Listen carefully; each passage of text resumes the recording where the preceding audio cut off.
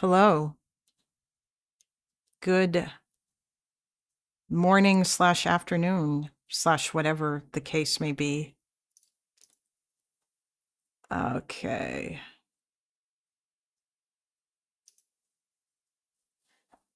Oh man, this lighting ain't great. Let's see here.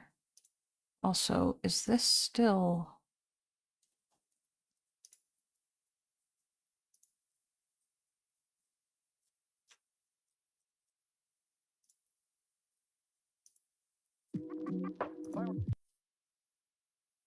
Okay, I was supposed to... Oh, yeah. This chat overlay is weird.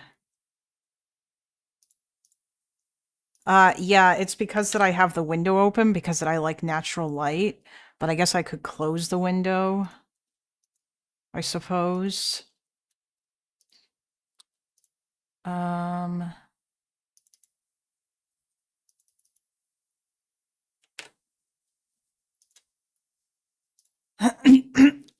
There we go. I'm just here to see the meatball of a cat. Listen, SDA, my cat is asleep on the carpet right now. And you know what? He's fine. He's fine.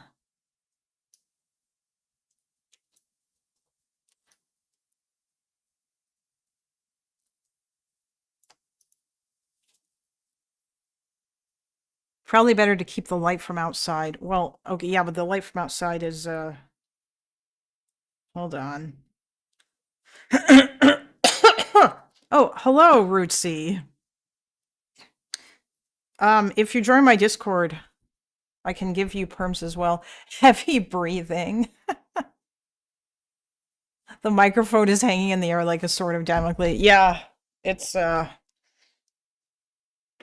it kind of does. Oh, thank you. That's nice of you, Rootsy. I asked Loner about that stuff. I didn't want to like step on his toes or whatever by just doing that. It just kind of felt, like I announced in my Discord, but there's nobody really in my Discord yet. And yeah. Um, hello.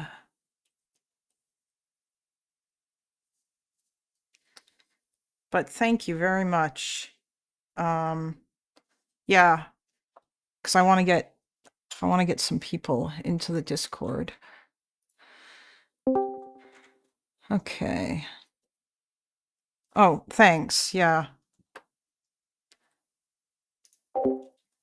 I also think it might be fun if Sev and David join the Discord. Hello, Toby. And I messaged Teuton, so maybe we can debate. Can I be your resident Minecraft stream? Since you're obviously going to be the new chance. Oh, you mean like, can I, SDA, are you asking like if I can, oh. Hello. What? Oh, I mean, I'm not doing that kind of. Actually, you know what? This would actually be really funny.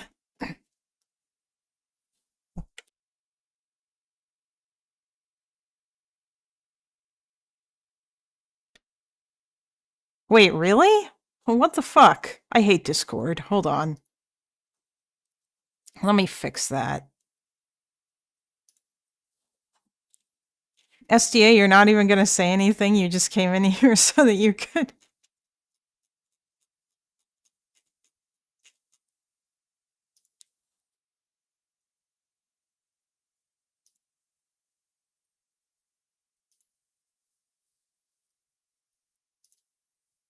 I will only communicate through Minecraft. This fucking little shit. I swear to God. Okay, hold on. Let me fix the Discord link.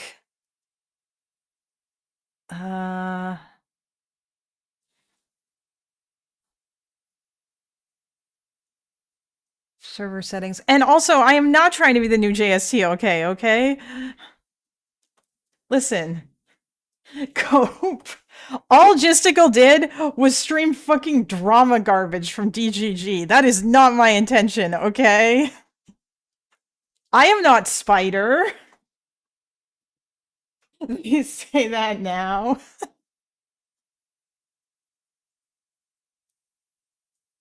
Would you mind if I posted your channel on my YouTube community post? Oh, yeah, sure. Go ahead, Spider. That would be really nice of you. Thank you. Gotta keep up the good. Also, if you join my Discord, I will give you perms too, so that you can come in and ask things.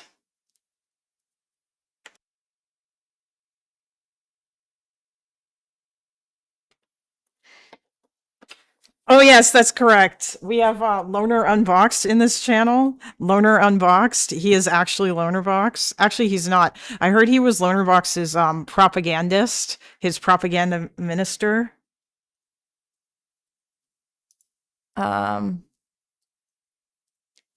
Hold on. You know what I need to do? The sooner I get the Kalinda fans. You're inspiring me to be an orbiter. Orbiter support. Lonerbox orbiters.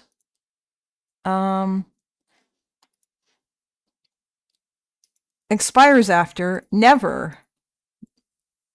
No, I don't want to grant temporary membership. There we go. Generate new link. Fuck you, Discord. And your bullshit. Wait. Oh, STA has the sound off in his fucking Minecraft, so.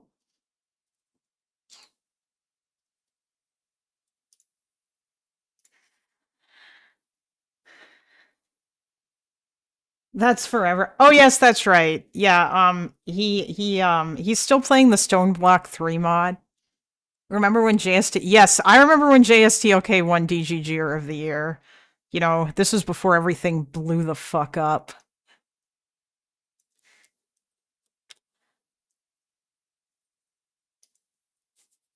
But no, I am not trying to be Lonerbox After Hours. I thought Spider was Goebbels. I'm sorry, Goebbels. He is Goebbels.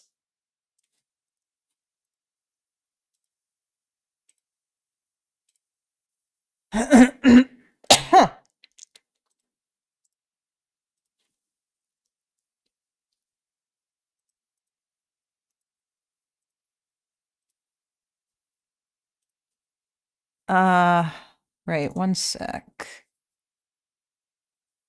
Seems that the Discord link has expired. Yep.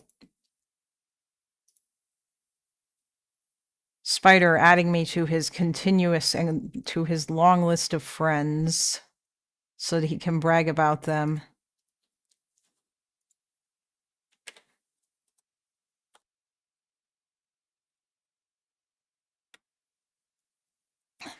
You know what? I would be happy to host the N-word debate. I think that that would be very funny.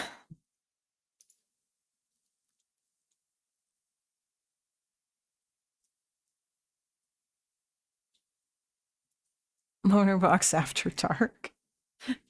That's what they called, that's what JSTLK called his thing. It was like...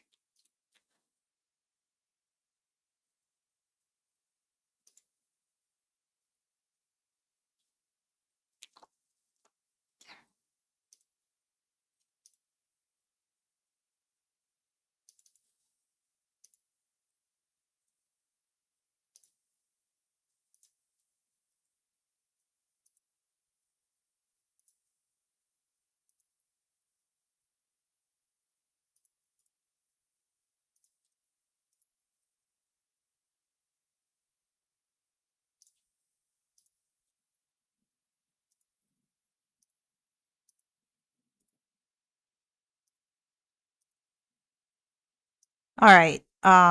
Yes, his Ministry of Truth. Yes, that's correct. That is exactly what he is. Yeah, so today one of the things that I was curious about doing, or that I wanted to do, is I was curious to see how the MAGA narrative on Charlie Kirk evolved over time. So what I did is I went and I looked up their Twitter things.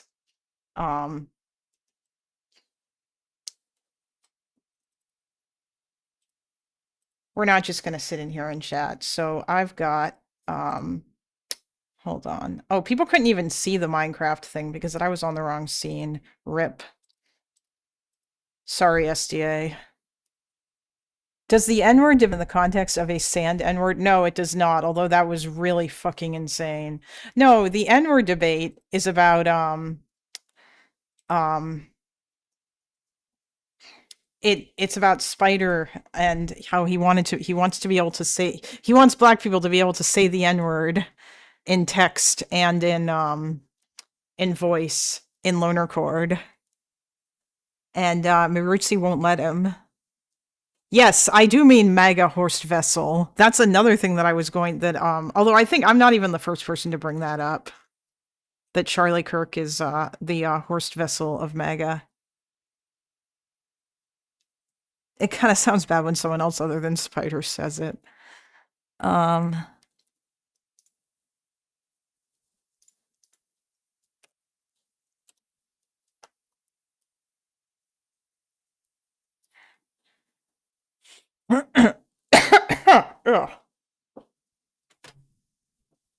sure that my cat will make an appearance eventually.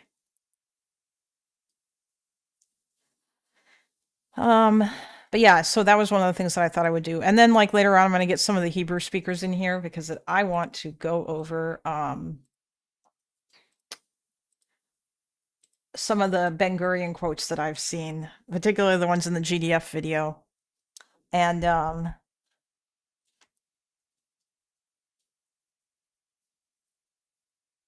And the other thing is, I also want to go over this hilarious post that Marucci made in response to AOC, where she listed a bunch of quotes from MAGA, and then everyone read and responded about how they were out of context.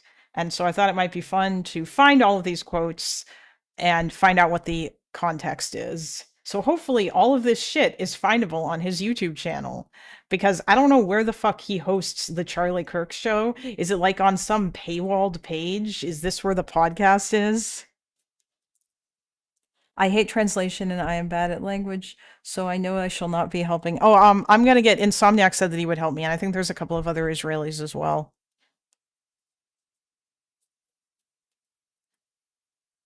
The moral arbiter of N-words. Yep, that's right. The moral arbiter of the N-words. So I'm gonna start. We're just gonna listen to AOC here. And then I'm gonna close the curtains, I guess, because even though I like natural light, yeah.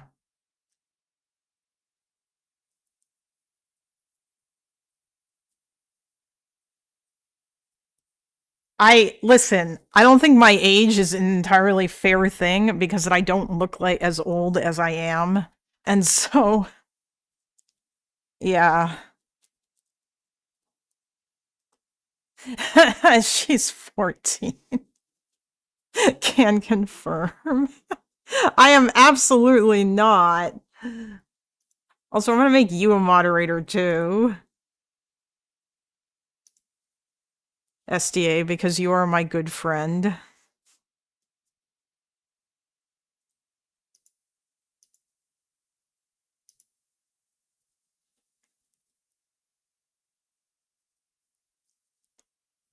Okay.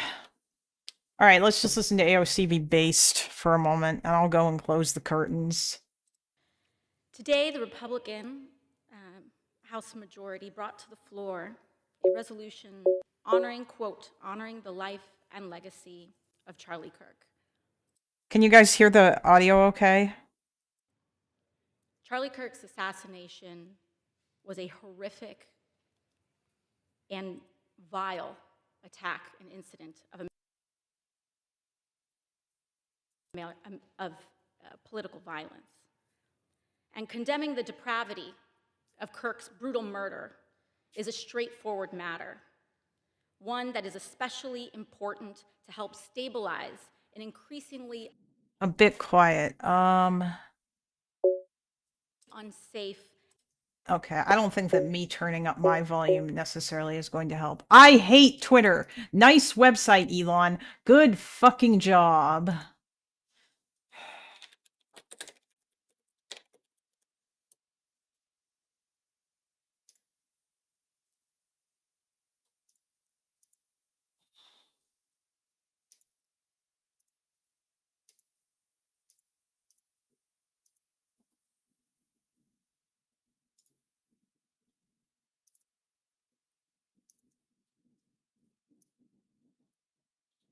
And volatile political environment. How's that? Where everyday people feel more at risk. We can deeply disagree and come together as a country to denounce the horror of this killing. And it is not that better, a chat? license for the abuse of power and whitewashing of American history. Okay, good.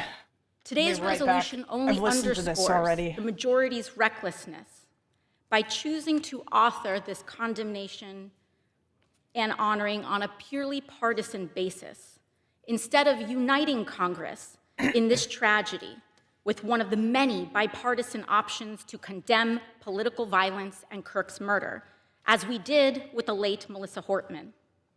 Instead, the majority proceeded with a resolution that brings great pain to the millions of Americans who endured segregation, Jim Crow, and the legacy of bigotry today. We should be clear about who Charlie Kirk was. A man who believed that the Civil Rights Act that granted Black Americans the right to vote was a mistake. Who, after the violent attack on Paul Pelosi, claimed that, quote, some amazing patriot, unquote, should bail out his brutal assailant, and accused Jews of controlling, quote, not just the colleges, It's the nonprofits, it's the movies, it's Hollywood, it's all of it, unquote. His rhetoric and beliefs were ignorant, uneducated, and sought to disenfranchise millions of Americans, far from the working tirelessly to promote unity, unquote, asserted by the majority in this resolution. It is equally important that Congress does unite to reject the government's attempt to weaponize this moment into an all-out assault on free speech across the country, all in the name of Charlie Kirk. President Trump and the FCC are now cynically threatening to shut down ABC and any outlets who give airtime to the administration's political critics. This is a disgusting attack on the American people and the very First Amendment rights that define us as a country. It is also the ABC Corporation's responsibility to refuse to embolden and participate in this corruption and escalation of censorship. We continue to pray for Mr. Kirk's family and loved ones in the wake of this terrible act. I am thinking especially of his children and his wife, whose grief cannot be measured. And with that, I yield back to the gentleman. I bid the lady.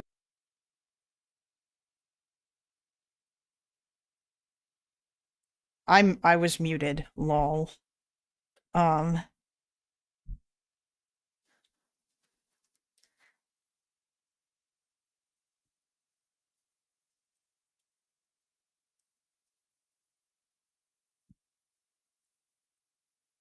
was alerted to the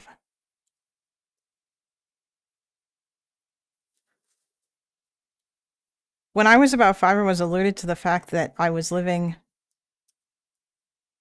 on what was essentially a large graveyard that had been built over the Warsaw Ghetto. Damn. That's something I still want to go to Poland and visit all the death camps and the Warsaw Ghetto and everything.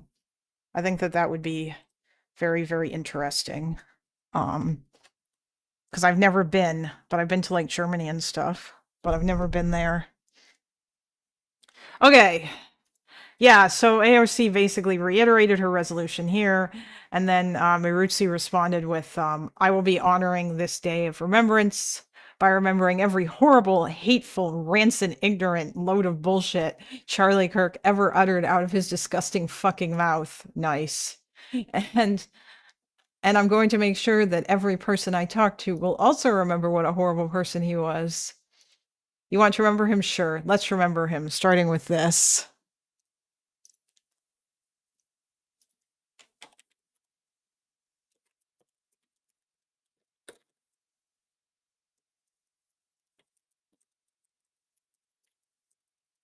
And then she lists all of these quotes. Now, I've seen a bunch of these.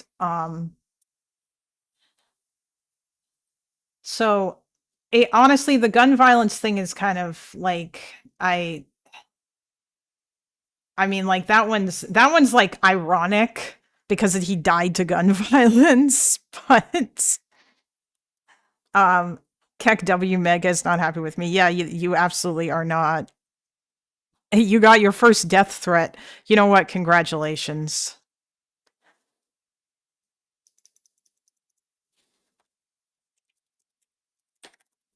Congratulations on your first death threat. I'm surprised. Yeah, you have to be noticed on Twitter in order to get death threats. I don't think that I've gotten any, although I was arguing with someone and they told me that they wanted Canada to get annexed because that I didn't agree with them 100% on Israel. Which was kind of ridiculous. But I mean, that was kind of about it. I haven't really faced any terrible death threats.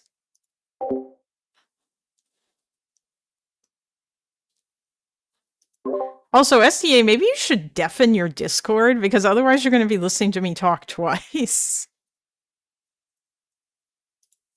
Horst Wessel was not entirely a lowly Nazi Party member. He was a member of the SA. And he I believe that he was like he had like command of some number of people. But like the actual truth behind his death is rather funny. Oh, this picture post looks like it was taken from the Guardian article on Kirk's incendiary statements. Did the Guardian article actually link to Kirk's incendiary statements? Because I'm going to try to find the context, and I'm sincerely hoping that all of these quotes can be found on his Wikipedia page. I cannot hear Canada being annexed without thinking of Fallout. Listen, if Donald Trump tries to annex Canada, okay, we are going to be out in the woods with sniper rifles, and he's going to learn why Canada is famous for its war crimes. Yes, he was killed by a communist, but it was actually a personal beef. Actually, you know what? Instead of looking at what Wikipedia said about it, I'm going to let's just read what Mr. Evans wrote about it. Let me just find the book here.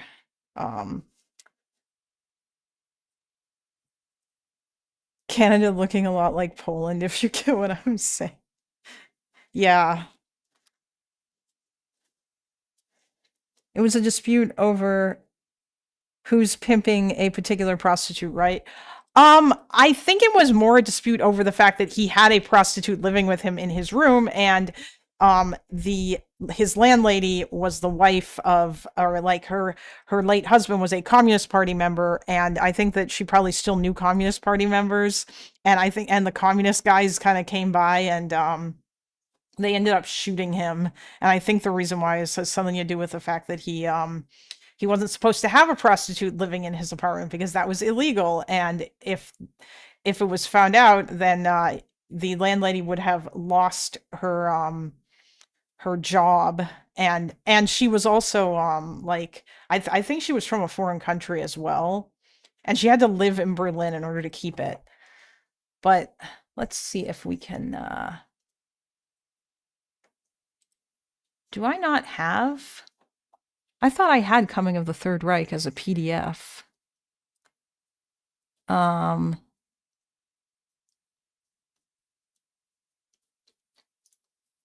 Well,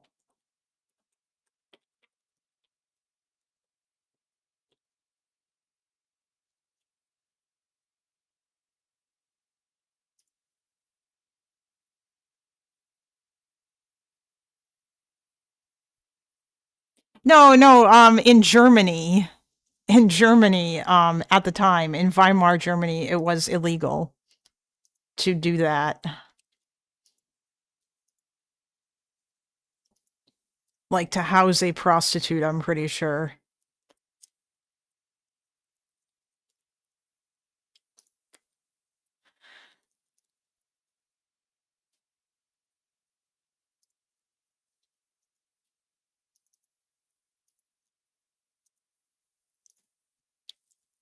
Okay.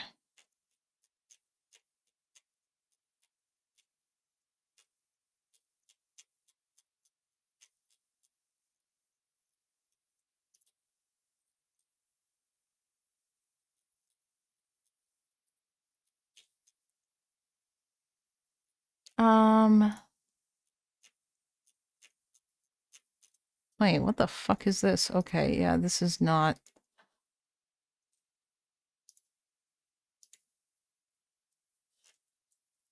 Richard J. Evans.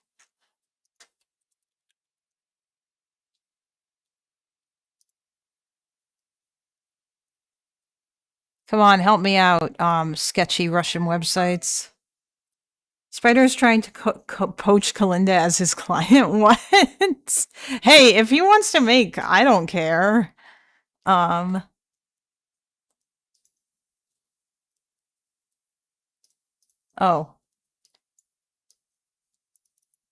Here you go, chat. While I look for this. We're just gonna use the Minecraft thing as a as like a. I just realized that sounded after the discussion. Yeah, jeez.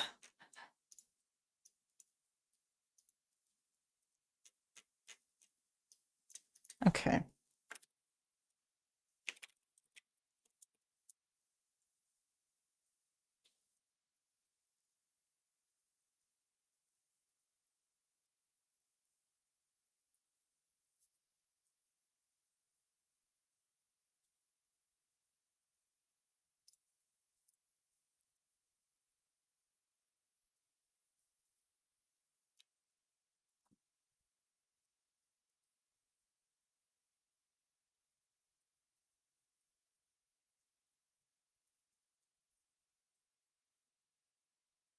All right. From Richard Evans. So, the young brown-shirt activist Horst Wessel had made himself thoroughly hated by Berlin's communist paramilitaries by 1930. Idealistic, intelligent, and well-educated, he had caught the attention of Joseph Goebbels, who had sent him to study the well-organized Nazi youth movement in Vienna in the first half of 1928. Back in Berlin, Wessel had quickly risen to a position of local prominence in the brown shirt organization in the Friedrichshain district. Oh yeah, Evans like translates everything and he doesn't. Yeah. Where he led a storm or branch of Nazi military. So he was in the SA, the stormtroopers, basically. He proceeded to unleash a particularly energetic and provocative campaign on the streets, including a brown shirt attack on the local Communist Party headquarters, in which 4 communist workers were seriously injured. Heinz Neumann, known as the Goebbels of the propaganda of the Communist Party, so he was their propaganda dude, and Berlin editor of the Communist Daily, The Red Flag, responded with a new slogan to issue to party cadres: "Beat the fascists wherever you find them." Oh, hey, we've heard that before. That's a thing. It was in this atmosphere that Wessel's landlady, the widow of a communist, went to the tavern in the area of 14th of, in the area on the 14th of January 1930 to ask for help in dealing with her tenant, who she said had not only refused to pay rent for his living girlfriend, but also responded to the landlady's demands by threatening her with violence. Whether or not this was true was another matter, for there was evidence that the real cause of the dispute was her attempt to raise Wessel's rent. The landlady was also afraid that if the girlfriend did not move out, she would lose her legal right to the flat, which she did not own but rented herself, not least because the girlfriend was a prostitute. Whether or not she was still working subsequently subsequently became the subject of a heated and somewhat purulent. I don't think I've seen that word before. You know, because that Destiny does this, I feel better about doing it.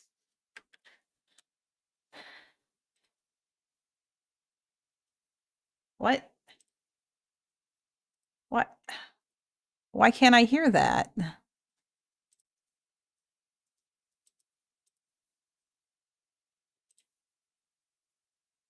Well, that's lame.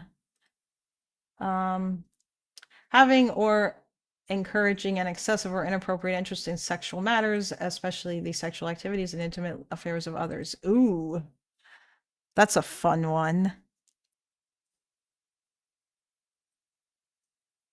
Yeah, he's playing Stoneblock 3.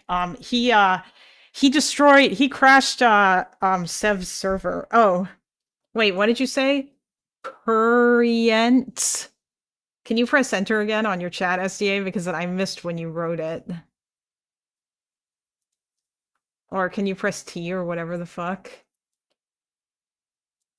Yeah, he built too many machines and made Sev's server explode and crash all the time.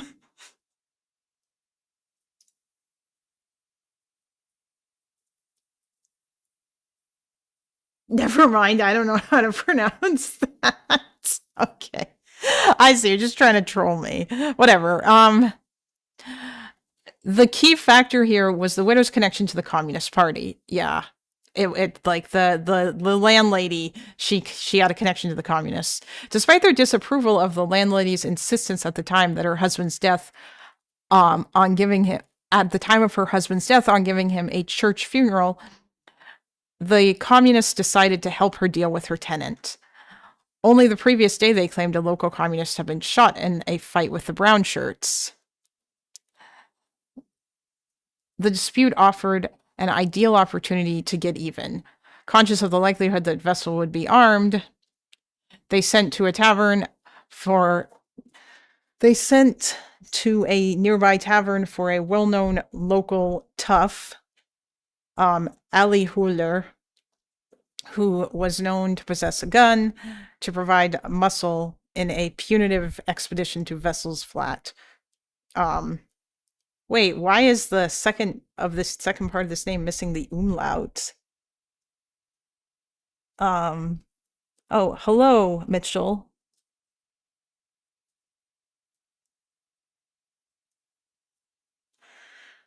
Oh, he probably built some monstrosity that you shouldn't build on servers. Yes, that is exactly what he did. He built a, and it looks like he has expanded his monstrosity based on what I am seeing here.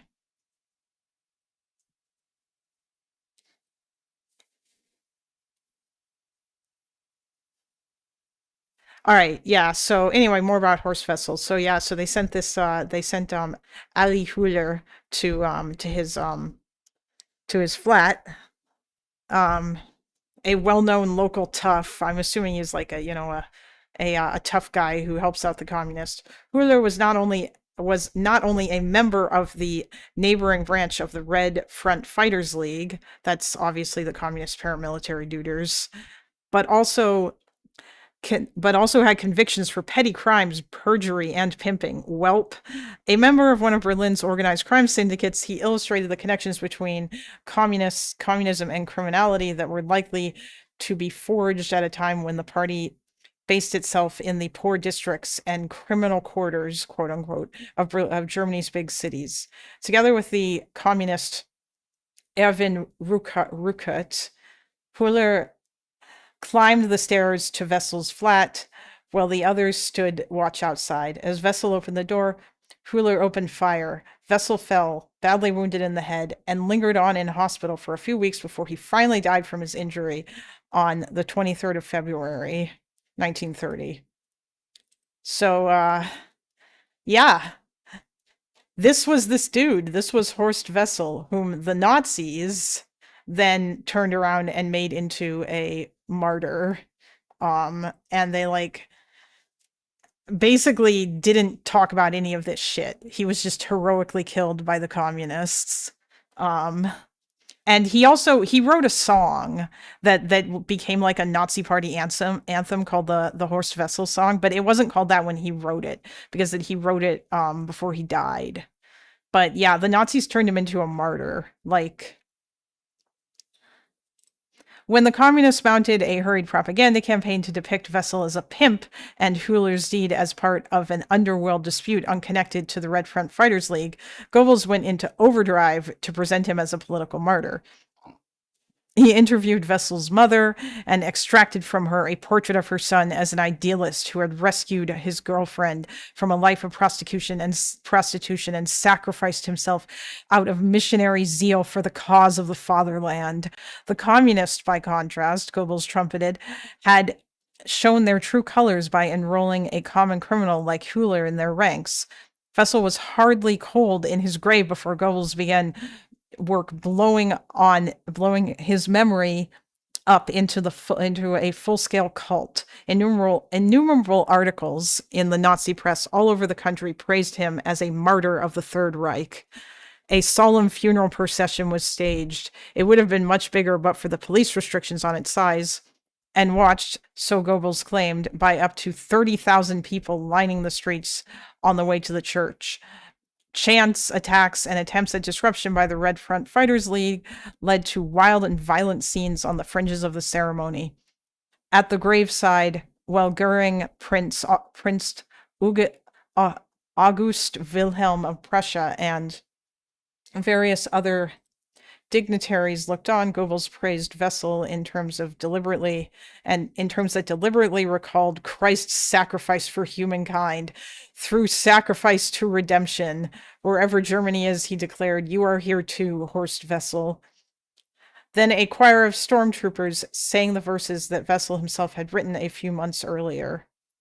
And then like we have part of the song here.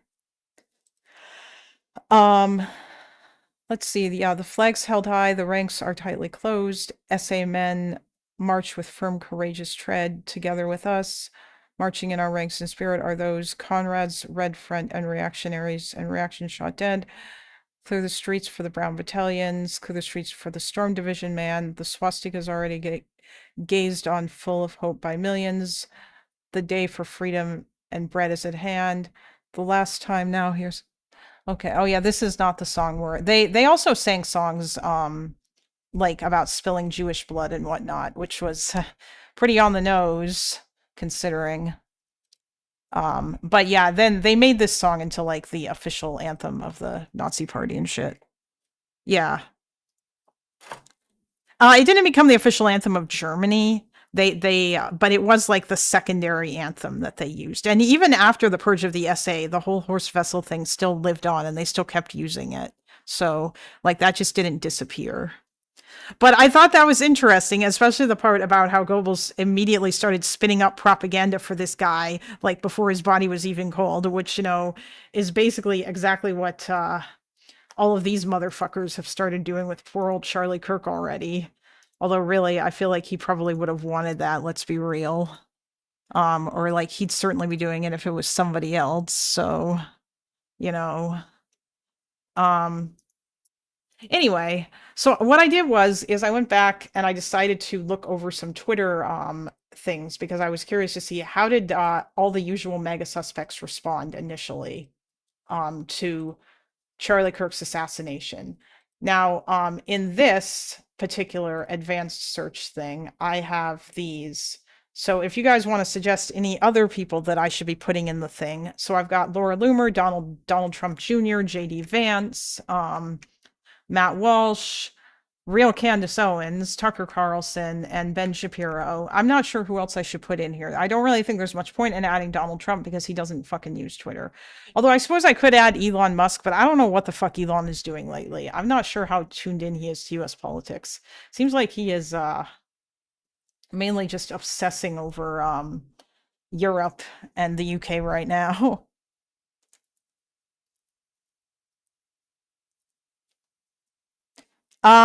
You know, I could add Cenk, but Cenk's not really a part of my, yeah, I don't know. Is there anyone else that I should add to this? Maybe, fuck, what was the other guy's name? Fuck, what's the other Daily Wire guy? There's two Daily Wire guys who are obsessed with trans people, and it's like it's all they talk about. Oh, Michael Knowles, that's him. I imagine that he is probably another one that I can add to the search. Cenk is a real young Turk. All right, fine. I will add Cenk because you motherfuckers are fucking... I mean, why don't we just add Anna, too, while we're at it? You guys just want to see these guys fucking Zog posts. Oh, Matt Walsh is already on here. He's already on the list.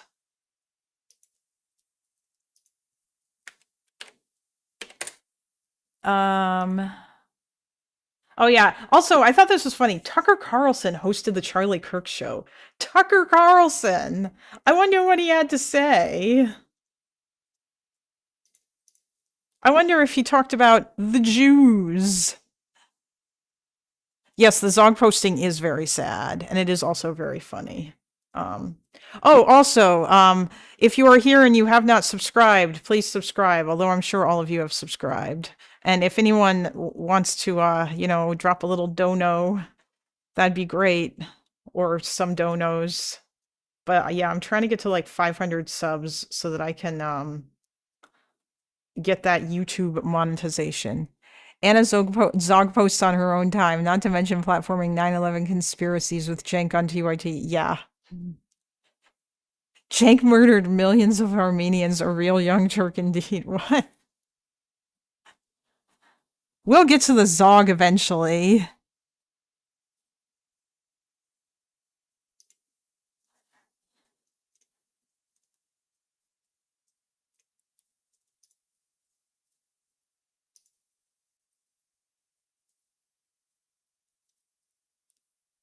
The U.S.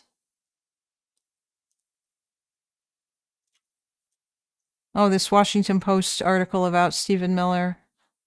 The U.S. has net negative migration for the first time in decades. They've closed down immigration pathways and are making the lives of legal migrants so hard that they want to. Yeah, I'm not surprised by that. It's very, very sad.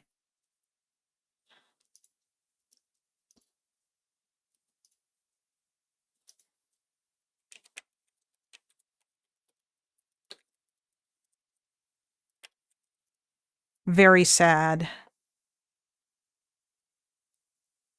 Yeah, Cenk did used to deny the Armenian genocide. Yeah, and it is incredibly suspicious that he felt that he decided to name his organization the Young Turks. That's really fucking weird. There's no way that he did not, you know. Oh.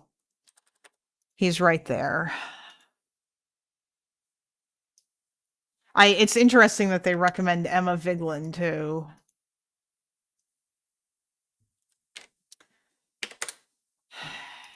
I mean, I don't imagine that actually Anna and Cenk might say some stuff. Like, is there anybody else that you want me to add? Am I missing anybody?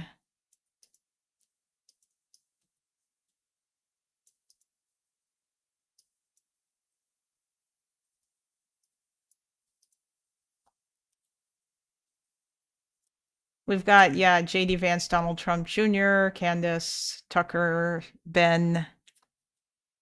Okay, I'm just going to leave it with that. Because now I got to scroll all the way down to the bottom. Because Twitter doesn't let you search. And I basically just, initially I filtered this by searching for Charlie Kirk. But then I essentially decided that instead I was just going to filter it by date. Or by like just on those dates. So I put it from September 10th when he was shot to September 12th, which was like I think the day that they caught the guy. Just because I wanted to see what kind of crazy speculations these guys were getting up to before they even caught the shooter and the kinds of shit that they were saying.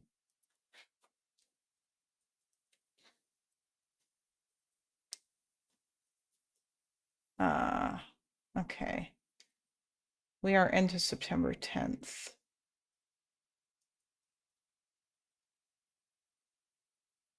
Okay, yeah, so initially we start off with a lot of Dear God, pray for Charlie right after he gets shot. And I guess he is shot at 2:23 p.m. EST. And I remember this when this happened because I was hanging out with my parents because they came by and Loner was live. And I don't remember if he talked about it when he was live. I think he might have ended either right when it happened, but it was probably he ended like right after, but I don't remember. I mean, I guess I could add Fuentes, but wait. Republican gets auto-modded? I don't know why Republican gets auto-modded. And yes, Republicans do think that net negative migration is a good thing because they're fucking stupid. Zog o'clock. Oh, he ended after seeing the close-up video. Okay. Before he was confirmed dead. I wonder if that was I don't normally watch videos like that, but I watched that video and I was like, Jesus Christ. Yeah, that was like a lot. So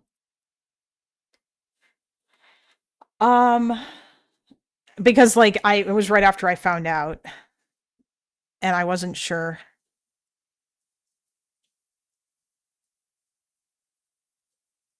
Oh, hey, Conduit. I really liked your video. Yeah, sub to the channel, guys. I mean, maybe I should change the chat to sub-only mode, but I feel like doing so is kind of obnoxious because I've only just started. And I don't want to drive people away.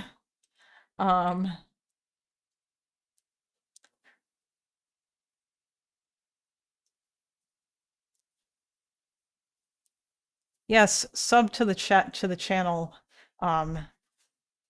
Faithful Boxbula members, or whatever it is that we're going to call ourselves. Yes, hello. Everyone say hello to Conduit. This is some sort of Kalinda stream. Yes, it is Conduit. Everyone say hello to Conduit, who makes some like amazing fucking videos where he tortures himself by watching Mike from PA and Hassan for 1 week just so that he could make like funny content about it, and also point out like just how fucking god awful they all are. I would say like you should do like a right-wing person next. Currently working on another. Wait, who are you gonna do? You don't have to tell us who you're doing it on because I feel like that would ruin it. No, don't say hello to me.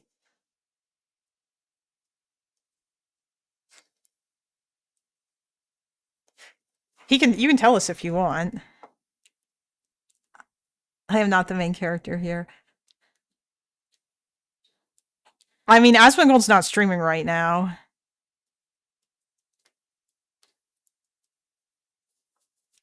Okay.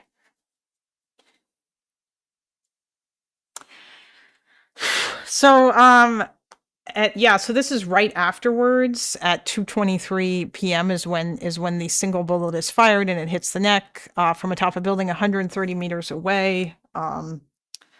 Which, by the way, I do think that Kyle brought up some weird and interesting thoughts, like about the fact that he apparently carried the gun in his pants after he took it apart, but then he put it back together again.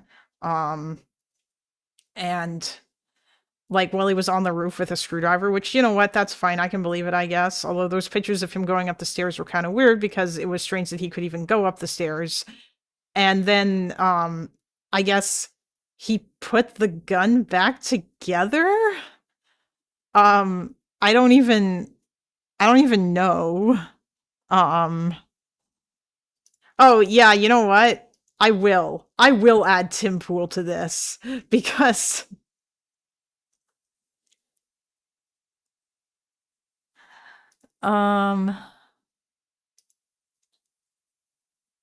yeah, what is I will add Tim Pool to this. Tim Pool, the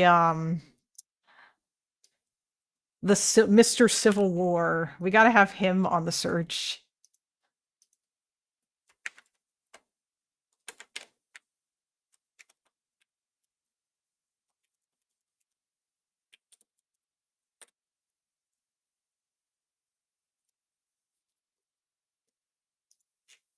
And then we're going to scroll all the way down again.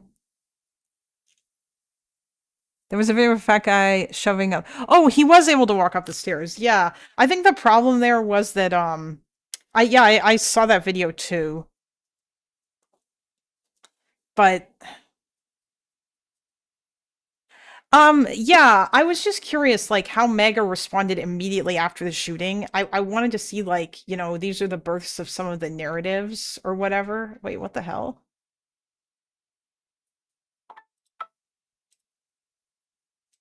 Advanced search. Oh, I fucked that up.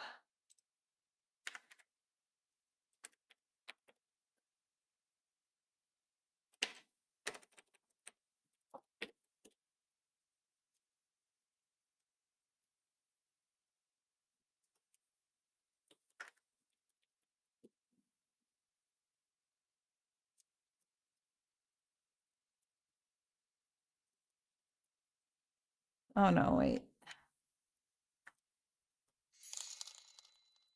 Just gotta get used to the Twitter syntax here, folks. Keep going, or from...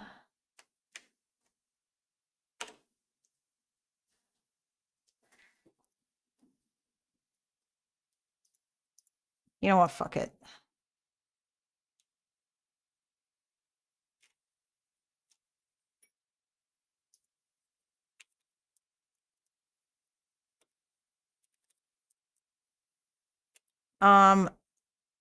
Since we're in here. Hey, it's my favorite Oh, that's nice. Although there's other loner mods in here. Tim the Beanie stays on during pool. Honestly, I bet that he fucking never takes that shit off. Never.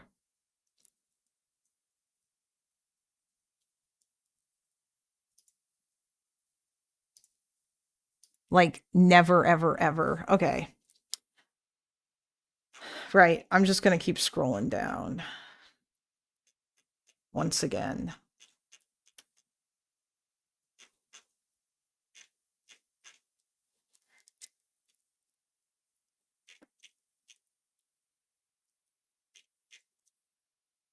Wait, somebody donoed?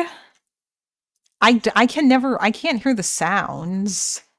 Because it's fucked.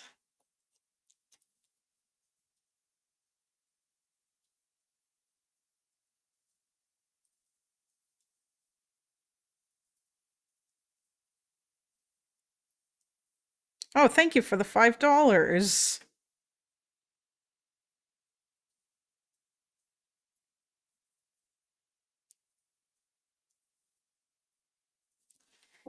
Thank you very much, Dev, for the $5.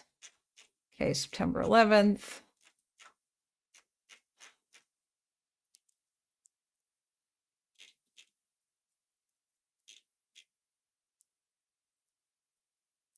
Oh, the dono sound is quiet. Okay, well,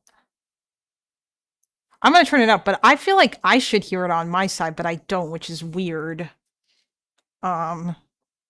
But I mean, I guess that it's just not going to play for me. I have no idea.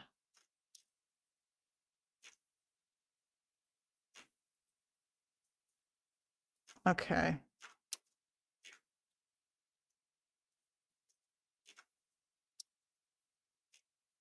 All right.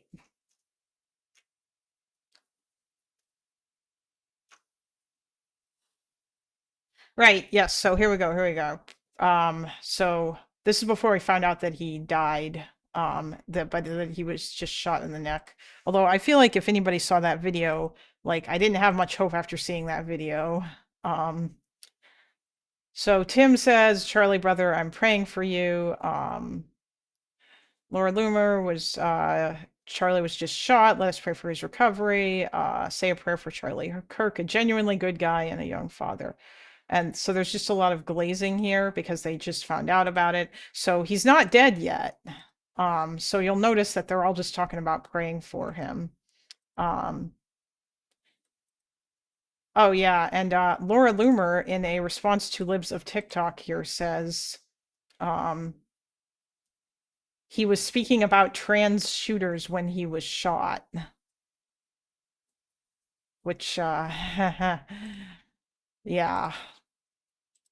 Just saw a close-up video, Laura Loomer here, of Charlie Kirk getting shot. It doesn't look good. 2 direct shots to his jugular. 2 direct shots. I mean, it was just 1, but okay. By the way, SDA, I can't read the Minecraft chat right now because I don't have that window up. So if you are still here and listening, please, like, and if you want to say anything in particular about like any of the gun shit that might come up during this, feel free to undeafen yourself and you can talk to the stream and to me, because you were the one who gave me that very helpful breakdown about this. Loner can't count confirmed. I'm not typing anything. Oh, okay. Well, I'm just saying, like, if you were typing anything. Although I guess you could type it in the chat too. But yeah. Oh. Oh yeah, okay, so here we go. So this is the first political tweet amongst our people here. So Laura Loomer, and Charlie Kirk's not even dead yet, and she says, praying for a miracle for Charlie Kirk, who has a wife and 2 small children, including a baby. The Democrats cannot keep getting away with declaring open season on conservatives. I cannot believe this is happening. So here we have our very first instance of a dumbass basically believe or like immediately jumping to, oh my god, this is the Democrats' fault. Oh, Loomer can't even count. Confirmed. Yeah, she can't. Oh, yeah, I just read that wrong. I'm sorry. Yeah, no, she can't. I don't know how the fuck you watched that video. It was one shot. You only hear it once. It was very clear. Like, Charlie Kirk was reportedly shot at an event. Okay, so this is from Anna Kasparian. Horrific, disgusting, and terrifying. I hope he's okay and recovers soon. So that's pretty standard. Dear God, protect Charlie in his darkest hour. This was before, like, they knew. Charlie Kirk is one of the finest humans I know. Everyone, please lift him and his family up in prayer. Yeah, all right. So there's just a lot of prayers here. And then Tim Pool says, please God, be okay, man. And here we go with Laura Loomer once again. It's time for the Trump administration to shut down, defund, and prosecute every single leftist organization. If Charlie Kirk dies from his injuries, his life cannot be in vain. We must shut these lunatic leftists down once and for all. The left is a national security threat. Jesus Christ. He's not even dead yet, you fucking... God damn. She's just immediately the cynical propagandist over here.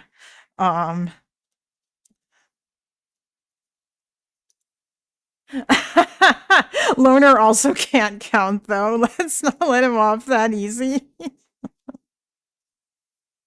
Loner can't do word puzzles. I'm pretty sure he can count. Don't count on me. I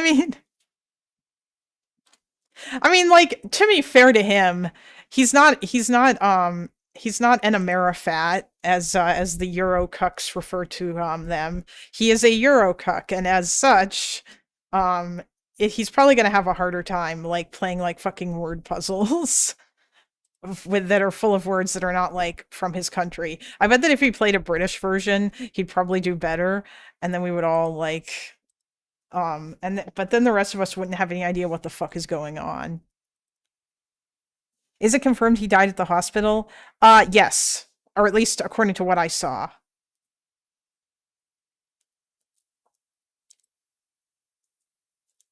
I have a cardiac event every time he tries to play Connections. No, he is just bad at it. Excuse me, Loner isn't from Europe anymore. They Brexited. Oh, yes, you're right. I'm sorry. He is from the island of the United Kingdom, which is now its own continent because they Brexited. He is terrible and he needs to stop. Whoa, guys, whoa, come on now. Let's not, listen, I can't say anything bad about Learnerbox, okay? Because, he has been very kind and awesome. Also, every time I hear anything about, D4 VDs, about David's, issues, I immediately think of our David. And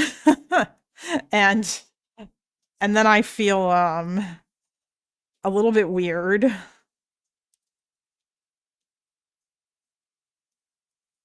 But apparently there's some guy named David, I think he's like a rapper or some shit. And he's in trouble.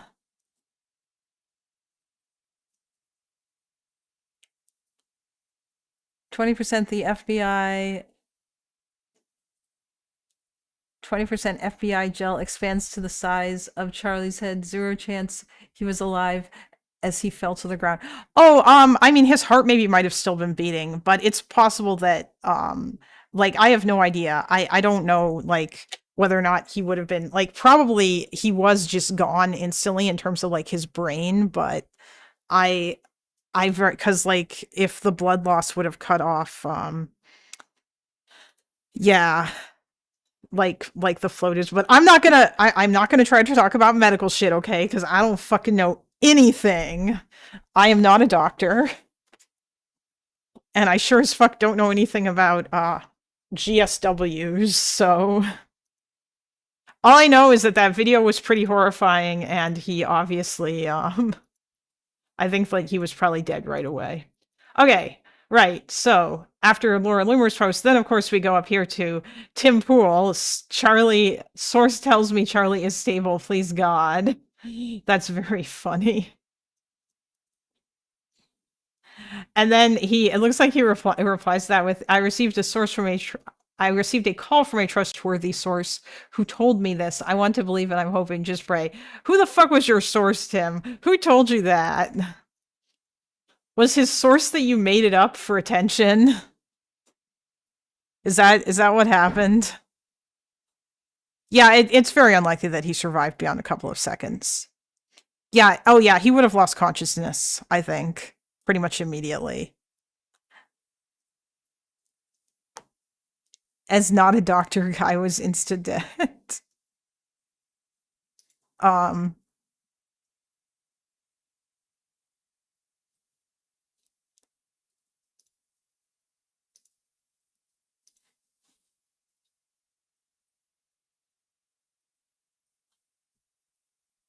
Could have been one of the people at yeah, maybe someone at it was his Russian handler. Oh yes, that's right. Yes. Yeah, Tim's Russian handler, Dmitry, told him actually. And then of course we have Libs of TikTok basically stirring up the pot with I also did search for her, but most of her posts are unsurprisingly her just calling out a bunch of fucking people who on TikTok saying bad stuff and like amplifying these random, probably like sub 100 follower TikTok people who don't really deserve to have anything said, you know. I am learning that in his final moments, Charlie Kirk received the light of Islam and unhesitatingly recited the Shah. Even now he looks down at, oh my God, truly there is no God but Allah. If you sub, you also get a permanent INT boost.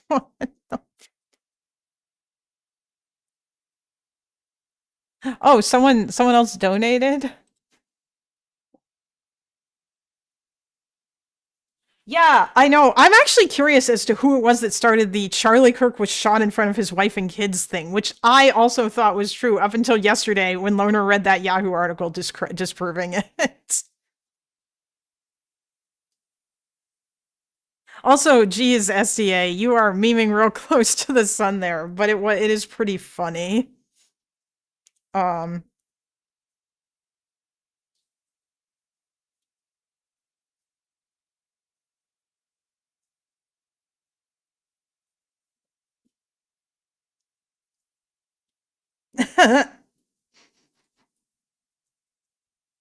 don't know if Spider's still here, but yeah, Spider, the focus of my channel, like I am also still gonna stream, but I do still want to archive or like post some of Lonerbox's older content.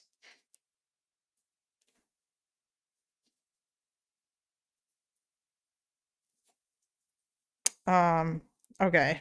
Anyway, back to the brain rot. All right, so of course then we've got Tim Pool. What I've been trying to explain to people for years is that the bifurcation of American society results in this type of moral worldview. They celebrate, then encourage, then act. You know what? I need a sound clip of Willie Mack from that video where he talked about how he was doxxed and he relays that his wife was coming up to him really worried, and his response to her was, I said, it's fine, baby, okay? These people don't leave their houses. And he's right.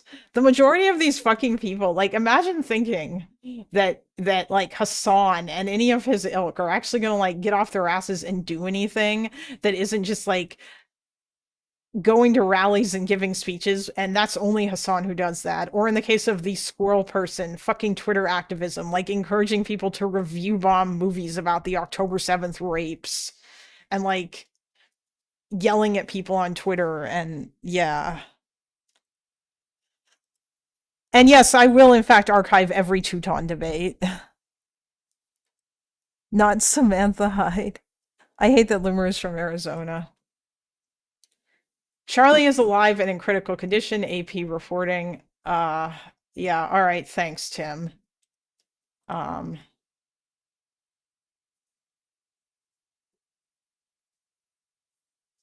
does Laura Loomer drop her 2 shots to the neck thing? Okay. Because, yeah, she's still talking about it here. Oh, here we go. Then his response to this Fox News chip. Ooh, 26 seconds. Let's see what vile filth is MSNBC saying today. Then lead to hateful actions. And I think that's the environment we're in, that people just, you can't stop with these sort of awful thoughts you have and then saying these awful words and not expect awful actions to take place. Matt. And that's the unfortunate environment we're in. Turning Point USA has confirmed that he was shot. And there are a number of this guy, I'm pretty sure this guy got like fired for this, but disgusting. If you speak out against evil, expect to get shot. These people are telling you to stop resisting or they will kill you. Jesus Christ, Tim. Who's in charge of the United States of America right now? What the fuck? Hassan literally is the equivalent of opium of the masses. Yeah, he is. Hassan is the opium of the masses. Yes, telling the truth about people is violence. Candace Owens finally does, we have her first tweet here at 4:16 p.m. and she says, I can't process this. Ooh, more Laura Loomer. Oh, geez. If you are a conservative activist or journalist, you need to be very careful. The media demonizes us every day, and they encourage people to incite violence against those who support President Trump, and expose the radical left. What happened to @CharlieKirk11 today? Why would you add him? He's dead, motherfucker. Okay, whatever. What happened to Charlie Kirk today can and will happen to you too if you don't take proper precautions. Or maybe he wasn't dead when she... Actually, what time did she post this? Oh, it was at 4:25 p.m. It was at 4:40 p.m. That Donald Trump confirmed Kirk was dead. It was the Jews. Yes, Candace Owens is unironically doing the, both her and Kyle actually are doing the whole, listen guys, I don't really buy the real story. It just seems really fucking weird. Also, did you guys know that Charlie Kirk was like fighting behind the scenes with people who were mad at him for inviting known anti-Semite Tucker Carlson to his America Fest? And apparently Bibi Netanyahu invited him to come to Israel. And like some people were kind of upset about some of the things that he'd been saying. And I think there's been reports that maybe he was kind of doubting that Charlie Kirk was, or that like what Israel was doing in Gaza was okay because of all the young people in Turning Point. Now, hold on. I'm not saying that he killed him or that Israel killed him, you know. I just think it's kind of relevant to note these things. Yeah, that's basically what we're getting here. And I mean, essentially you're just giving word to like this weird ass conspiracy bullshit. Like it's very ridiculous.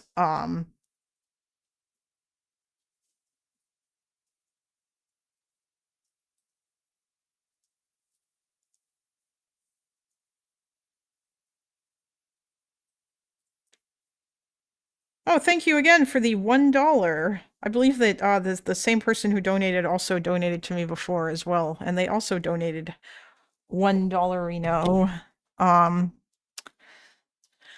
Whoa, whoops. Okay.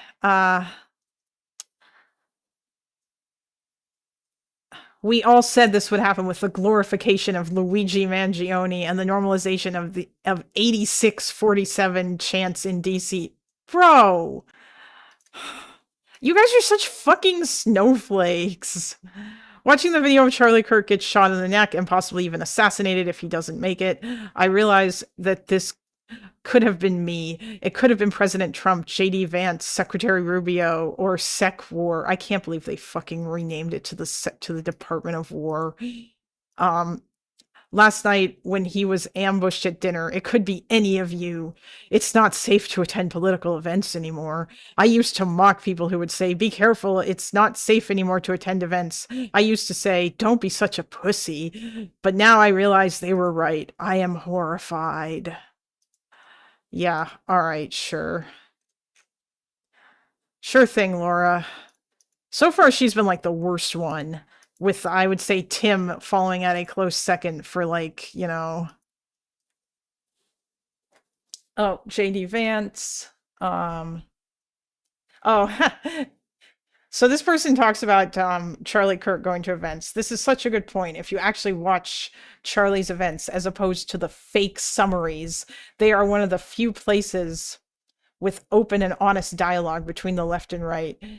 He would answer any question and talk to everyone. I mean, no, he wouldn't. He would only talk to you if you were a college student, as is evidenced by the fact that he didn't want to talk to any of the people on the Unfuck America tour. He would only talk to you if he thought that he could do well against you. And that means that he was willing to talk to Hassan, which I think is interesting. She's a full-blown disease. Yeah, you know what? She is. This fucking... I'm just gonna say... Maybe I should just start saying cunt, because Lerner kind of put that into my vocabulary. Laura Loomer is a wretched, wretched human being.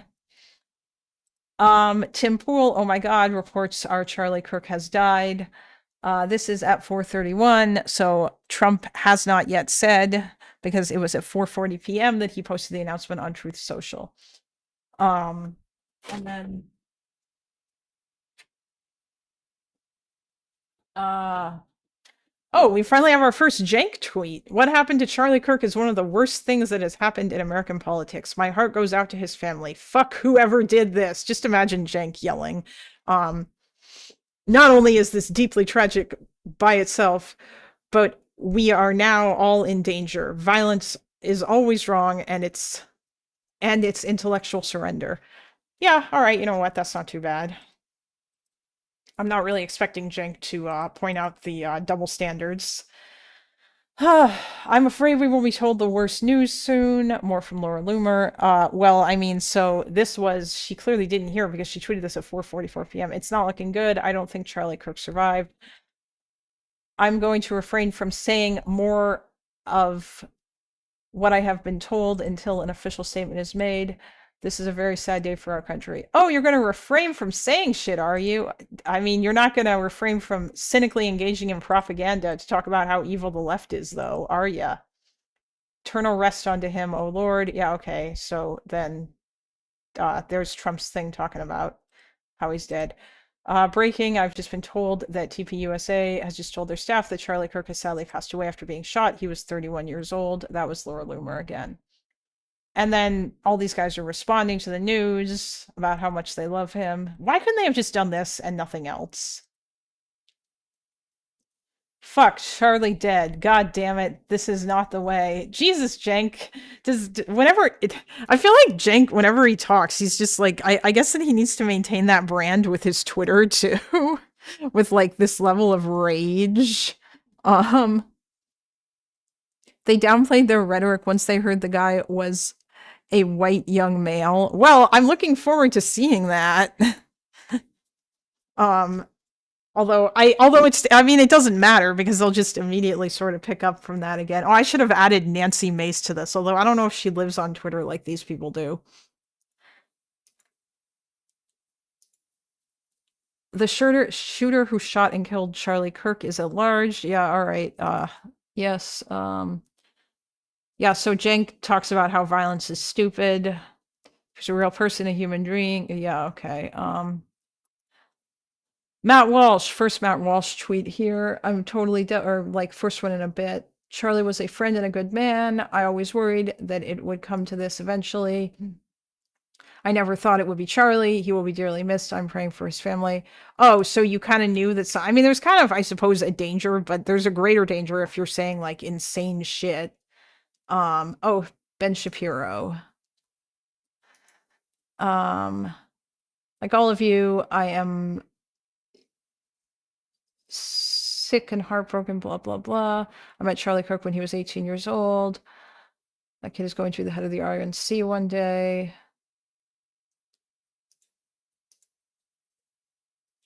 All right, yeah, that's respectable, you know. I mean, Ben Shapiro out of all of these guys seems like the most old school conservative.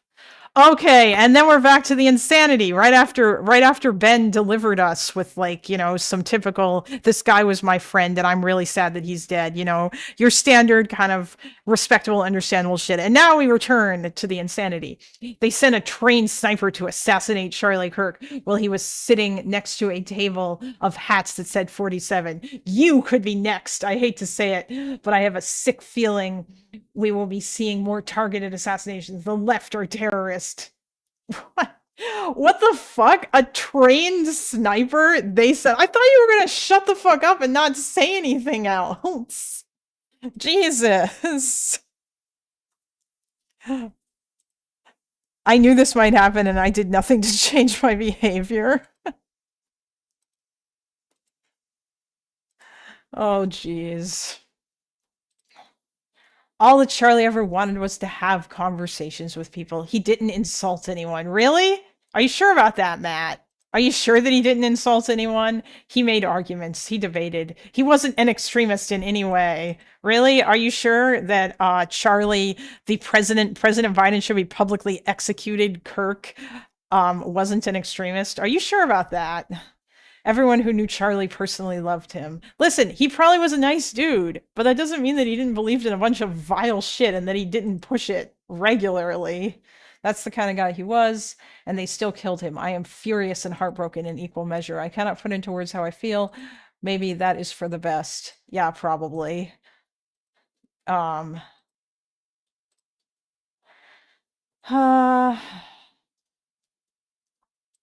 Jesus. Laura, how much do you tweet? Do you just live on this fucking website? Prowling blacks surely didn't hate people. Yeah, exactly. Charlie Kirk wasn't even controversial. He was moderate. He was conservative, but by no means controversial. What the fuck? All right, we're gonna take a 3-second break from this so that we can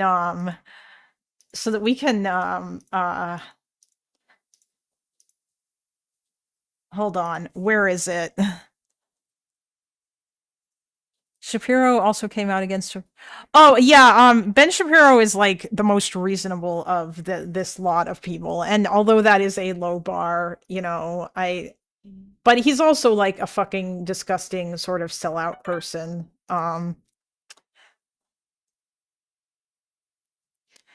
Okay, what are we looking for here? You know what I need? I need to get when I get monetization, the first thing I'm gonna fucking do is I'm gonna get a hashtag ADHD emote in chat so y'all can spam it at me whenever I have an ADHD moment like I'm having right fucking now. Horse Vessel was uncontroversial. Yeah. He just like led brown shirts marching past, like, you know, Communist Party headquarters and like going through the streets and stuff. He was totally uncontroversial. I mean, Minister Goebbels said that he was a great dude who just loved Germany. Stephen Crowder had an insane tweet about being okay with violence after Kirk's shooting. Yeah, I would not be surprised. Actually, if you can find that, feel free to link it in the stream suggestions.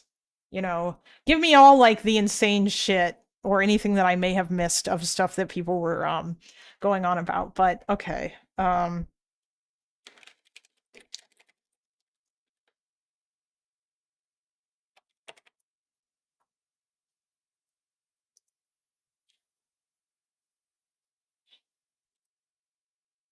Okay, come on, Guardian. Oh, these are the this is where ooh.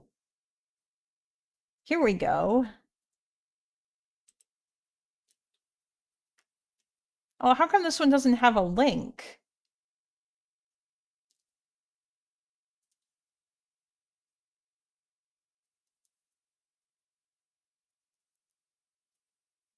These are all from Media Matters. But I mean,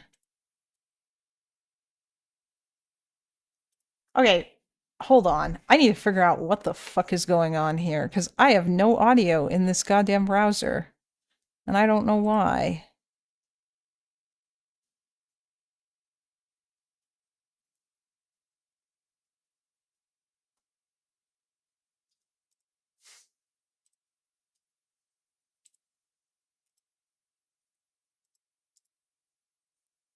Um...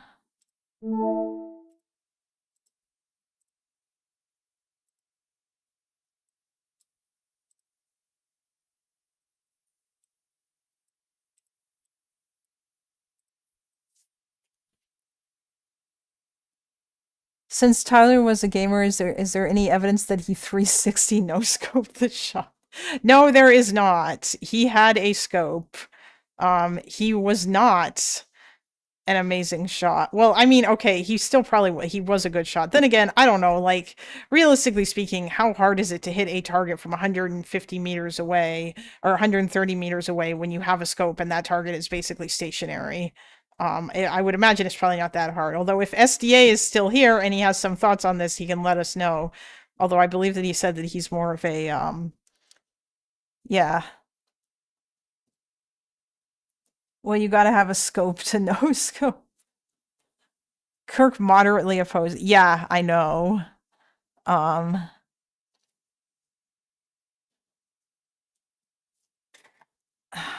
Why?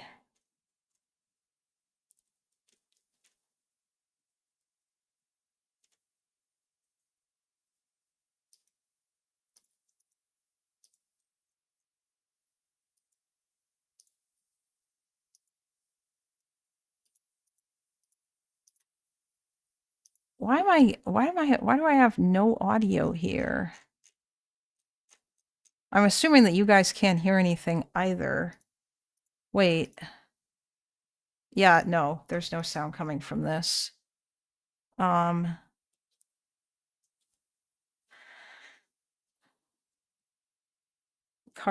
rifle. I don't know if that was the kind of gun that it was.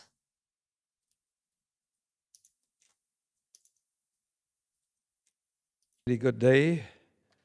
What?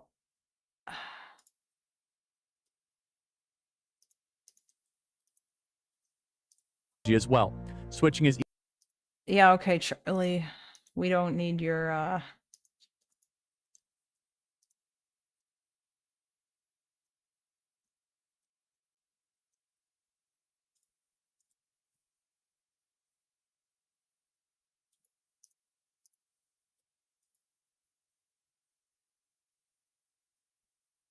I have no idea why.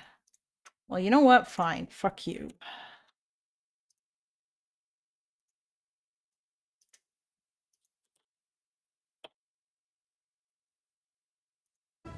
Okay, everybody, welcome back. Email us freedom@charliekirk.com. I want to draw your attention. On Friday, we had Aaron Friday on the program on Good Friday. A very powerful episode. I almost never re-listen to conversations. I re-listened to this one, and it is excellent. It's really, really good. It's called... Oh, oh, yeah, that one? Yeah. Wait, it was a World War I rifle? I thought it was from World War II. He used an old German Mauser rifle. Yeah. Let me get the exact title. An episode every American should listen to. It's really amazing. It's performing really well. It's on the Charlie Kirk Show podcast page. You can follow the QR code, download it, and listen to it. If you were busy on Friday or if you were in Mass, I totally understand. And her daughter, all of a sudden came home and said, I'm a boy. She said, what? And the whole assembly line, the conveyor belt, was started to grind. They wanted to give her cross-sex hormones. They wanted to give her testosterone therapy. They wanted to cut off her breasts. They wanted to do all these sorts of things. And these doctors do this without any thought whatsoever. Yeah. Okay, that is... no. Jesus Christ. That is not true. I mean, like, I'm sure there are probably some instances where, like, there might be some truth to that, but that is probably very rare. It's not like there's no gatekeeping whatsoever.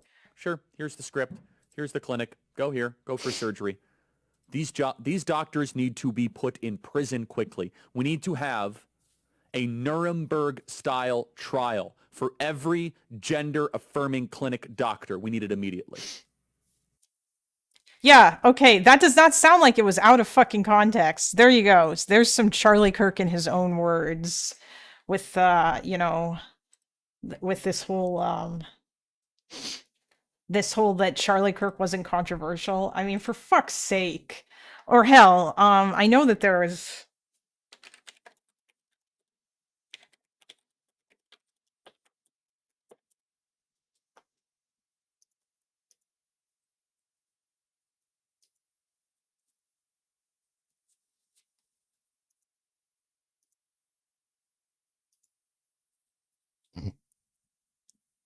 okay. Oh, fact checked. Maybe I'm wrong. Maybe that was some misinfo.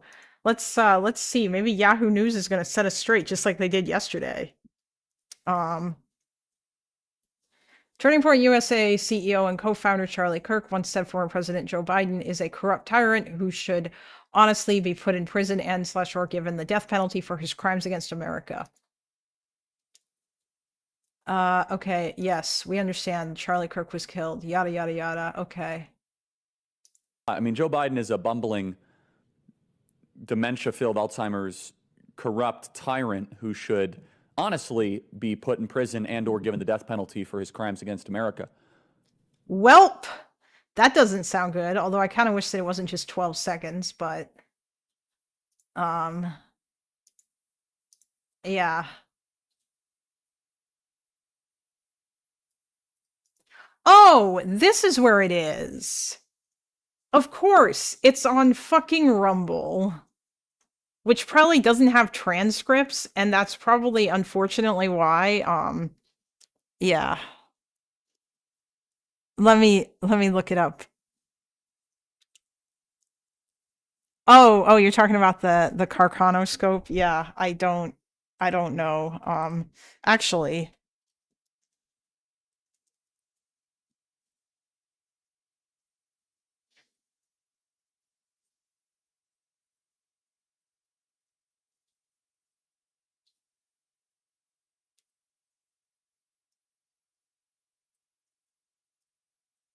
by the way, I just want to say that I actually do really appreciate the fact that, like, I know that obviously, like, he did what he did was not good and everything, in terms of, like, the Destiny has done some bad shit.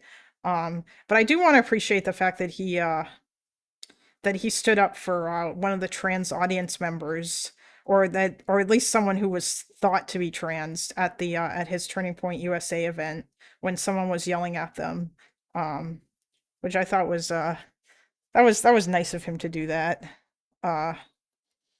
Anyway, yeah, I figured that he was on Rumble, which is annoying because it means that I can't use Filmot to like deal with this, which sucks. So yeah, but yeah, so Charlie Kirk did call for, or did say that Biden should be given the death penalty, you know, and the Nuremberg trial shit, and then also that whole reject feminism, submit to your husband, Taylor, you're not in charge. Yeah, that's really fucking gross. And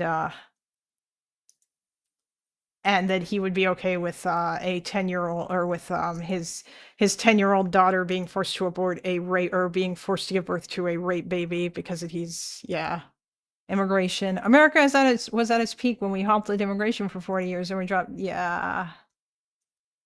So no, Charlie Kirk was absolutely a controversial figure who said a lot of insane shit. That'd be like saying Hassan Piker was not a controversial figure. What the fuck?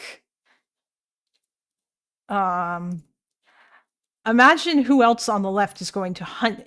Imagine who else the left is going to hunt down and murder on the right if they wanted to kill a guy who said, get married, have kids, there's two genders, vote for Trump. That's not all he said, though, is it, Laura?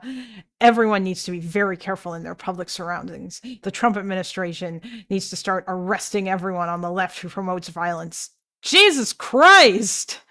All the leftist groups that pay for these radical protests need to be prosecuted. Enough is enough. More people will be murdered if the left isn't crushed with the power of the state. Like, holy fuck. I love some of these replies, especially this person. Can you ever just shut the fuck up?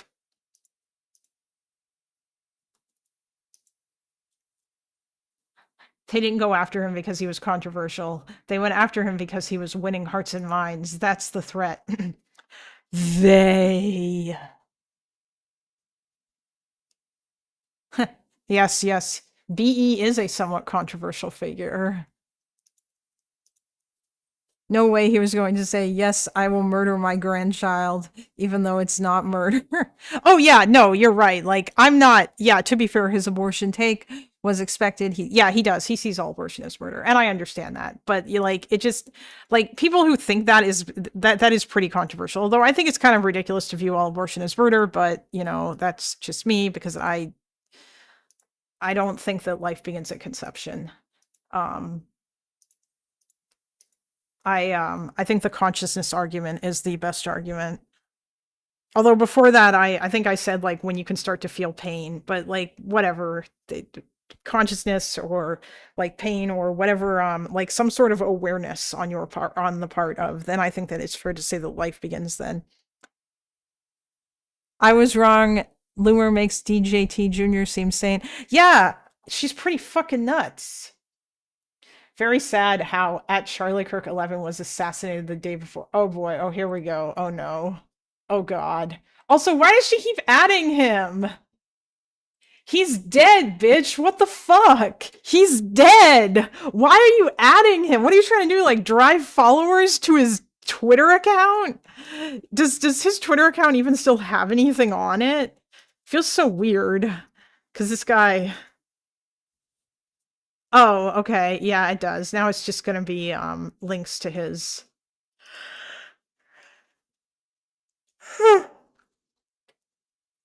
Human Events Daily. Or like saying Destiny, who is famously non-inflammatory. Yeah, like Jesus Christ. Like, listen, okay? I still enjoy Destiny's content from a, I guess, separate art from artist, or he's not a real person or whatever. I think kind of like was what Loner said.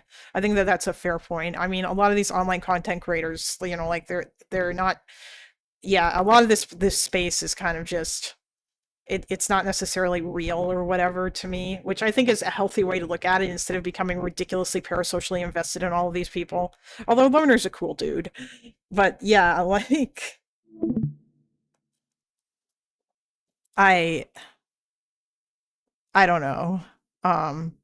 Oh, geez, SDA, I don't know if you're still here or not. I had some questions for you, but you're probably not, since you're deafened. Oh yeah, he's on a way. I imagine you probably have to go to work or something, but...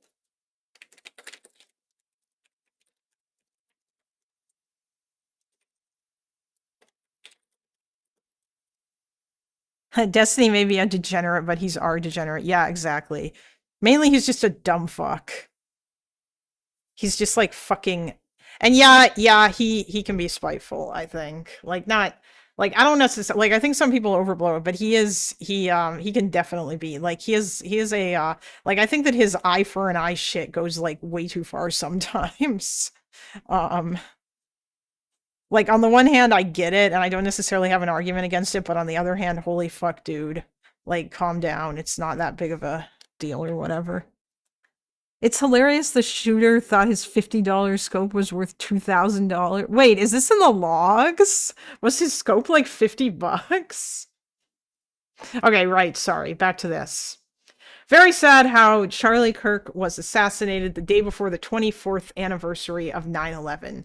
The generation that Charlie Kirk appealed most to is a generation of kids in America who were inspired by 9/11 to be patriotic and show a love of their country. It's just another reminder that we are still dealing with terrorism in America 24 years later. Political violence is terrorism. Charlie Kirk understood that. Wow, I'm surprised. Isn't Laura Luma... I thought Laura was a 9/11 truther. That's what I heard, anyway. Or was Jimmy Kimmel spreading fake news when he said that?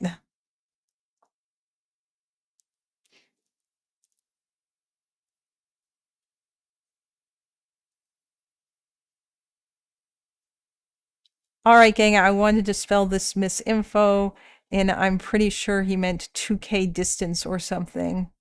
Discount box. Yes, I will be your discount loaner box. I do not mind. I accept this. I hope that I can fill his shoes on days when he is not live, but I very much doubt that I will be able to.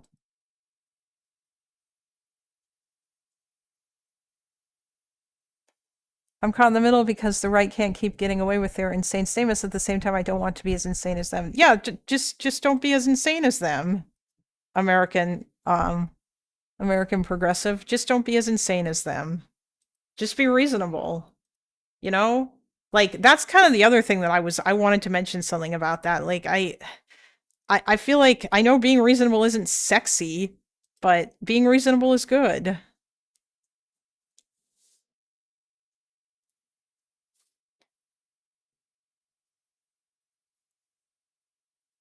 Loner is pretty tall, so he probably has a larger shoe size. Yes, he does. My shoe size is like 8. Whatever the fuck the Canadian I don't know what, but yeah, okay. Yeah, so I thought Laura Loomer was a 9/11 truther. I don't know if anybody wants to find out if that's true or not. I don't know, although like then again, she is also like a crazy person, so she probably just says shit to make people mad. Charlie was the most courageous and effective culture warrior in the country. Now we have to fight harder than ever, be bolder and braver than ever. Let this be the turning point. Okay. The turning point. Nice. Charlie Kirk gave his life to America. We had our disagreements. We must fight together. The best way President Trump can reinforce Charlie's legacy is by cracking down on the left.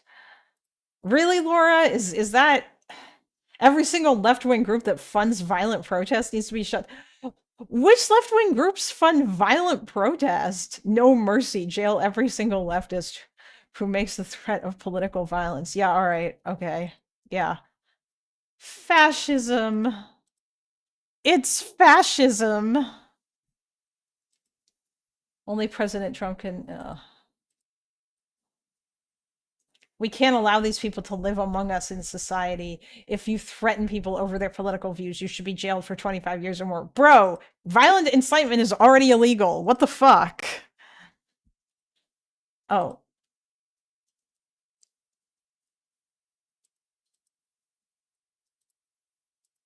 Oh, damn. Whoever tweeted this.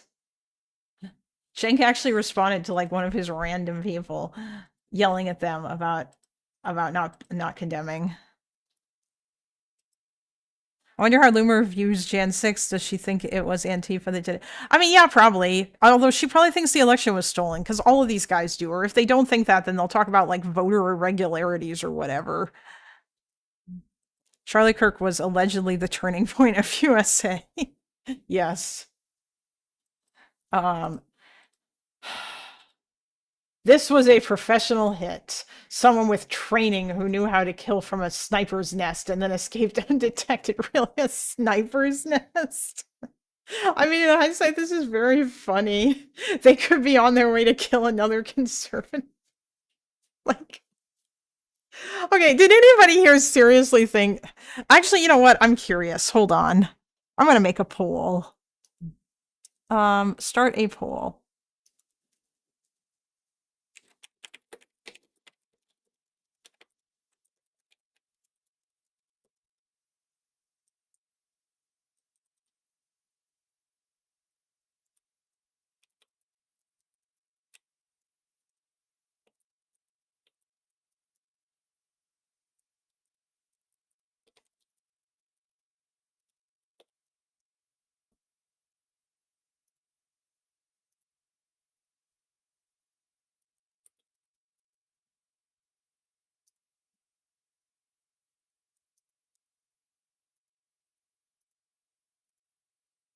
Okay.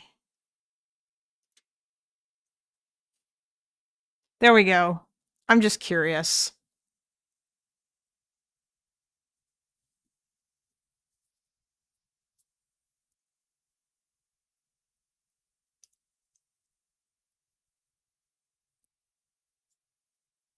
Wow, nobody thought, no one thought that maybe he was like an ex-military duder? When I say professional, I don't mean like a fucking hitman who was hired to kill him, by the way.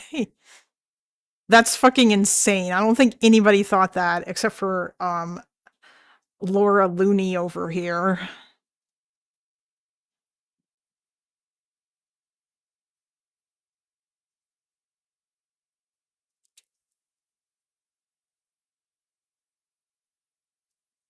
Oh yeah, it's entirely possible that maybe he would want to kill some other people, but I think that Charlie was Oh yeah, I know he wasn't ex-military, but I mean like at the time of the shooting, did people think that? Cuz that was something that like that was a thought that occurred to me just because of but like at the time we didn't know whether or not he made those shots with just iron sights or whatever or if it was a scope.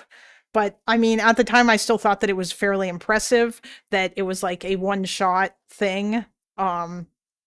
And that he did it from very far away. And yeah, but I mean, it turns out that it probably wasn't actually that impressive. I don't know. I was going to ask SDA about that, but yeah, cause as ex-military, no, he wasn't. Yeah. Oh yeah. No, I mean, I'm not trying to like throw shade at ex-military people. I just meant that like, I thought maybe he might've had some sort of military experience or what have you, or some kind of experience somewhere that like gave him like extra experience with his gun or that he'd been trained in some way. But yeah, he was raised a hunter. Does that count as professional? I mean, I think that that's probably like why he was able to do this and do it so well, you know, so. But yeah, all right. So mostly everybody said no. Or y'all are fucking lying and saying that now because, you know, like why, yeah, because like hindsight is 2020 and shit. But okay. I personally think all conservative events this week should be canceled out of precaution until the shooter is captured. I mean, I don't even know if there were any other. Charlie told us how to react. If we want things to change, it's 100% necessary to politicize the senseless murder of I'm not going to try to say that name, but I know they're talking about the Ukrainian woman because it was politics that allowed a savage monster with 14 priors to be free on the streets to kill her. Jesus Christ, bro. I need to get a fucking dog whistle sound effect. God damn.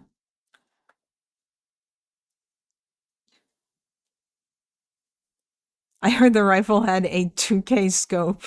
That's why he was worried about not having it back. Not sure though. I mean, yeah, like it was probably an expensive. I think it was like an older hunting rifle, but probably like it was worth some amount of money. I would expect. But yeah, like just Laura Loomer over here. And then just talking about the 9/11 shit. For those who've asked, I won't be on this stream tonight. Okay, yada yada yada. Yashar Ali, the shooter in the Charlie Kirk assassination remains at large. Law enforcement officials say they have not identified any suspects yet. Matt Walsh asking, how is this possible? That's a good question, Matt. That is an excellent question. I wish that you had directed this inquiry to Kash Patel and that you had added him in this tweet. But I mean, of course, you're not going to do that because you're a partisan hack. Oh yeah, and then here's Kash Patel saying,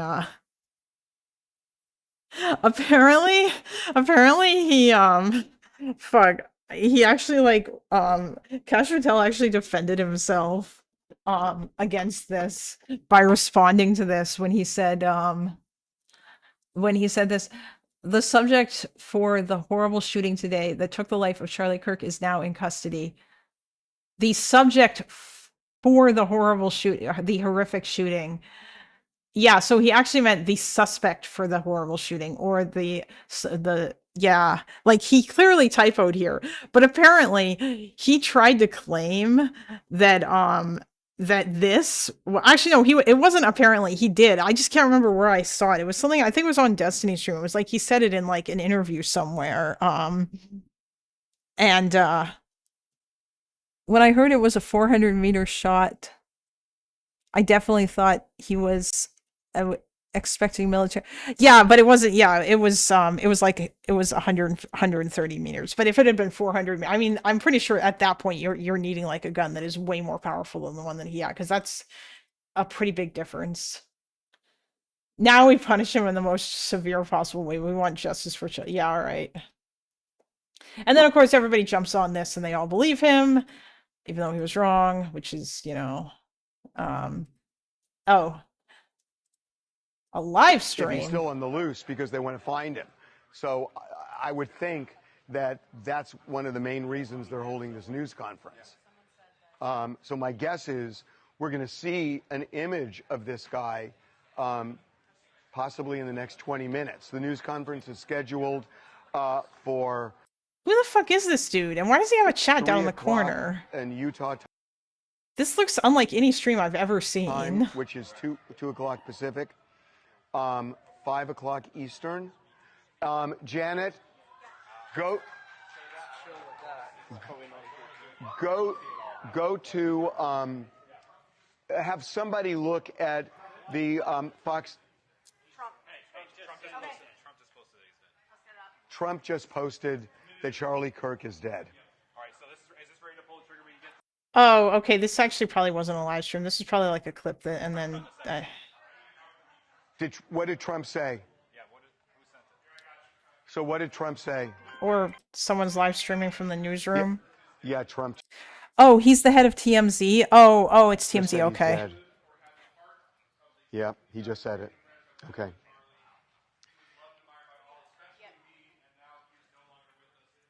Oh yeah, and then there was cheering in the background. His beautiful wife. Like right now. Yeah. True Social. True Social. Where is it? It's number 2 and pending. Got it. You're still in it. You're still in it. Okay. Get it up. Got it. Can someone alert this, Abby or Liam? Or Rob, sorry. I know you're there. I want to confirm Okay, the people in the back now get the Trump statement in immediately. There's a police chase in Temple City right now, and that's what they were watching, not Charlie So Donald Kirk Trump just posted. Oh, okay. So apparently it wasn't Charlie Kirk related. Assuming that that's true, but it probably is. My mom used to watch this show. That Charlie Kirk is dead. Wow. Title change. Again, unsurprising that this is for sure after confirmed. what we saw with this video. I've never really paid much attention. I know that TMZ does I know that they do the like celebrity news and shit, but yeah, maybe they might be. I think that there's been maybe a couple of instances where they've actually been like pretty decent.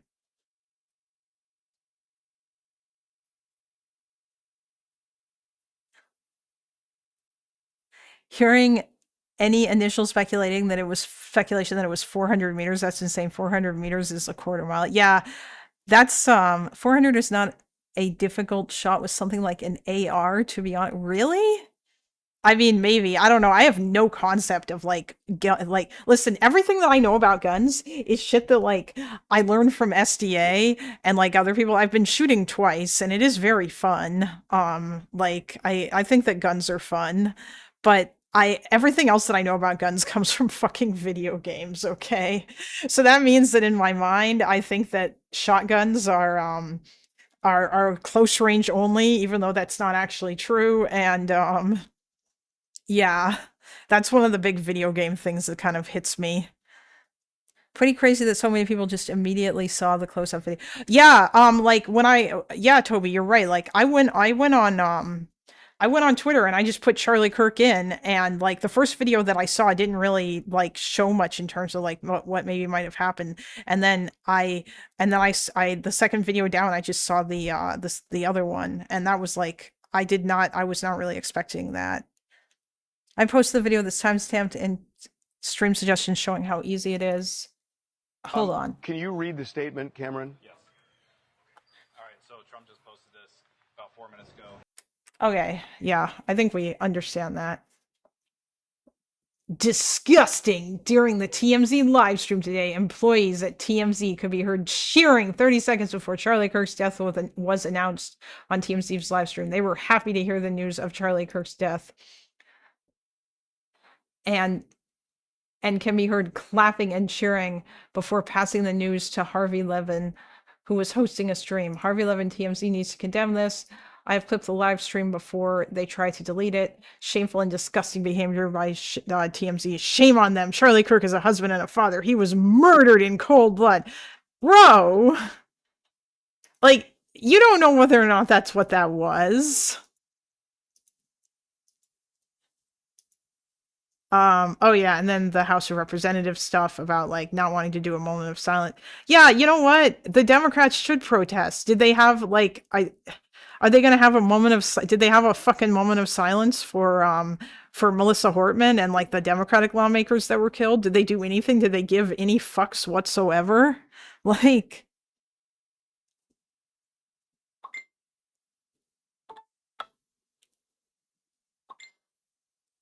okay, hold on. Let's see here. Oh, yeah, someone posted something in the in my stream suggestions. Oh.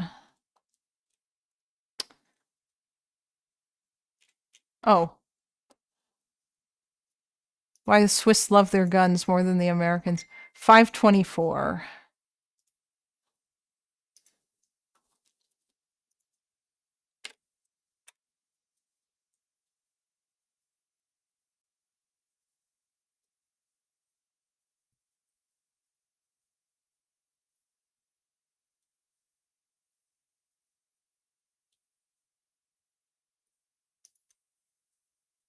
Target 19. Target 19. Here we go. Very slow. Now you pulled all the way through. Oh, I did. Yes. Yeah, exactly. Yes. I forgot about that. That's why normally we train how that works. But you hit the target. I hit the target. Yeah. That's good. Okay. You actually hit the target. That's good. Oh, there we go. Now we saw it. I'm getting better. As I shot in my first gun competition, I was surprised that my instructor kept telling me to relax, to breathe, to turn inward. Exactly. Yeah, that felt now way more we hit relaxed. The 10. Oh, there we go. Oh, so this was they're shooting this from like how easy it is to shoot guns with Oh, yeah, no, yeah, it is easy to shoot guns with no training. Yeah, I mean, I could say that. Yeah, like, because I've shot guns, like, I had, like, the smallest amount of, like, general basic stuff before no, you're absolutely right. The soy lord himself, Johnny Harris. I've seen a couple of Johnny Harris videos and they seem good, but like but although at the same time, I mean, he also posted that video about Russia, Ukraine that pissed everybody off because he propagated some Russian narratives that he really shouldn't have because he evidently didn't do his research. Johnny is a Utah man without gun experience. Sus. I mean, hey, not everybody has gun experience, but you know. Meanwhile, in the US, you can bulk order ammo to your door. That is true. Harris makes terrible mistakes in most of his videos. Yeah.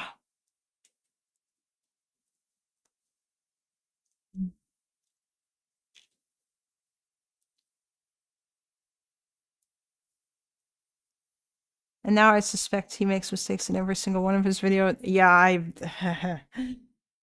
okay, yeah, all right, whatever. Fuck these people, total scum. Yeah, sure, okay, Matt. I see lots of... So this is still September 10th. Posts of vile pieces of shit leftists celebrating Charlie's death. I'm disgusted by it. I also see it as a great tribute to Charlie's life and work. May we all be so successful and effective that our enemies celebrate when we die.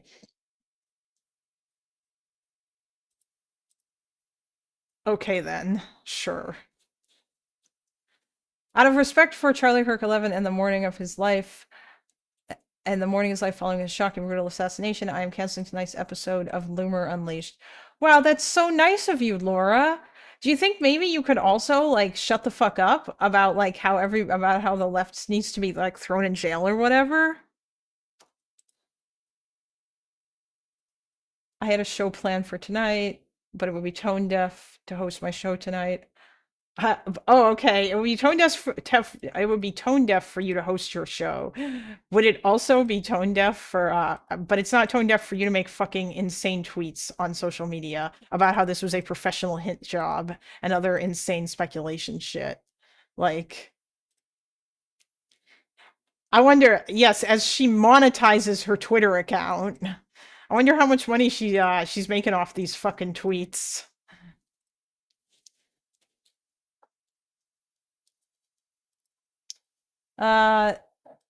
Donald Trump Jr. Is having trouble expressing his condolences. That's interesting, but not at all surprising given who his dad is. I'm sorry, that was probably not very nice, but you know what? I don't care. Have you read Loomer's trans genocide posts? Loomer has trans genocide posts, really? I am in no way surprised by that. Not at all. I'll work with anyone on the right. Charlie Kirk's death will not be in vain. I will be spending my night making everyone I find online who celebrates his death famous. Oh, so instead of doing your show, you're going to spend your evening like fucking trying to dox random people. Bravo. Congratulations to George Floyd on being 5 years. So yeah, I am sure that Laura Loomer probably like has some vile, disgusting tweets about people who are Democrats. I'll work with everyone on the right to appeal to blah, blah, blah. Oh, and then we have Obama with his, normal, regular condemnation. And Loomer responds with, the rhetoric in the Democratic Party is what motivated this attack, you sanctimonious piece of shit. It's people like you who give rise to the radical left, the same radical left that tried to assassinate Trump, and like the same radical left that just assassinated Charlie Kirk. It's hilarious that she felt the need to put likely in there after lying about Trump's would-be assassin. Like, both of Trump's assassins were like Republican people. Like, what?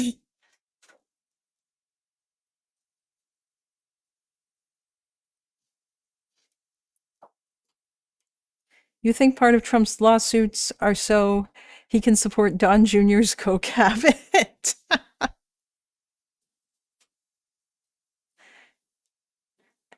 Jokes aside, is very scary how much they are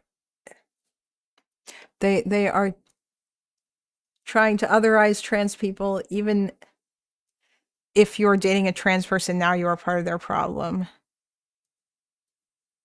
Yes, she is a horrid abomination of a person.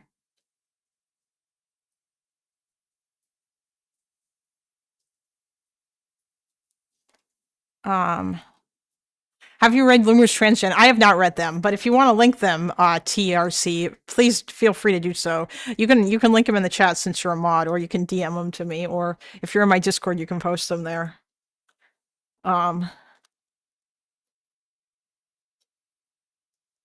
Weasley little liar.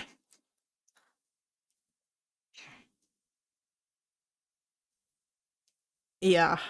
I mean, also, this is very funny, given, like, the fact that we know the truth about, like the quote-unquote radical left hates Barack Obama. In fact, I would say most progressives probably don't particularly like Obama either. Like, let's be honest with ourselves. The rhetoric of the Democratic Party is what motivated this attack. You sanctimonious. Yeah, okay, oh, yeah, so she had to respond, and then, what will the Trump administration... When will the Trump administration seek charges against members of the media who say conservatives deserve to die because they support Trump? It's time for full power of the executive branch. I mean, that kind of shit is very hard to prosecute, Laura. So probably never. Unless, like, they lie. But, I mean, given, like, the fact they did that Jimmy Kimmel shit, it's very likely that they're going to, kind of tiptoe around this in order to try to find some way to do it, and that's probably why it's taking them a while. Oh, hey! I just received a response from Teuton! Mauser 3006 stock cracked, still shoots great at 350 yards. Oh, so I think this was the gun.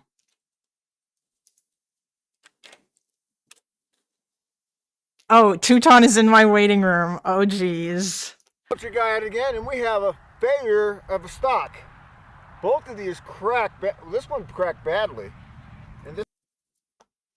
All right, tell all your friends I'm gonna debate fucking Teuton. Fuck it. Um, yeah, we can, I might finish going through these later. Oh my God. And then she like is trying to like get, even though she has no evidence. Charlie Kirk assassinated, suspect in custody. Oh, I see that Tim was not afraid to monetize the tragedy by talking about it. One of Charlie Kirk's last moments. Islam is the sword the left is using to slit the throat of America. Oh, hey, it's that quote that was in the article. Ad debate.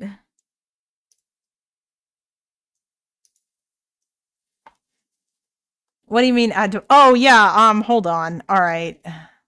I will.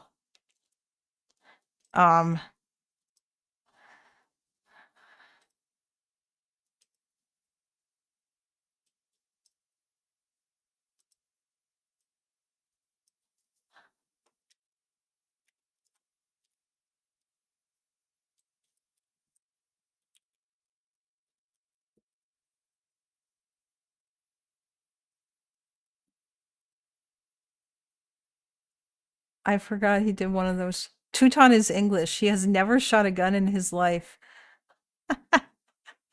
Hey, that's not necessarily true. Okay. Oh, yeah. This one's just got slightly cracked. See it there? It came all the way and around to here. So it stopped. So I'm going to try to fill that in. Okay, so this gun wasn't even is broken.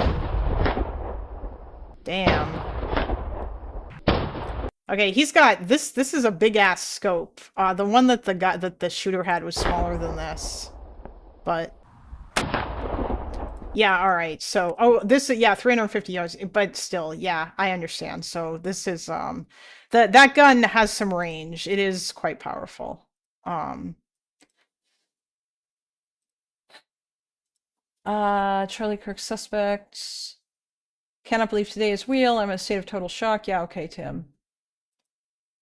Don't be surprised if the shooter is never found. God damn, when does she I wonder if she still keeps saying this is a professional hit job after they caught the guy. She must drop that at that point.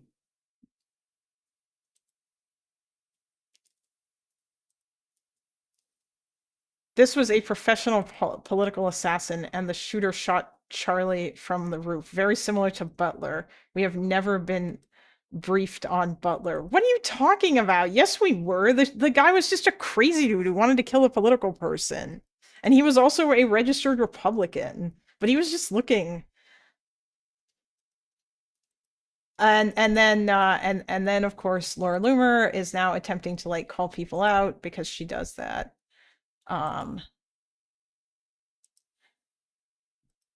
A message to the left, debate time is over. You ended it. Jesus Christ. All right, you know what? Fuck it. I'm gonna pull Teuton in because I'm like, I feel like we're kind of getting it. Obvious. So like, yeah, basically from the outset, these people have been insane, which is the general thought that I had, but I was worried about. Trump didn't actually do Butler. Trump did Butler. That's why. Yeah. I mean, there were people who thought that, but I think there's no way that it wouldn't have been leaked if he hadn't have done it.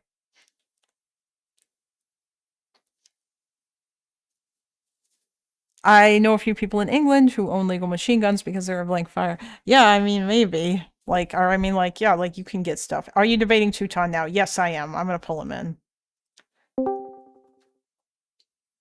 Hello, Teuton. Undeafen, buddy. Hello. Hi. Hey. Hey, yeah, so I saw your message a little bit late. That's why I just joined.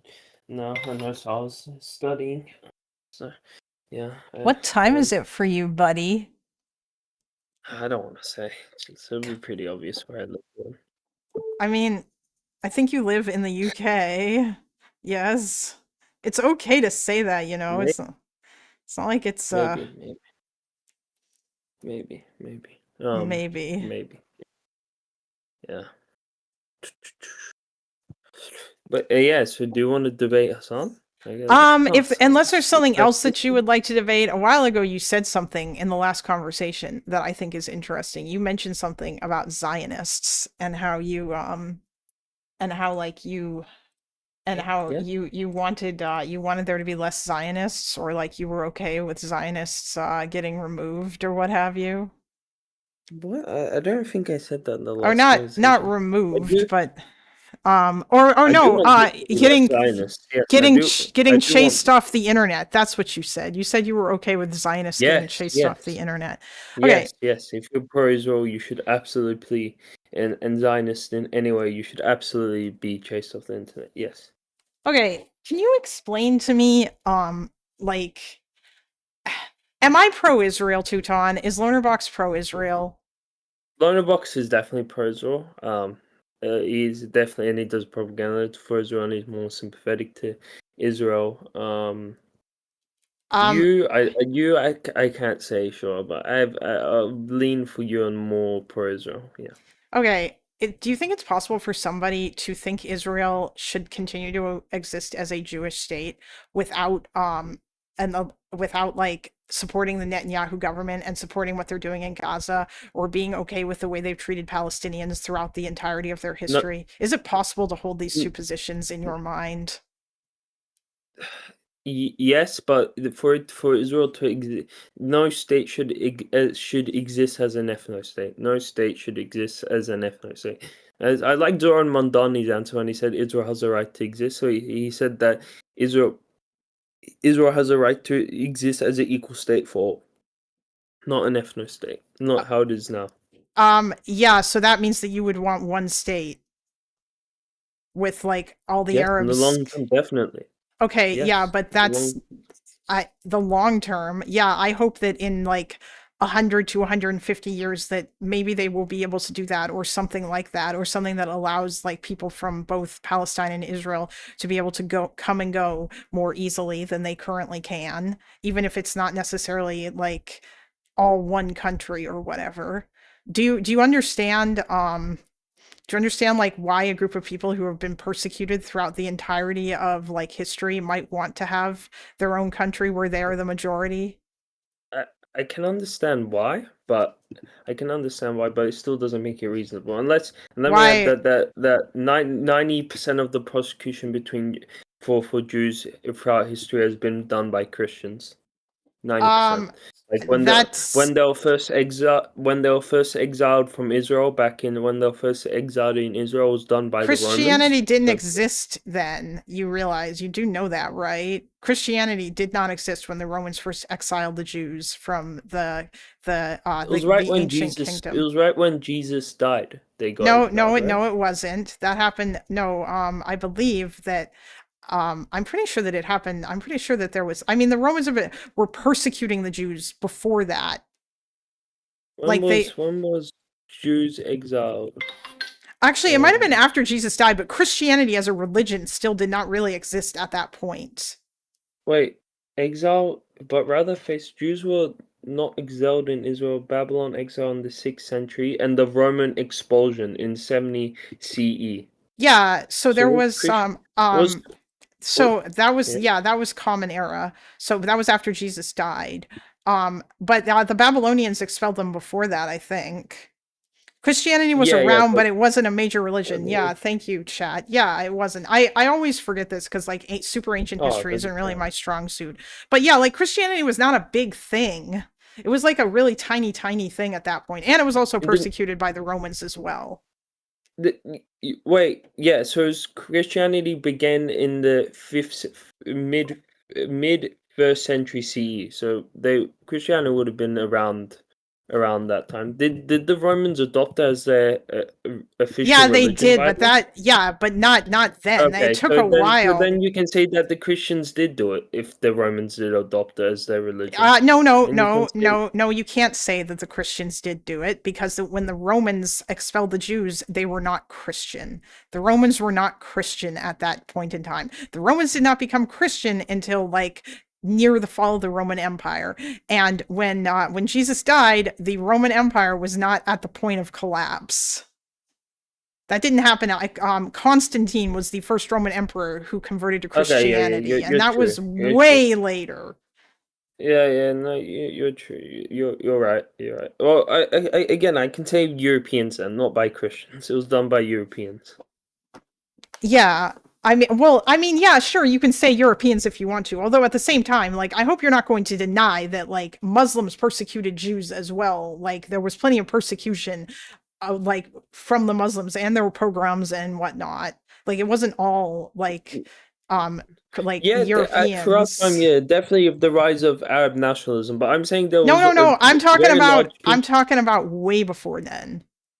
No, I'm saying there was a very large period in time in the Ottoman Empire that there was a safe haven for Jews. They took in Jews from Spain.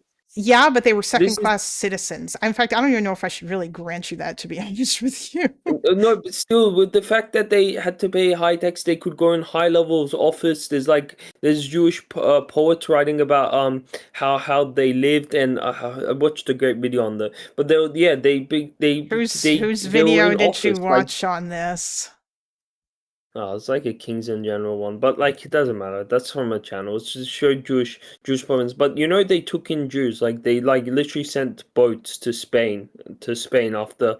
So yeah, I understand that there were. Listen, okay. So here's the thing about Islam and Judaism in the Middle Ages. Yes, Jews lived better under like Islamic rule, like in the Middle Ages, than they did under Christian rule. However, the bar is in hell. Okay. And we also have to like look at moral standards of the time and whatnot.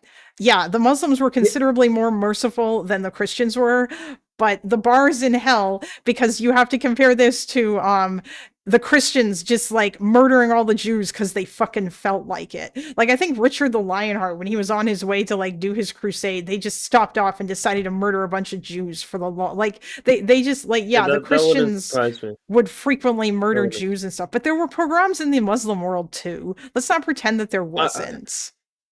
I'm not going to pretend that there wasn't, but in the Ottoman Empire, specifically the Ottoman Empire, I could barely find any pogroms, but this is by searching. Okay, that's fine, but here's the other problem as well, too. The other issue is that Jews were still living in minorities in these places, and therefore they were relegated to being second-class citizens. And so I think that a group of people who have been consistently fucked throughout the entirety of their existence, I think it's entirely fair for them to want a country of their own in which they actually, get to have equal rights instead of yeah. But there's a lot of ethnic. There's Romanis, like the Romani people, and there's ethnic groups don't have a like. I don't know if there's any particular ethic. Like, I agree with you in principle. Obviously, like, we should strive for integration, and I think that that's fair. However, when we're talking specifically about the Jewish people, who I believe that, like, I think like some historians have called it like our longest hatred. Like, these motherfuckers have been getting shit for like basically their entire existence. And I don't know if like that level of hate is necessarily like the amount, and obviously then we find this culminates in the Holocaust. But yeah, in principle, I agree with you. That shouldn't. Romani people are. Yes, Romani people also got shit too. I don't know if it's to the same degree that Jews got shit, but yeah, there's a bunch of different groups. And by the way, in the Middle East, there's also a lot of groups that have gotten tons of shit as well, especially in the modern day, like the Kurds. I completely, yeah. Yeah. But I'm just happy that like if you're pro-Israel in any way in like the media space, like you'll get run off. Like it is happening. Like it is happening. I think that it's ridiculous that like you're happy about this when like you consider it to be pro-Israel if you're just okay with Israel continuing to exist as a state, but you want Palestinians to have a state too, and you hope that in the future Palestinians that in the future these two countries will start to address their bad blood, and like hopefully maybe in 100 to 150 years they can come to some sort of an agreement whereby like they will be able to share the entirety of the land, or maybe one state, or like a confederation or some shit. Like, I feel like it's kind of silly that you would consider that to be pro-Israel, which seems to be the case, because that, by the way, is I don't know. I have to see more of this stance. Maybe not like thing, but like Maybe, but like, if you think that Israel like has an inherent right and should always exist as a Jewish ethno state and should not I mean, immediately now. I don't think most people think that, but the problem is that a lot of the people on your side don't make that qualification. Hassan certainly doesn't, because, by the way, my position means that I am a Zionist because I think that Israel has a right to exist as a Jewish state, at least for now. And Lernerbox thinks that's too. And like, according to Hassan, this means that like we aren't even like allowed to be dog walkers or dog catchers or whatever the fuck. Like, and I think like Hassan, like I feel like you are maybe like in the face of like talking to Lerner and I, you're maybe like, you know, maybe that's kind of crazy. And so like you're kind of qualifying it a bit more, but Hassan sure as fuck won't. He and his insane community absolutely do think that Israel is evil and should be destroyed, and that all Israelis are evil. Yeah, see, there you go. And now you're saying it again. That's what I mean. I don't think that you actually know what you think about this because you just want to repeat the things. No, I do think Israel. What's wrong with saying Israel is evil? This because it's like an entire fucking country, and this conflict is incredibly complicated. Yes, wait. We're not saying Israelis are evil and all Israelis are evil. Hassan has never said that. Actually, Hassan admires a lot of Israelis. He's brought on members from the Knesset. He's brought on refuseniks. Most of the times. He's just yes, he singles out very specific minorities of like people. And by the way, all of the people that I bet that everyone that he's brought on are probably like the small number of anti-Zionist Israelis, or they are people who just took their chance on. Yeah, exactly. That's what I mean. Anti-Zionist Israelis are people who don't think that Israel should continue to exist as a Jewish state. Jewish Israelis, by the way, and he brought on a member from the Knesset, Ofer Kasef, who's part of a socialist party. Is he an Arab Knesset member? No, he's Israeli. He's Jewish. I mean, he's Jewish. He's Jewish. Yeah, he's Jewish. He's Jewish. He's brought on 2 refuseniks. He's brought on people from Mezarot. I don't know how you say. He's brought on a lot of Israelis. So Hassan or not Hassan, Hassan and his community do not hate all Israelis. I mean, I find that no. I think that they hate the majority of Israelis. Let's be real. Okay, cool. Okay, yeah, they hate the majority of and I mean, like the vast majority of Israelis. And I don't think that they would necessarily care about like the rest of about. There's nothing wrong with that. Israel is a fascist society. Oh my god. How long do you think Israel has been a fascist society, Teuton? It's been increasing over time, but definitely now, yeah. So you don't think they've always been a fascist society? I need to look more into it, but now they definitely are a fascist society. And I just want to say, like, how do you feel that like Hassan's narrative won? That there's a poll by Quebec University that 77% of Democrats think Israel's committing a genocide and only 12% don't. Like, does it makes me happy personally? No, it doesn't make me no, it does not make me happy to see people to see like the complete stripping of that word of any of its meaning. No, it doesn't. It doesn't make me happy.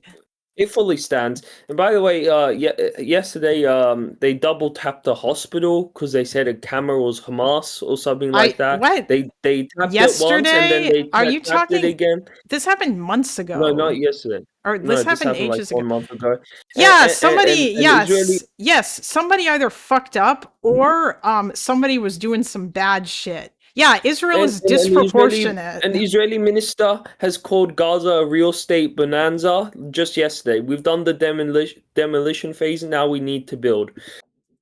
There's that. 92% of housing units damaged or destroyed in Gaza. 91% of schools require full reconstruction or major rehabilitation. Not 86% of cropland is damaged.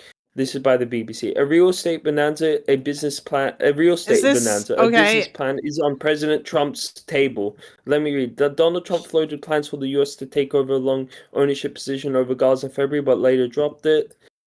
The plans involved the false displacement of Palestinians in violation of international law. The U.S. and Israel have called it voluntary immigration. The BBC has reached out to the White House and stated comments for comments on Smotrich's remarks. Meanwhile, UN official has told the BBC this situation in Gaza is nothing. Okay, the Israeli tanks. Okay, sorry. Yep. Sorry for going on. Yes, yeah, I know. Listen, you're not going to get me to disagree with you or disagree with you. This government fucking sucks, okay? But I don't think that you bringing this up, is strengthening your argument that it means that, Zionism is bad. Can we not separate the concept of Zionism from, fucking Bibi Netanyahu?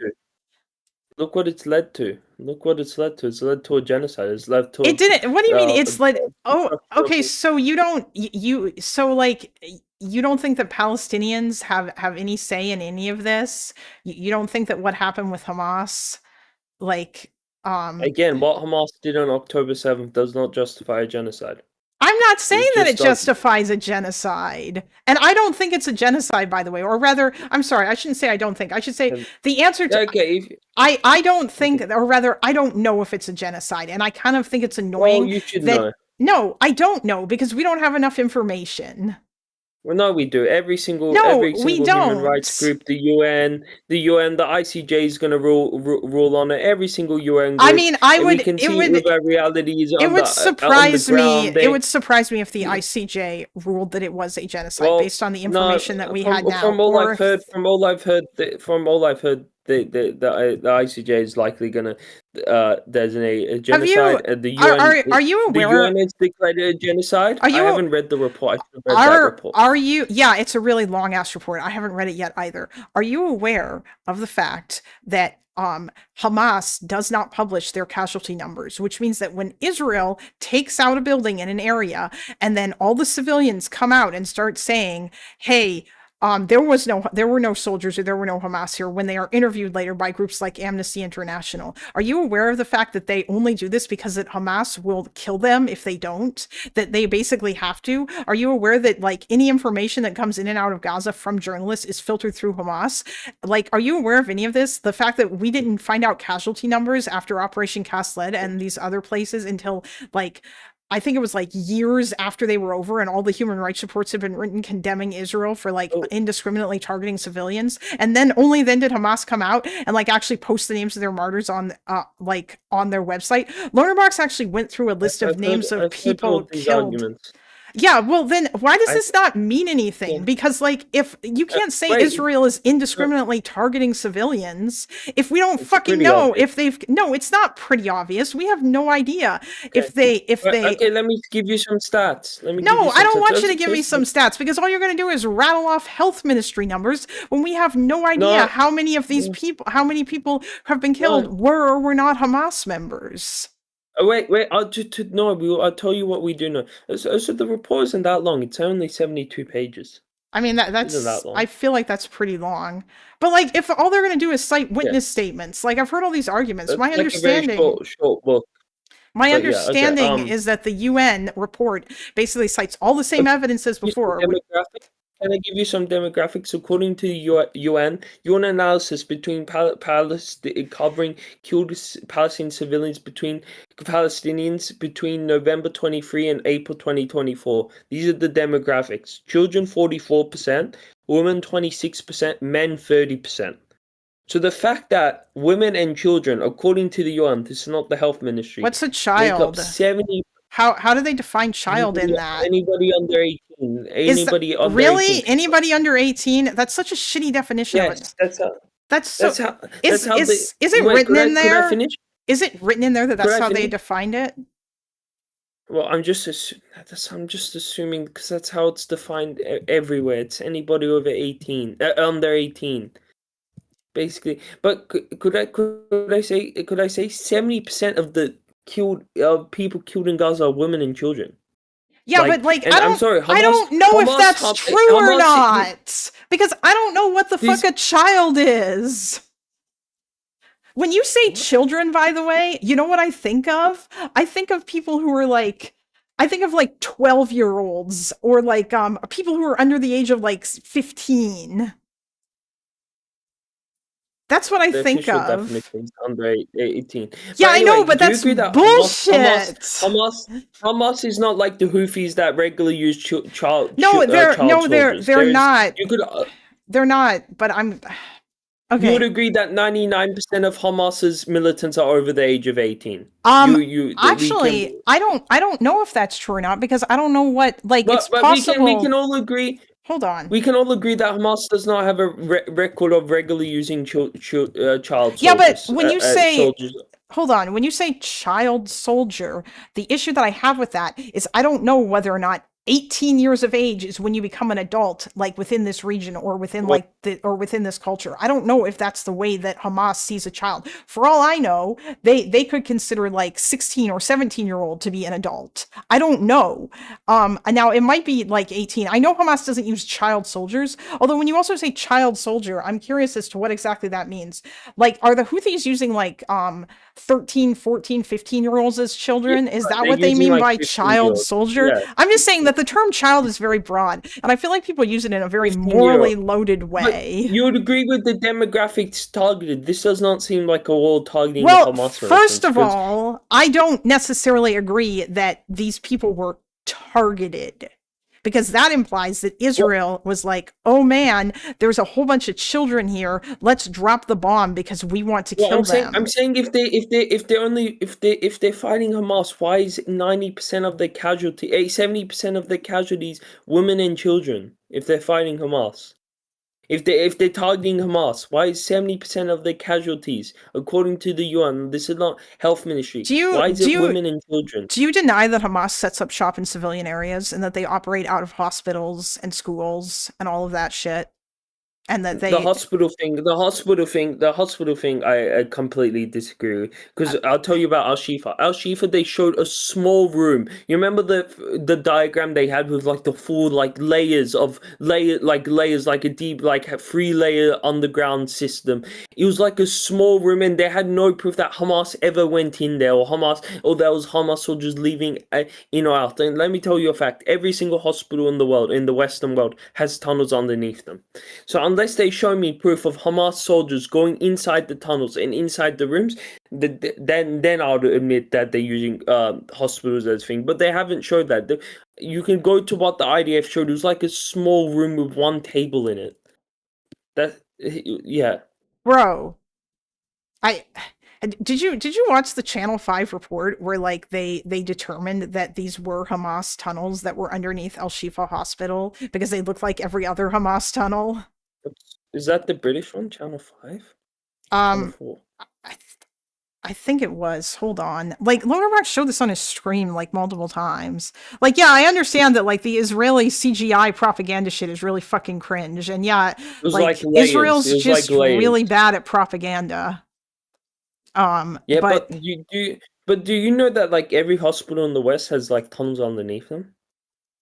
So just the fact that they have tunnels underneath them does not mean but that's not the argument that I made. I said, do you accept that Hamas operates out of civilian hospitals?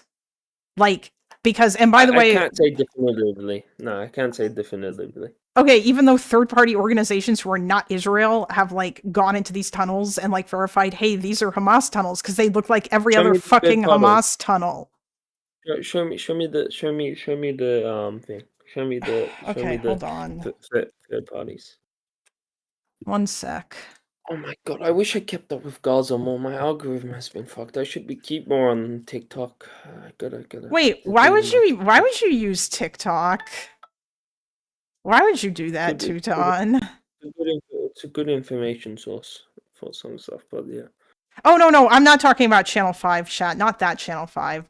I think it might have been France 24 for all I remember, or it was Channel 4. I think it was a UK thing. I think it's France 24. I remember it. But I don't really trust like a French I think it's owned by France. Is it owned by France? Is it state TV? No, it's not. Okay, bro, Western countries don't have state TV, or like, I'm sorry, I shouldn't say Western countries. I'm sorry, democracies. Democracies don't have like state funded, TV. like funded. Yeah, but state funded doesn't matter. They're still independent from the government. Yeah. In fact, I would argue that state funded in some ways, or state funded is actually better because it means that they don't necessarily have a profit incentive to the same way as like CNN. Like Aren't you a fucking communist, man? Come yeah, on. like BBC and stuff like that. BBC, yeah, that's what I was mean. I shouldn't say state TV, state funded. Well, no, you can say state funded, yeah, but don't say like state media, because then you're implying that like the government controls it, like, you know, like Russia Today and like and like insert names of Chinese Communist Party owned news channels here and like all of these other, like in countries that don't have free press. I don't know about China. I need to look in the situation about China. If you do, maybe try looking into China from sources that are not like fucking Hakim and Second Thought and like Ugopnik and like those places. Like, you know, like, I mean, do you trust the Gaza Health Ministry? Yes, because they've been accurate in every other ball. Yes. Yeah, I mean, like the number of civilian. Yeah, sure, but the problem is that they exclude the number of Hamas militants killed. The Gaza Health is Hamas's job to say how yeah, much but they won't. Do you trust Al Jazeera? And even if they did, you guys wouldn't trust them. Even if they like gave out a number, you guys would say they're lowering. What's the Hamas would definitely undercount.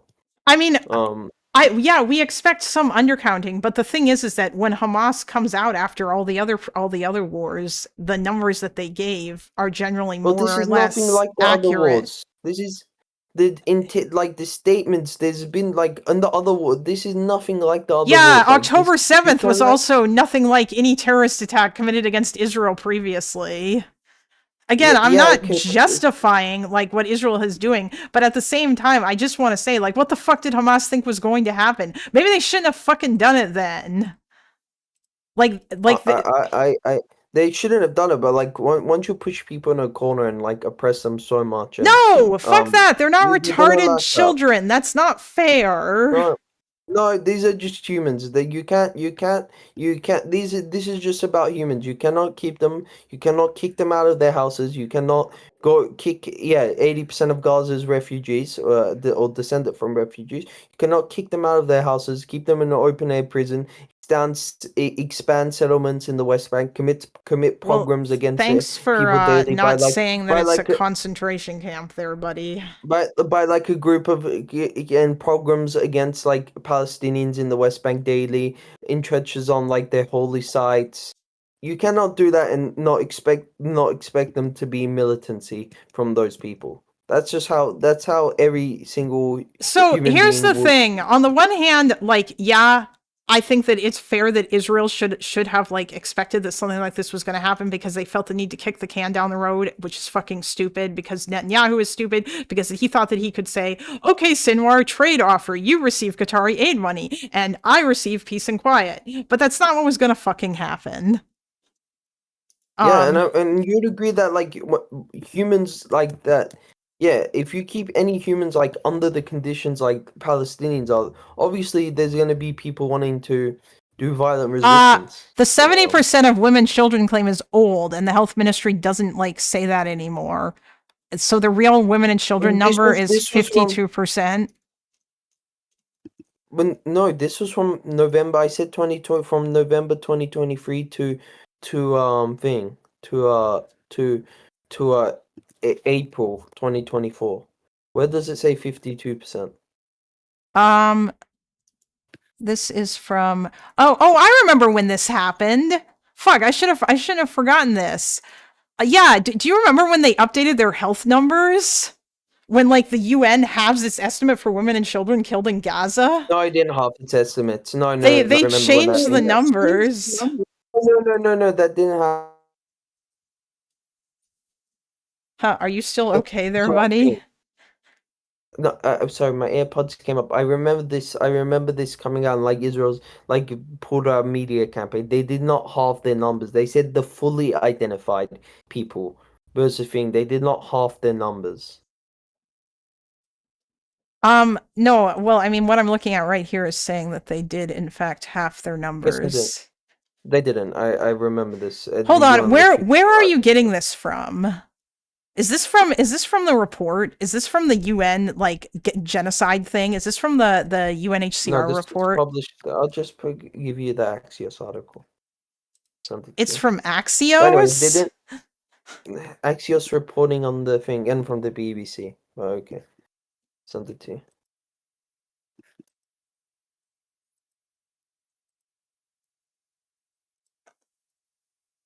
But I'm saying they didn't half the numbers. That was a whole drama that Israel used as a thing. I'm saying they changed from like fully identified. They said that This they had the is bodies, but they okay. didn't. Yeah, this is from November of 2024. Yeah, it says UN report finds. But the problem is where did the UN report get its numbers from? They got it from the health ministry. And now from what I'm seeing here, it looks like No, it said their own analysis. It says their analysis showed. Yeah, but their analysis, where do you think that they got their analysis from, dude? Like, nobody, where the fuck else are they gonna get the numbers from? It was from the Gaza Health Ministry and the Gaza Media Office. Numbers, but the Gaza, they did not get the women and children killed from the Gaza Health Ministry. How else did they know? Like, what, did they just have a guy at every hospital? That's not how this works, dude. Like... There are ways to do it. Also, hold on a second. Women and children are 75% of the population in Gaza. Again, we go back to the child 7%. thing. 70%. Is it 75? Like of the total population. Total population. Anyways, you should. By the way, I'm not knowledgeable on this, so nobody in chat should think if it was more Rabani, no offense, he would destroy you in a debate or even like Hassan. No, I don't think Hassan would destroy me in a debate, okay? I mean, honest to God. More Rabani would?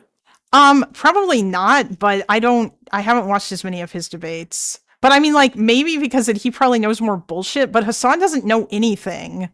All Hassan does is just recite, like Hassan got destroyed, I would argue, by Ethan in that debate, except for on the drama part. Like, when they talked about the Israel-Palestine stuff, Hassan didn't know shit. I don't agree. Well, by the way, after that debate, I'm going off public sentiment because that's like a neutral thing. But after that debate, I get, but I just want to give you a fun fact. After the debate, all the TikToks I was seeing, they were getting like 200k likes, so not low motion, which is pretty viral. We're all shitting on Ethan. Yay, TikTok as a platform. Also, all the TikToks that you've seen. Yeah, of course, because I search. Yeah, I also just sort of interested around that time. I searched Ethan Klein Hassan. Oh, Ethan Klein is hated on TikTok. I just wanted like give you. Yeah, okay, that doesn't mean anything. I don't give a fuck, dude. Yeah, like, I'm sorry, I don't know. Why do you have this weird notion that fucking that like, oh my god, a number of comments said this thing, so therefore it must be true. Why are you using this to win an argument? Yeah, it is a bad argument. Yeah, I agree. Okay, then stop doing it, please. Please, dear God. I hope that next time you come on Loner's stream or on this stream, that you will not use that argument because it's can we go off the genocide thing, because that's really, I don't really need to debate that, because like the majority of the world sees it, like the majority of Democrats, like liberals. You're doing it again, dude. You're doing that. Everybody says this, and therefore it must be true. I'm going off polls, not off comments, though. Yeah, but I don't give a shit about that. You know what? Like, I can find polling data that shows the majority of people believe a lot of really dumb shit, and that doesn't mean that like they're right. Well, I'm saying there's no need to debate this for you in my interest, and for my interest, because like it's already a settled issue, basically. Yeah, but I know it's not a settled issue until the ICJ rules on it, and we don't know. And by the way, the ICJ is probably not going to rule on it for like a couple of years until after this is over, because they're going to need time to look through the evidence and everything. It would disappoint me if they, but I still have faith in the ICJ. I have not yet lost my faith in them. They have not. I don't think. I might lose faith in it because due to pressure from the Trump administration. Do you think that if the ICJ rules that that Israel wasn't committing a genocide, are you going to think it's bullshit and come to the conclusion that it was because of the Trump administration? Yes, I would. Yes. Really? What if they don't drop their ruling until after Trump is out of office? Are you still going to think that? Then that would change. Then that would change, yeah. But Trump has literally like sanctioned ICJ judges. By Yeah, the way, I know, his but I administration. have. Yes, I am aware that they're doing that, and that is a lot of bullshit. That's fucking stupid. But yeah, it depends. Yeah, so it like depends I don't think Trump. I don't think that the ICJ is gonna like I don't necessarily think that they are going to that they're gonna get moved by like America's not even they're not even like a party to the like what is it, the Geneva Convention, like they're not even signed on to like no, they are part of the Geneva. Oh yeah, not the Geneva Convention. I mean, like they're not like their soldiers don't get tried in that. Like they have the what is it, the Hague Invasion Act. But America has like a lot of power, like and yeah, just yeah, they do, but I don't know if they care. Okay, but can we move to Hassan briefly? Because I know the reason I don't want to. The reason I don't want to debate this is because I haven't read up on listen. I don't want to listen. No, that wasn't my point. I don't necessarily want to debate the Gaza genocide thing. Sorry, I feel bad when debating it because there's like so much horrific stuff that Israel's done. Like, yeah, listen, we jumped to this. No, I want to get back to like yes, we can talk about Hassan in a second, but first I want to finish what I was trying to say, which is that I think that it is ridiculous that you are that you have decided that Zionism is evil and that Zionists are bad and that they should be run off the internet, even though I have just demonstrated to you that they're not, and that it's possible to have a nuanced view on this conflict and still be a Zionist and not be evil. I don't think there's any nuance. I don't think there's any nuance. That's part of the issue. So like there's you don't nuance, there's no nuance in genocide. There's no nuance. It's the party committing a genocide. Yeah. Okay. Yeah, okay, so that's what this is going to be. This whole conversation is going to be because that you think it's a genocide.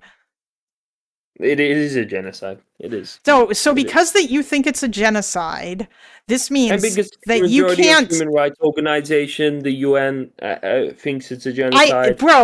Yeah, doctors that have gone there, Western doctors. People who have gone there who if they say anything other than towing the Hamas line, of course they're gonna Western doctors who have gone there, American doctors who have gone bro, did you see that did you see that thing that came out from the Associated Press where they talked about how their reporters were pressured to like toe the line and follow the rules in order if they wanted to report out of Gaza, and if they didn't then Hamas was not gonna think very kindly I didn't see it, but these doctors I'm talking about went back to America. So they weren't under threat from Hamas. But when they were in Gaza, they would have been under threat. And if they wanted to be able to go back and continue to help they said people... it was a genocide. It was an ABC News report of like, I remember watching like 10 doctors who were in Gaza and they all asked the question. And they interviewed them when they were in America, when they came back. And I know, I saw it. I feel like you don't understand what I'm trying to say.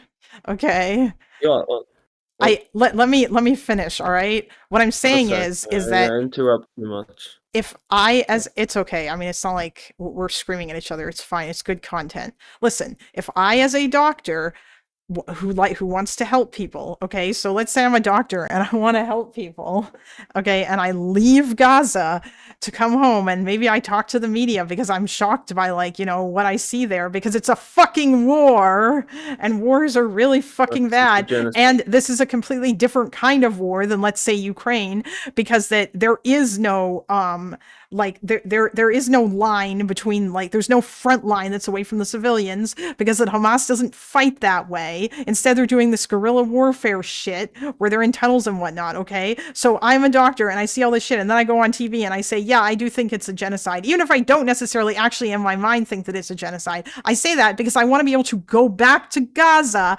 without having to fear from Hamas, who absolutely watch the Western media. You're just assuming. You're just like making up conspiracies. But it's not like given everything else that we've heard. Has Hamas ever in the history killed any Western doctors that have came in the Gaza Strip? I don't think there's ever been a precedent of that at all. Have they killed any Western? But it's not about like have they killed them. It's would they allow them to come back or would they threaten them? Hamas doesn't need to kill them. Is there any record of them even threatening Western doctors? Do you think that the doctors would say anything? I mean, I think again, keep in mind. I think they were genuine. Yeah, you know what? Maybe they are genuine, but keep in mind also we're talking about doctors here. These doctors, they're first they want to help people, so of course they're going to want to go back to Gaza and keep helping people. Like so therefore it makes sense that they wouldn't want to fucking say anything. Because because they want to help people, and that is their. And you know what? This is just power assuming. to them. I think it's totally fair. Yeah, you know what else is assuming? All these human rights reports are fucking assuming when they assume that every single person that has been killed in Gaza based on witness statements are fucking civilians, and that none of the people killed in any of these airstrikes were Hamas. Who says that the UN report? Who says that the UN report assumes that every person killed in Gaza is a civilian? Every single report that relies on witness statements, and the witnesses say there was no soldiers what's wrong here. With relying on witness statements? Because the witnesses say there are no soldiers here. Because if they don't say that, then Hamas is going to come knocking at their door. You trust witness statements for Israel on October 7th. Great. You trust second-hand. Statements. Do you think the Israeli? On October 7th? Do you think the Israeli government is forcing their civilians because it's a democracy? Also, these witness statements are anonymous, so in the report are anonymous, and if they were under threat, they could give it anonymously, and there would be no threat for them. Do you really think that it wouldn't? Do you really think that it wouldn't get back to them or whatever? No, like do you? In the UN report, no. This is just all assumptions. No. And if you don't trust witness statements in Gaza, you better keep the same energy for Israel on October 7th. No, I'm not going to keep the same energy for Israel because Israel's a democracy. And if Israel as a country was like forcing their witnesses, yes, they are a democracy. If Israel as a country was forcing their witnesses to lie, then somebody would have leaked that shit. What about the millions of Palestinians that they occupy in the West Bank for indefinitely that don't have and live under Israeli rule? I'm talking about Israel proper, dude. I'm talking about Israeli citizens. Israel proper is not what Israelis considered to be. Is not the territory of Israel. Like if you go to any politicians in Israel and you see the map of Israel, it includes everything. It includes the West Bank. Okay, that's cool, but that's not what I'm talking about. I'm talking about Israel proper. I'm not. I'm saying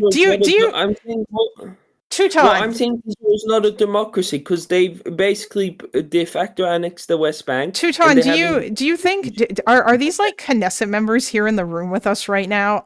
You're not talking to them. You're talking to me. I'm talking about Israel proper. I'm talking about Israel's 1967 borders. Within that, they are a democracy. I'm saying, but Israel's not just the 1967 borders anymore. There's only. It doesn't matter. That's completely irrelevant to the argument that I'm making. Well, no, it is relevant because it proves that Israel's not a democracy because there's millions of Palestinians that live under Israeli rule that don't have any say in how they govern. You're dodging what I'm saying, buddy. You're completely dodging the point that I am making. No, you're dodging it because you're trying to pivot away from the fact that Israel proper within its 1967 borders, where all the people who are living there have Israeli citizenship, are a democracy. Without the Buntustands is a democracy. Great. South Africa without the they're black. Anyway, please don't make South Africa comparisons. You don't know. South Africa without the Buntustands is. Wait, no. Could you make that? South Africa was not a democracy. Because the entirety of South Africa, black people couldn't fucking vote in South Africa, in all of South Africa. Israel is occupying the West Bank. In the West Bank, there are apartheid-like conditions for the Palestinians who are living there. They also do not have Israeli citizenship. Israelis in Israel, including the Palestinians who live there, have citizenship. And under the law, at least, they have equal rights, although the Palestinians have to deal with a lot of fucking discrimination, like, in the same way or worse. Yes, in Israel proper, 1967 borders. That's what I'm talking about, okay? That part of Israel is a democracy. They vote in their governments and they have a free press. If we're talking about Israel as a whole, Israel's not just... I'm not talking about Israel as a whole, although I think Israel as a whole, quote unquote, is like, when I say Israel proper, I'm talking about the 1967 borders. So, like, I'm saying... That's not Israel's borders now. Israel's borders have extended beyond them. I think that Israel... Actually, no, you know what? They haven't, because Israel hasn't officially annexed the West Bank. It's de facto annexed. It's de facto. It's on the ground makes no difference. It's de facto annexed. I mean, yeah, kind of, but not entirely. It depends on which part of it you go to, because some parts of it are being ruled over by the PA. But that's not the argument that I'm trying to make. I feel like you are running away from my argument. And so once again, I'm going to drag you back to it. The point that I'm trying to make... Anyways, okay, what about if it was anonymous statements? How would Hamas know if it was anonymous statements? You're just making assumptions. I think that people in Gaza are scared enough of Hamas that they probably aren't going to say anything. And they sure as fuck aren't going to like talk to random Western people and tell them, oh yes, there were Hamas here. Well, they did talk to the UN report, and by the way, majority of Palestinians, the vast majority. Yeah, of Palestinians I said they're not going to talk to them and say. I'm just saying that you have to take these things with a grain of salt, and the UN and all these guys don't. Well, no, I and like, there's no free press, there's no free speech, there's no free association in Gaza. These things are not allowed under Hamas. I think you're exaggerating. Are you serious? Yes. You think I'm exaggerating? You actually think that like people in Gaza are allowed to like freely associate like before October 7th? You realize that when people came out and protested against Hamas... There have been people who protest against Hamas, and have all of those people in those protests been killed or been, like, attacked? Are you talking about the current protests? Well, the protests back in May, that they spiked back in May, yeah. Yeah, some of those people have been attacked, but not all of them, because Hamas is kind of busy with other stuff right now. You know, they're kind of busy like hiding in their tunnels because Israel. Hamas gets like this thing. Hamas has every right to like kill collaborators. Like if, for example, if somebody was like collaborating with Israel, like they deserve the death penalty, and Hamas should like beat them to death. Do you think that those protesters were collaborating with Israel? No.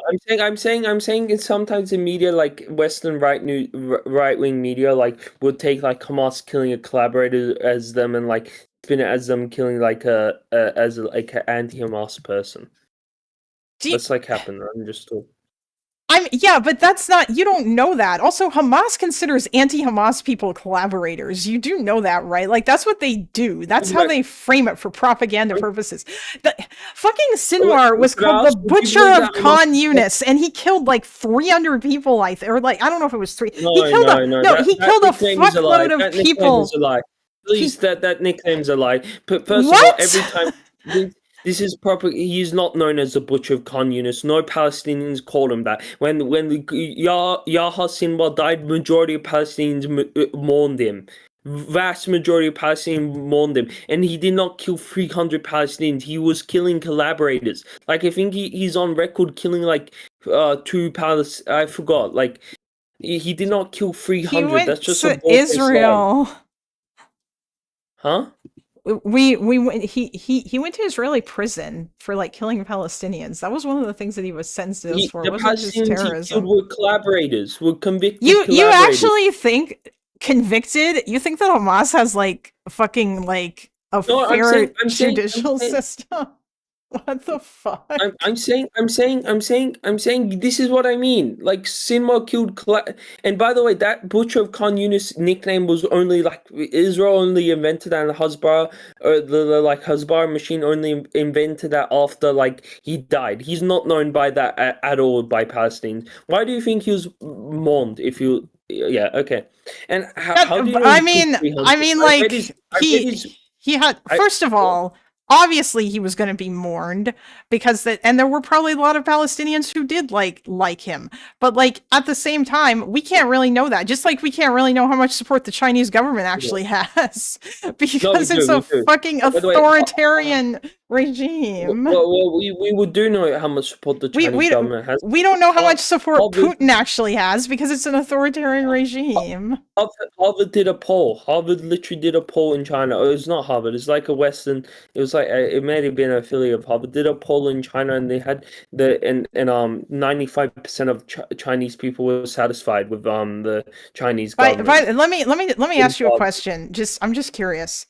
You know what? I'm just going to grant you that and assume that's true because although I mean, I'm sure that the poll said that, but I don't know about, because like we trust the PCRF polling out of Gaza and Palestine, and I'm assuming that they have some way of like making sure that their responses are anonymous for when people Kennedy say. School. It was by Okay, Harvard yeah, Kennedy okay, School. okay, but like you're doing the thing again.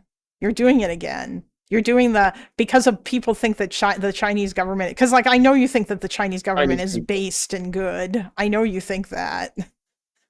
Okay, but do you know it was only on record that he killed like 4 Palestinians?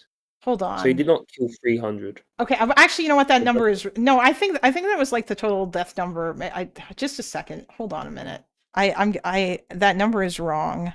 And you do agree that there are Palestinians who do collaborate with Israel, like genuinely collaborate with Israel. Like that there has been history of that, right?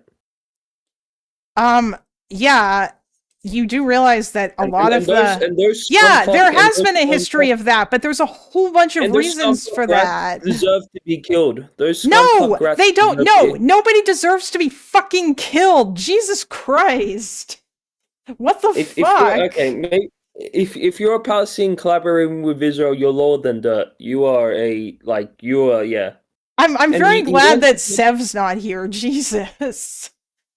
No, I'm saying he was in prison for killing 2 Israeli soldiers and the murder of 4 Palestinians. Yeah, he was sent to jail for killing Palestinians too. Okay, maybe I got that number wrong. Hold on, let me check. But I'm saying that like the number of Palestinians that were killed. Do you think it's accurate to call him the Butcher of Khan Yunis because he killed 4 Palestinians? That was just collaborators that were like collaborators with Israel? I mean, first of all, I don't agree with you that oh fuck. that like every single person that he killed was a collaborator with Israel. How do we know they were not though? How do you know that they were? Because good question. I don't know. The only reason why you think that is because that you want to believe that Sinwar was not a terrible person. But can you say there's? But I'm saying, do you think the nickname the Butcher of Khan Yunis is like suitable for somebody who's killed 4 Palestinians? When you think of a butcher, you think like it would be accurate if like they killed like thousands or like something like that. Like it's not accurate to call. Yeah. Hold on. Right. I mean, I don't even know if. Well, there are collaborators now with the popular forces, like the Abu Shabaab guy. And by the way, that Abu Shabaab guy is hated by Palestinians. I'm just saying that. I'm aware. He's hated, and for every one of those, if Hamas decided to kill them, I would not care. I would Sinwar's say killing of suspected collaborators with Israel gained him the nickname the Butcher of Khan Yunis. Yeah. Okay. What are the? Like what? Do you want me to ask Sev if he can find Arabic sources? If that's what like Palestinians called him? Because it wouldn't surprise me. I just know when I looked in the if he was called that by Palestinians, why would he be mourned?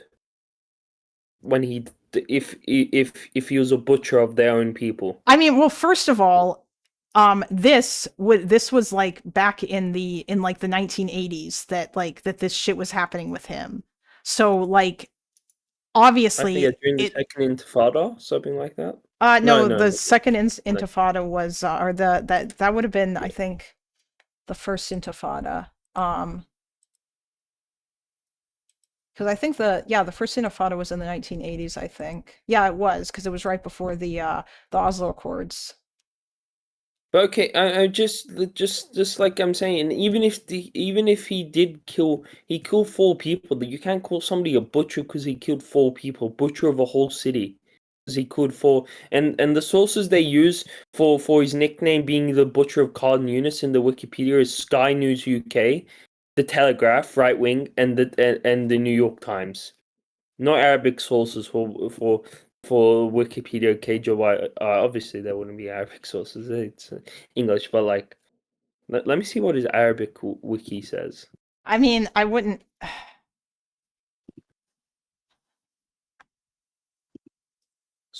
So he's the butcher of Khan Yunis, according to the Telegraph. The butcher is not mentioned in the Arabic Khan Yunis, in the Arabic thing. I mean, that's a translation also, so, like, I don't know that it's going to be literal. They might have been something else. Anyways, he killed 4 suspected collaborators of Israel, not anti-Hamas people, and this was not when Hamas controlled the Gaza Strip. You don't know. This was not when Hamas controlled the Gaza Strip. Yeah, I'm aware. I know that it's not when Hamas controlled the Gaza Strip, but because he went to jail at the, like, later on. Like, so no, that's not, yeah. But, like, I mean, he killed. At the West, he killed 4 people who did nothing wrong, who were just, like, anti-Hamas. Well, okay. What about the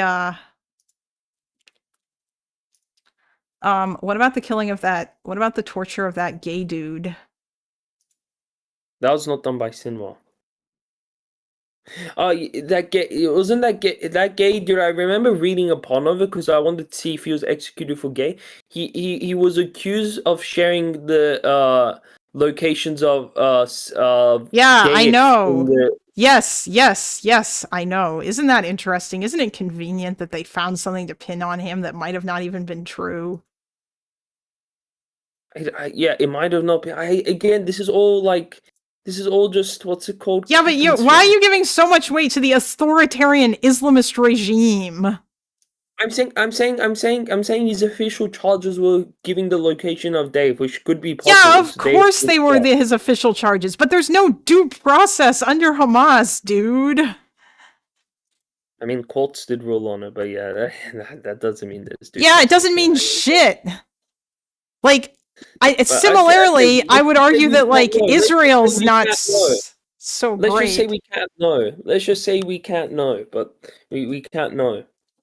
I mean, I think it's pretty insane that you think that, like, people who collaborate with Israel should just be killed by Hamas. By the way, you do realize that, like, I don't think they should necessarily. Let me say, I don't. Maybe that was me laughing. I don't think they should necessarily be killed, but I wouldn't care if they were. I mean, could you not, like, do the LARPing thing? You know, it's kind of a, like, yeah, also I wouldn't care if they would. Wait, hold on. Do you think that everybody who collaborates with Israel does so because that they choose to? Like, because they agree, because they like Israel? For gay Palestinians, no. For gay Palestinians, no. Do you think that there's not any other examples of Israel, like, blackmailing people to collaborate with them? Do you think that they just don't do that ever? Do you think it's only gay Palestinians?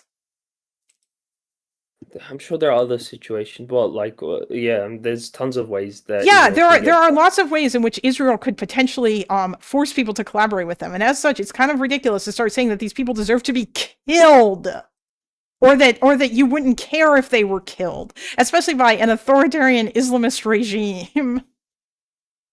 Yeah, there are ways, but, like, and also Hamas can just brand everybody that they hate as collaborators. Which, like everybody who is, like, anti-Hamas, they'll just say, like, that they're a collaborator.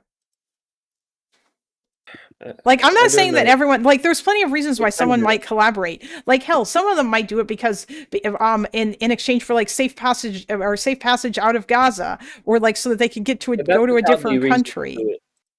What? To collaborate against your own people, to help the IDF to save yourself is what about? Hold on. Oh, geez. Okay, yeah, you're doing it. Really? Are you LARPing again, buddy? Because that sounds pretty LARPy when you say that. It's a cowardly act.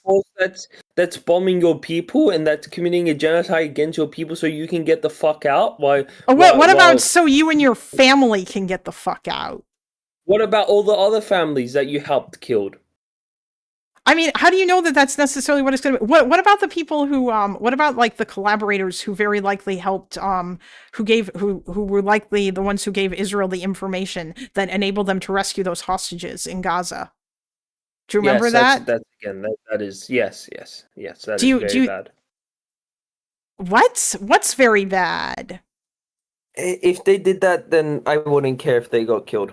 But yeah, you're saying so. You think that it's okay for the Israeli hostages, or for for Palestinians who helped Israel get their hostages back, to be killed by Hamas? I don't think it's okay, but I really wouldn't care. Why wouldn't you care? Why would I care? Because they helped Israel. That's why. Bro, they helped Israel get their hostages back. Their hostages, by the way, who were kidnapped. Those hostages are leverage. Those hostages are leverage. Do you think it's okay to take hostages as leverage? Wait, would you like to proudly announce why? Okay, why do you give a fuck about genocide then? Why are you talking about war crimes? You don't give a shit about international law. No, I'm saying I'd rather those hostages be released in a ceasefire deal than collaborators thing. They shouldn't have been in Gaza in the first place. It's against international law to take hostages.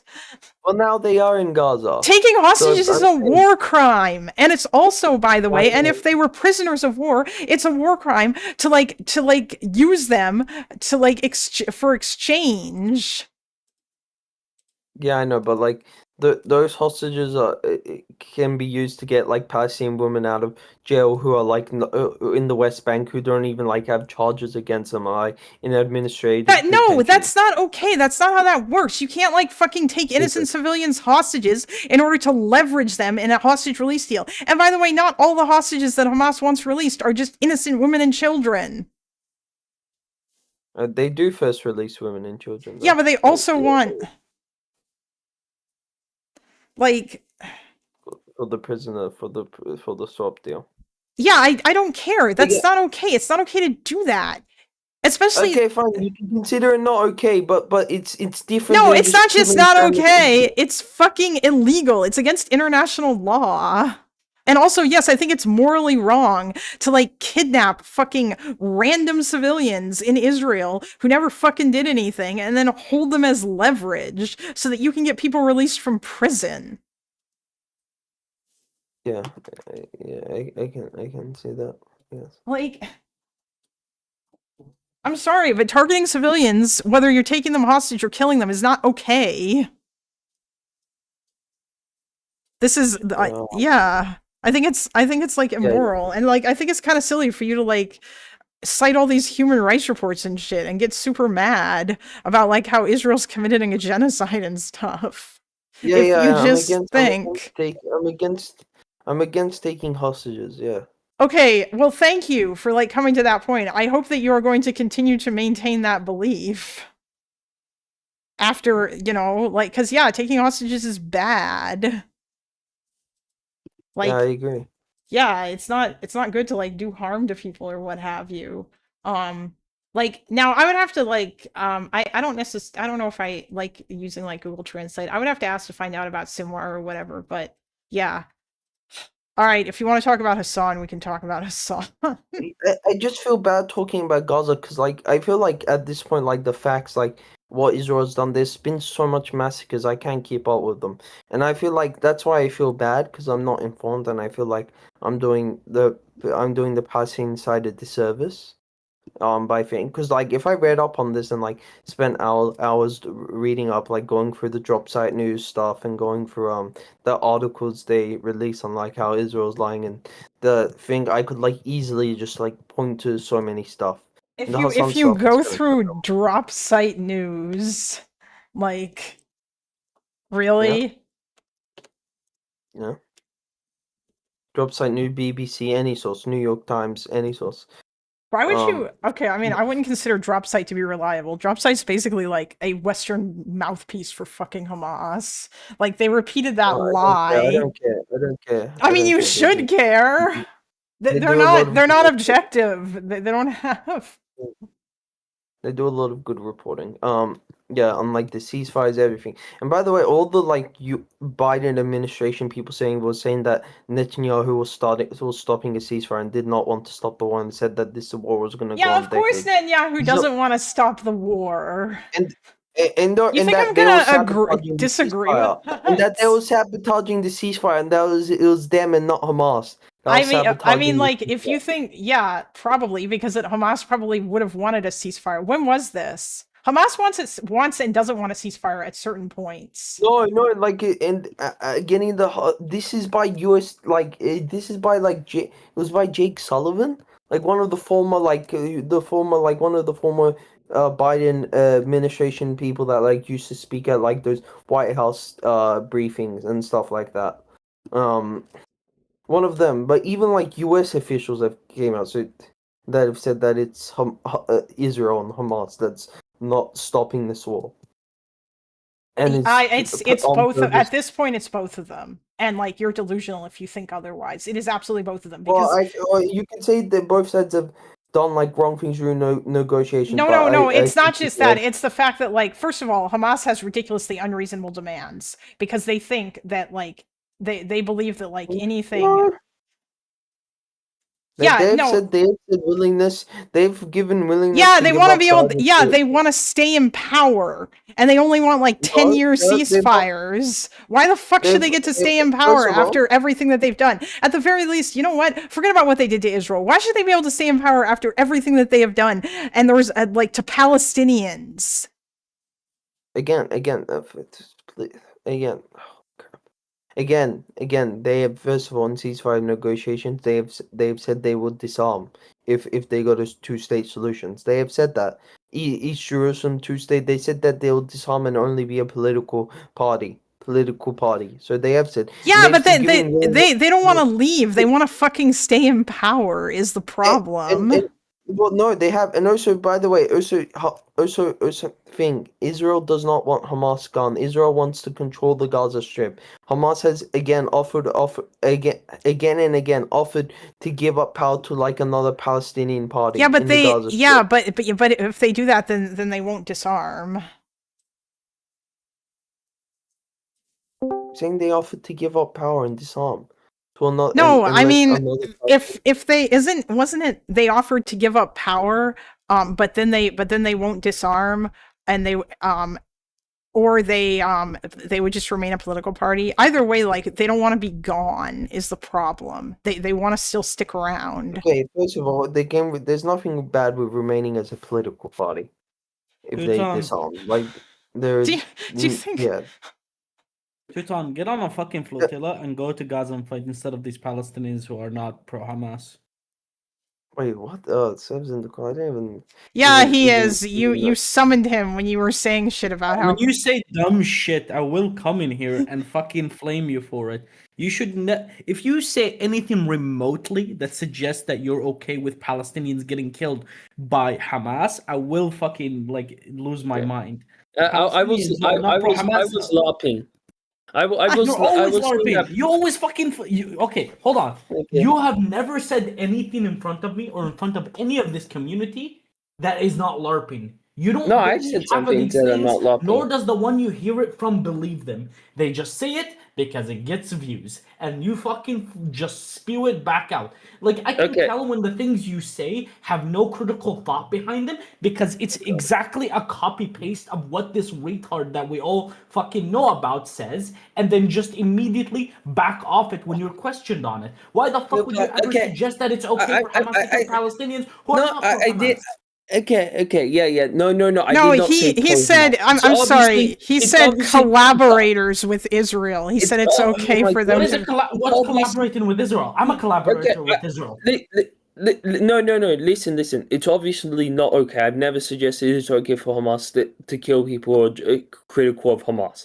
I'm saying I was talking about people that give collaborators with Israel who give locations to them of where to strike or give them these people. Hold on. These people who are collaborating with Israel, what are they giving Israel? Information? Any information. Does their intent matter? Yes, because if they're blackmailed, then if they're blackmailed... Okay, hold on. What if their intent is to get Hamas done with so the war stops and they stop dying? I'm talking people like the Popular Force, like Abu Shabaab and his gang. Those are the people I'm alluding to. That's a different militant group. That's not what you said. Okay, but they count as collaborators, right? Israel doesn't go and collaborate with people who are fucking armed. They collaborate with people who can be unsuspected, like an old fucking dude who has a family who's trying to feed them, and Israel gives him money or whatever the fuck. Then I was then yeah, I shouldn't have said it like that. Hamas has the right to prison those. Anything remotely close to that. Hamas has a right to prison those people. Even if you're in the right, don't ever talk about what Palestinians deserve and don't deserve, no matter what the fuck they do, especially when they live in occupation or live in Gaza. You should never fucking say anything about what they should do or shouldn't do. Okay? Yeah. Okay. Yeah. If you're gonna be fucking retarded, be retarded about Israel. Don't be retarded about Palestinians, because I will come in here and offend you repeatedly. Okay, but could I say, for example, I think Hamas is justifying killing people of the popular forces, like members of the popular forces. It's a militant group. They're armed. I don't give a fuck about them. Okay, fine. Okay, yeah, that's what I should have meant. Yeah, we're talking about civilians here, buddy. I count them as collaborators because they are collaborators. So I'm saying that like people who take up arms and like help the Israeli occupation, like the people who take up arms are allowed to be killed. The people who just give information, I think they should like get sentenced for like, I don't know, sentenced, then like go to prison. But so what you're saying, their intent doesn't matter. What if their intent is to get Hamas done with so they can stop the war? That's the. What if they're trying to just get their family out to somewhere safe? Or food. If they're trying to get their family, if they're trying to get their family out, yeah, sure. But if they okay, let me take you this. This is something Israel is really fucked up in doing. They blackmail like gay Palestinians. Gay Palestinians, yeah. Are gay Palestinians deserve? Hold on. Before you continue, Palestinian society isn't off the hook here. Do these Palestinian gay like communities that get blackmailed by Israel? By the way, their blackmail very fucking normal. That what they say. It's like, hey, do what we want you, or like tell us the information we want, and we won't tell your family that you're gay. You're gay, yeah. Yeah, it's fucked up. Okay, so the fact is, Israel is able to blackmail these Palestinians because Palestinian society is very like anti-gay, homophobic towards gay rights and homophobic. Like again, when you're gay, I wouldn't put the place on them. I wouldn't put the blame on everybody in the Middle East. If your family's okay with you being gay, nothing's gonna happen to you in the Middle East. The only danger to you being as a gay or LGBT person in the Middle East is the fact that if your family isn't okay with it. If your family's okay with it, your life would be fine. You're normal. And you could live openly as a gay person? Or not? What's up? So you could live as a like gay person with like a partner if your family was okay with it? Yes, because the only it depends on what countries. Because in Jordan, you're not gonna get punished legally. In Egypt, I'm not sure about Egypt. In Lebanon, I'm not sure about Syria right now because there's no real laws to follow. In Lebanon, you don't get punished legally. In Saudi Arabia, you do get punished legally. In like UAE, you get punished legally. In Iran, you get punished legally. Country, but yeah, Islamic. It doesn't matter. What I'm saying is like there's certain countries where you can live fine. Like in Palestine, you don't get punished legally for being gay. In the West Bank, yeah. In the West Bank, you don't get punished, but in Gaza, you would get executed. In Gaza, is like the punishment actually upheld because there's British laws? Is it like yes, I've heard of upheld? It's upheld. They've executed Hamas. Gay Palestinians before. Yeah, it's Hamas's rule. I've heard that case of like one gay Palestinian killed, but where are his charges? Because I read the thing. It's not one gay Palestinian. I know the one you're talking about. He was like in Hamas, and turns out he was gay, and like whatever the fuck, and they killed him. And he was accused of giving gay location. That's okay. So do you know what happens in these cases? It was never proven that he was like a fucking rat for Israel or anything. They just said he was. They have an extra excuse to fucking like off him because they still have to prove he's gay. They found out he's gay, but they still have to prove he's gay to an Islamic council. How do you know how to prove that someone is gay? I do. In a Sharia law, 2 people have to see it. No, 4 witnesses have to see him in the act. What the hell? Yeah, it's 4 a pretty witnesses have to see him in the act. it is practically impossible to prove someone is gay. Yeah, unless That's it's Sharia. family. That's the Sharia that Hamas claims they follow. No, Regardless of this, in like the West Bank, if your family's okay with you being gay, nothing's gonna happen to you. But do you know what happens when what's it called? When there's insane people like Hamas in the West Bank, they claim this gay person gives information to Israel, and he's immediately lynched with or without his family's consent. Yeah, yes, I've heard of that case of the gay person who was beheaded, right, in the West Bank. Yes, and he was beheaded. No, Was that done by beheaded Hamas? in the West Bank. He was beheaded by a family member, a cousin or something, in Tel Aviv. He wasn't. He was already.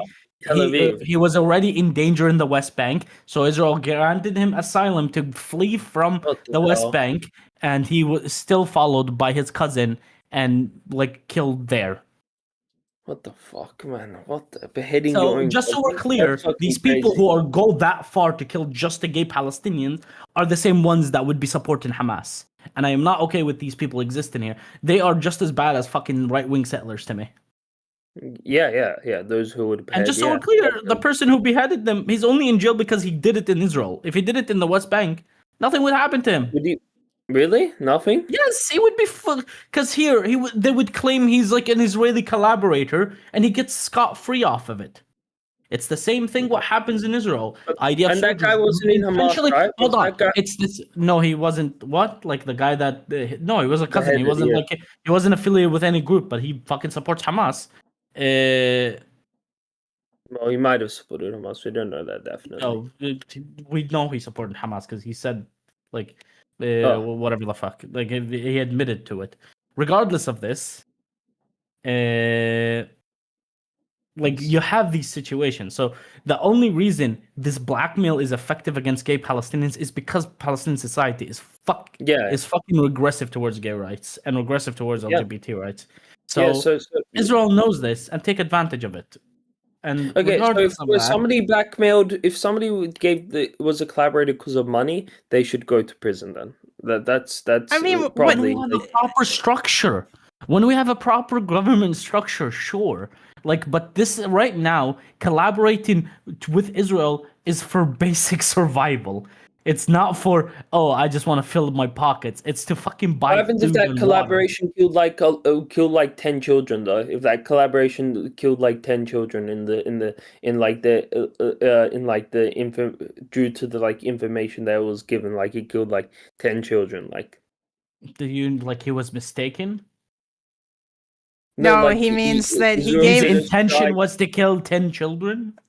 No, but like for example, the strike they did on maybe like a Hamas leader killed like 10 children. Wouldn't you put the blame on the Hamas leader for hiding with 10 children?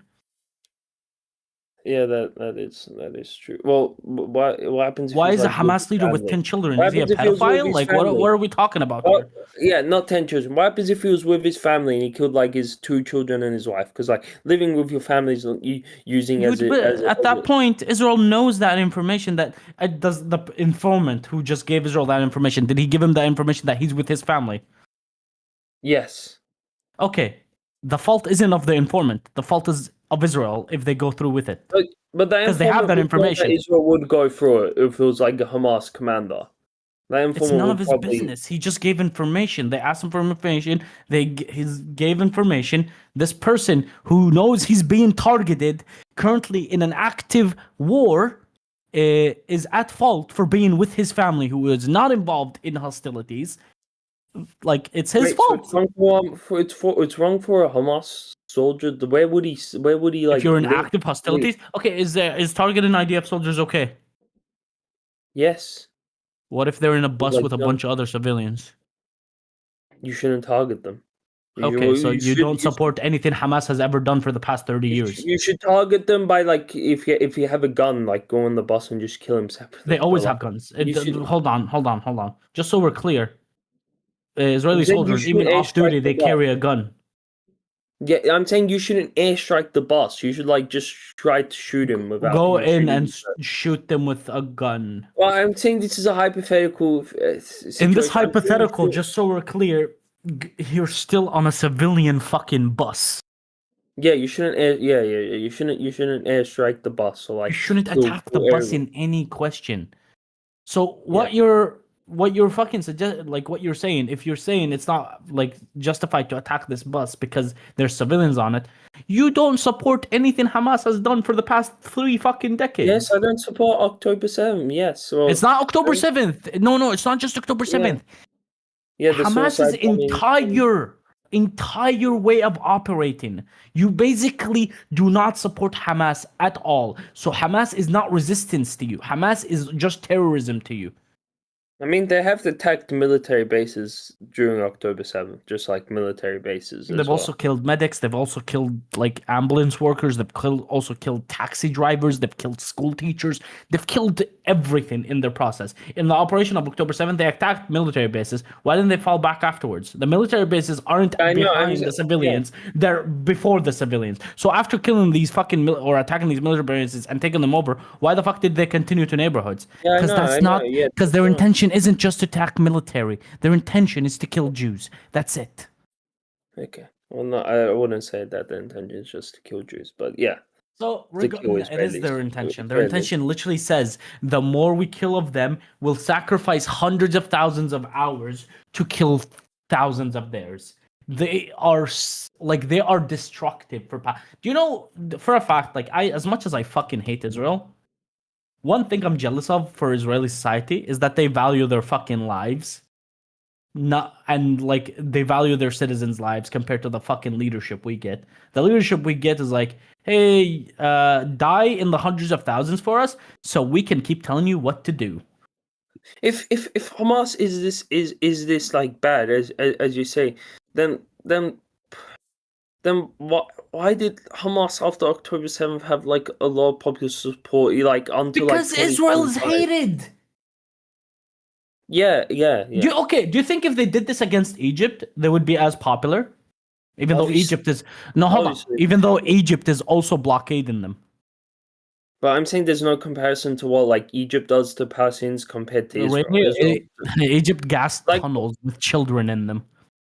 Well, I'm saying throughout history, there's no comparison. There's no comparison between 80% of Palestinians in Gaza. But that's why I'm giving you this comparison.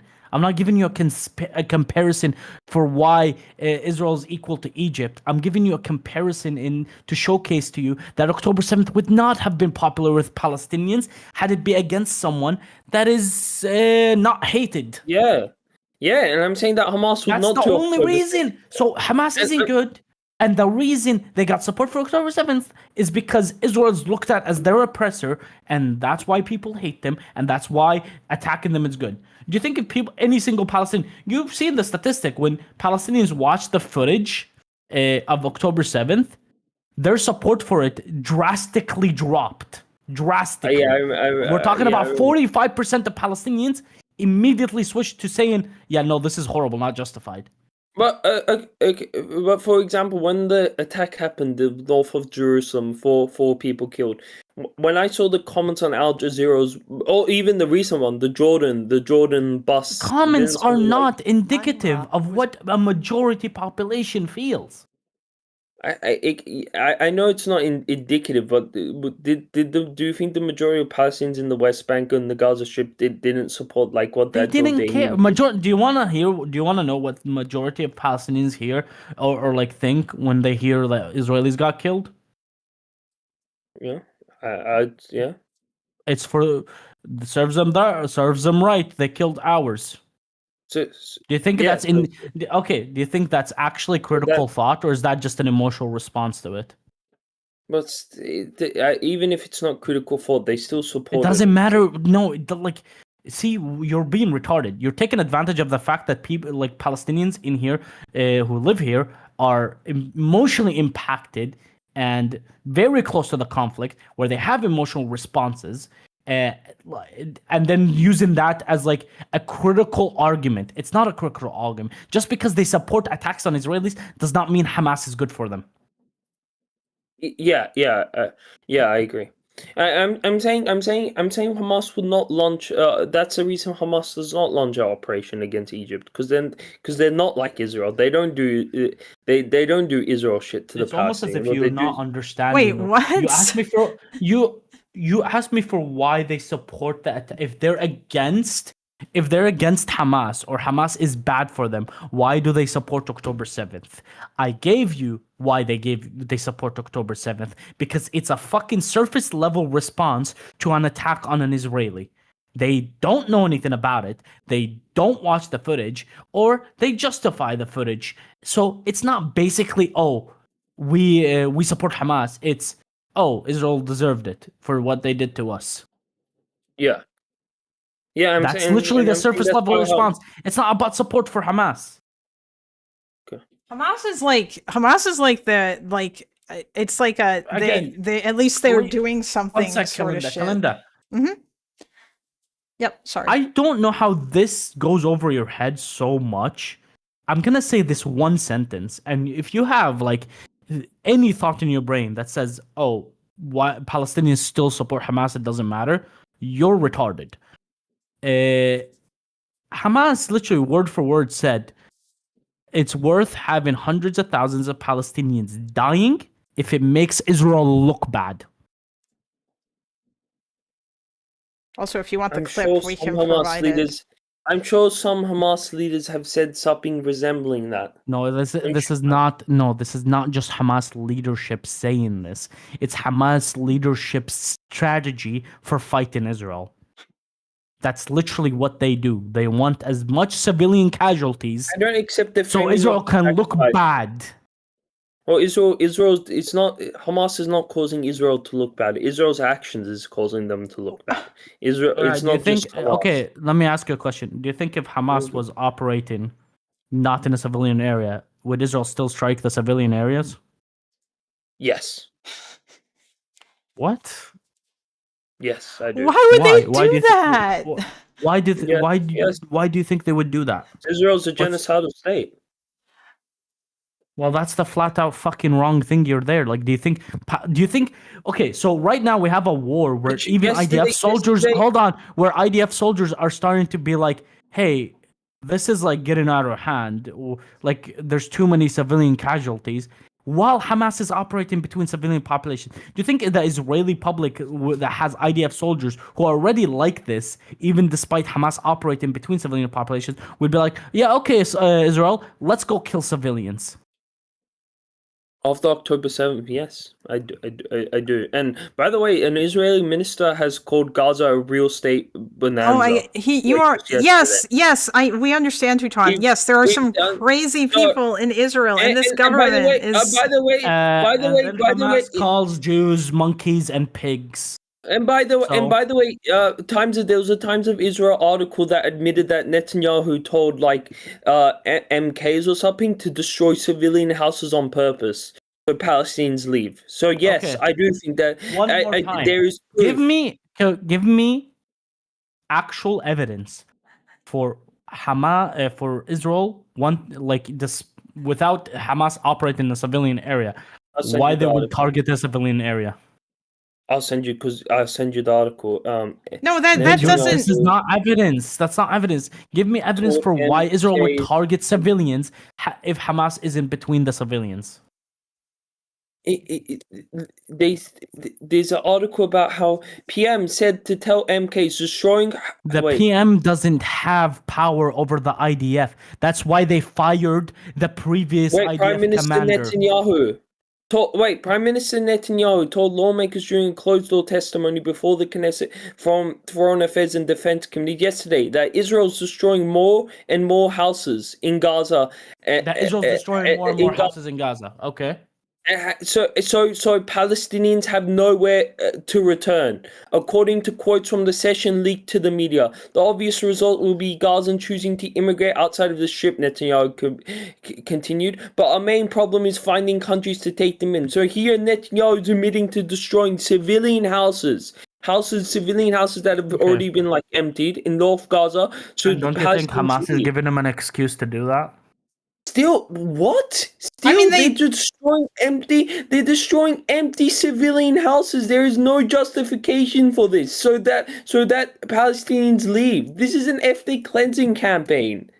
So Sure. yes, I do. No one's denying this. Hold on, no one's denying this. Yeah, Netanyahu. Now, hold on. Let me just ask straight up ask this. Do you think the war would have begun if Hamas didn't do October 7th? No. No. Yeah. Okay. Yes. Yeah. No. I don't. You think it? Wait, hold on. You think it would have done the war? No. But not to this. Okay. Level, definitely. So what we know about Israel, they're opportunist fucking dickheads. That as soon as you attack them, they will take advantage of the fact you attack them to the fullest extent. So when you have a group that knows this and has done this and gotten Israel to attack them so many fucking times, like I'm talking about probably 3 or 4 times now, and knows Israel takes advantage of these situations and still does it, is that group good for you? No. I'm not. No. I'm not, So we agree that Hamas is not good for Palestinians. Second part, if Israel is waiting for an excuse to do these horrible things, would they do it if they didn't have that excuse? I think they would have done it, but later. Why later? Why not later and not now? If they don't have the excuse. Later, because Israel's just getting more right wing as a whole. Well, Israel gets more right wing the more attacks there is. So. Yeah, I just think they. So when there's no attacks, so attacks meaning excuses. Oh, so just demographics. In this argument, attacks. What do you mean demographic? You don't know anything about the demographic of Israel. Birth rates of right wing is birth rates. That's not birth rates of right wing Israelis. It's birth rate of Haredim. Haredim are not right wing. They're not. No, Haredim are ultra orthodox. Like they're the anti-Zionist real Jews that you guys fucking LARP over in the. I know a sect of them are, but a sect of them are. Majority of Haredim are not right wing. Okay, I just heard that Benny So Moore just so we're clear, Benny... the biggest group that has the highest birth rate are also the ones that don't want to celebrate in the military. Are you telling me these are right wing Jews? No, but I heard this from Benny Morris. He said during I think Benny Morris hates Haredim because they don't want to serve in the military. He said right wing. He didn't even. No, he said that. do you know what the difference between right wing mean conservative? Hold on, conservative as in religious. In the West Bank? Okay, hold on. Listen for a second. In America, when you say right wing, are right wingers more likely to be religious? Yes. Okay, it's the same in fucking Israel. But right wing does not mean immediately anti-Palestinian. It means right wing as in more religious. Isn't the birth rate in the West Bank way higher compared to like Tel Aviv? And I would think there would be a strong correlation between being in. Again, what is your point? I'm saying there's a strong correlation between living in the West Bank and having being. Yeah, do you know the reason? Huh? Do you know the reason is that housing in the West Bank is way fucking cheaper than living in proper Israel. And can you guess what the poorest group in Israel is? What? Haredi? Haredi. Yeah, we can hear you now. Yeah. Yeah.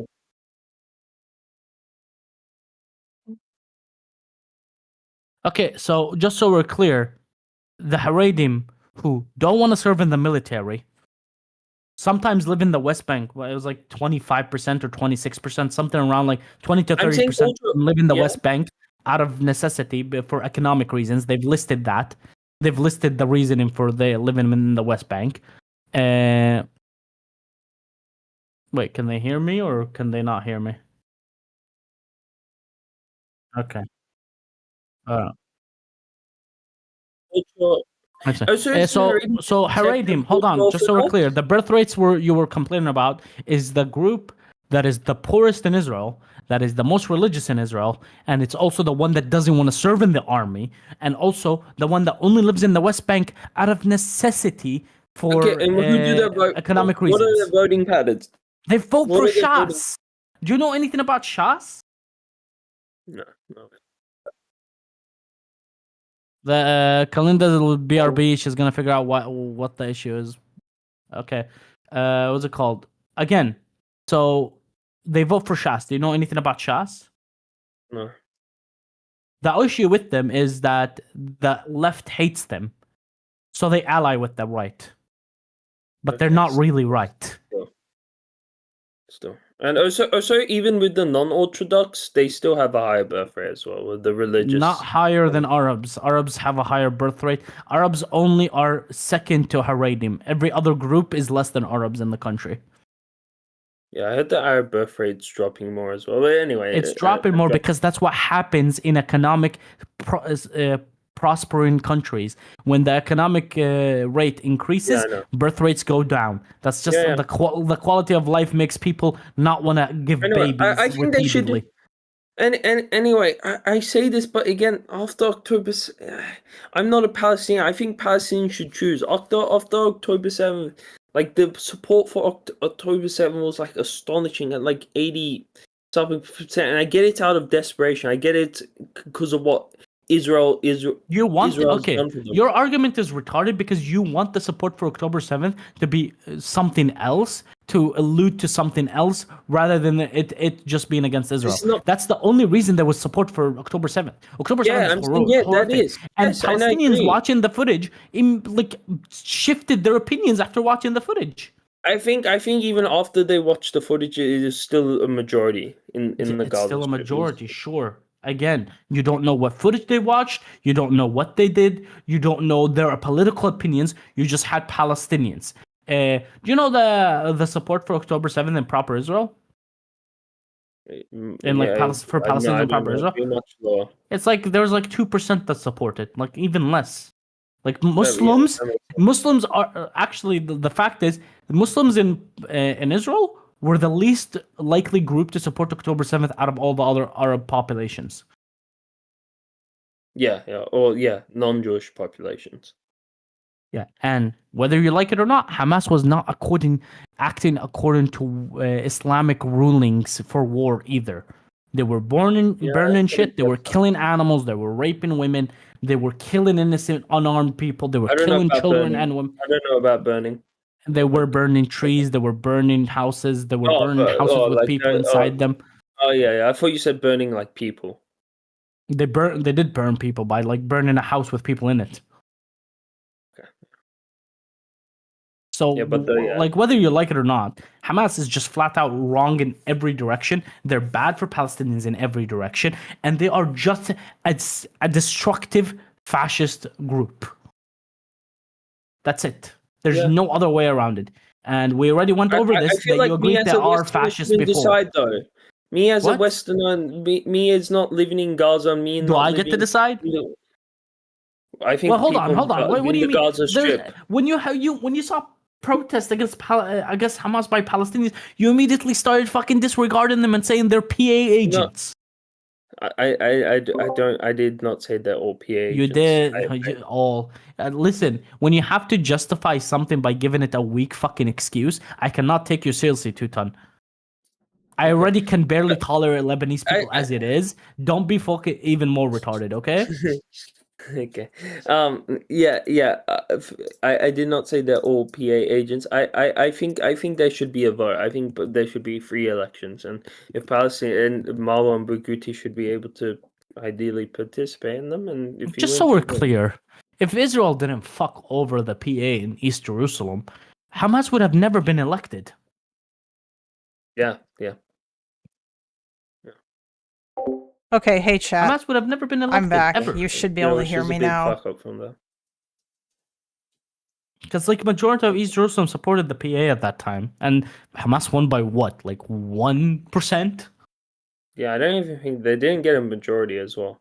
It's not a majority; it's a plurality. They got 1% over the PA, And that's only because the East Jerusalem bloc couldn't vote. And the East Jerusalem bloc was overwhelmingly supportive of the PA over Hamas. Yeah. Okay, anyway, I'm tired of this. Teuton's like agreeing with me on everything, but he still has the mind at the back of his head that the Israel genocidal bad Jews. Yeah, I think that's. Do you not think Israel's committing a genocide? I do think Israel's committing a genocide. Yeah, but not for the reasons that you think, Teuton. Yeah. I have critical thoughts behind my head, and I don't repeat after streamers that I like. So here, surprise, hold on, surprise, Teuton. I like only one streamer that covers this shit, and it's Lonerbox, and I disagree with him on this, mainly because I listen to him for news most of the time, not for fucking stupid shit, like for opinion pieces like fucking Hassan just throws without researching. How can you fucking, I'm still not over this, how can you cover a fucking conflict?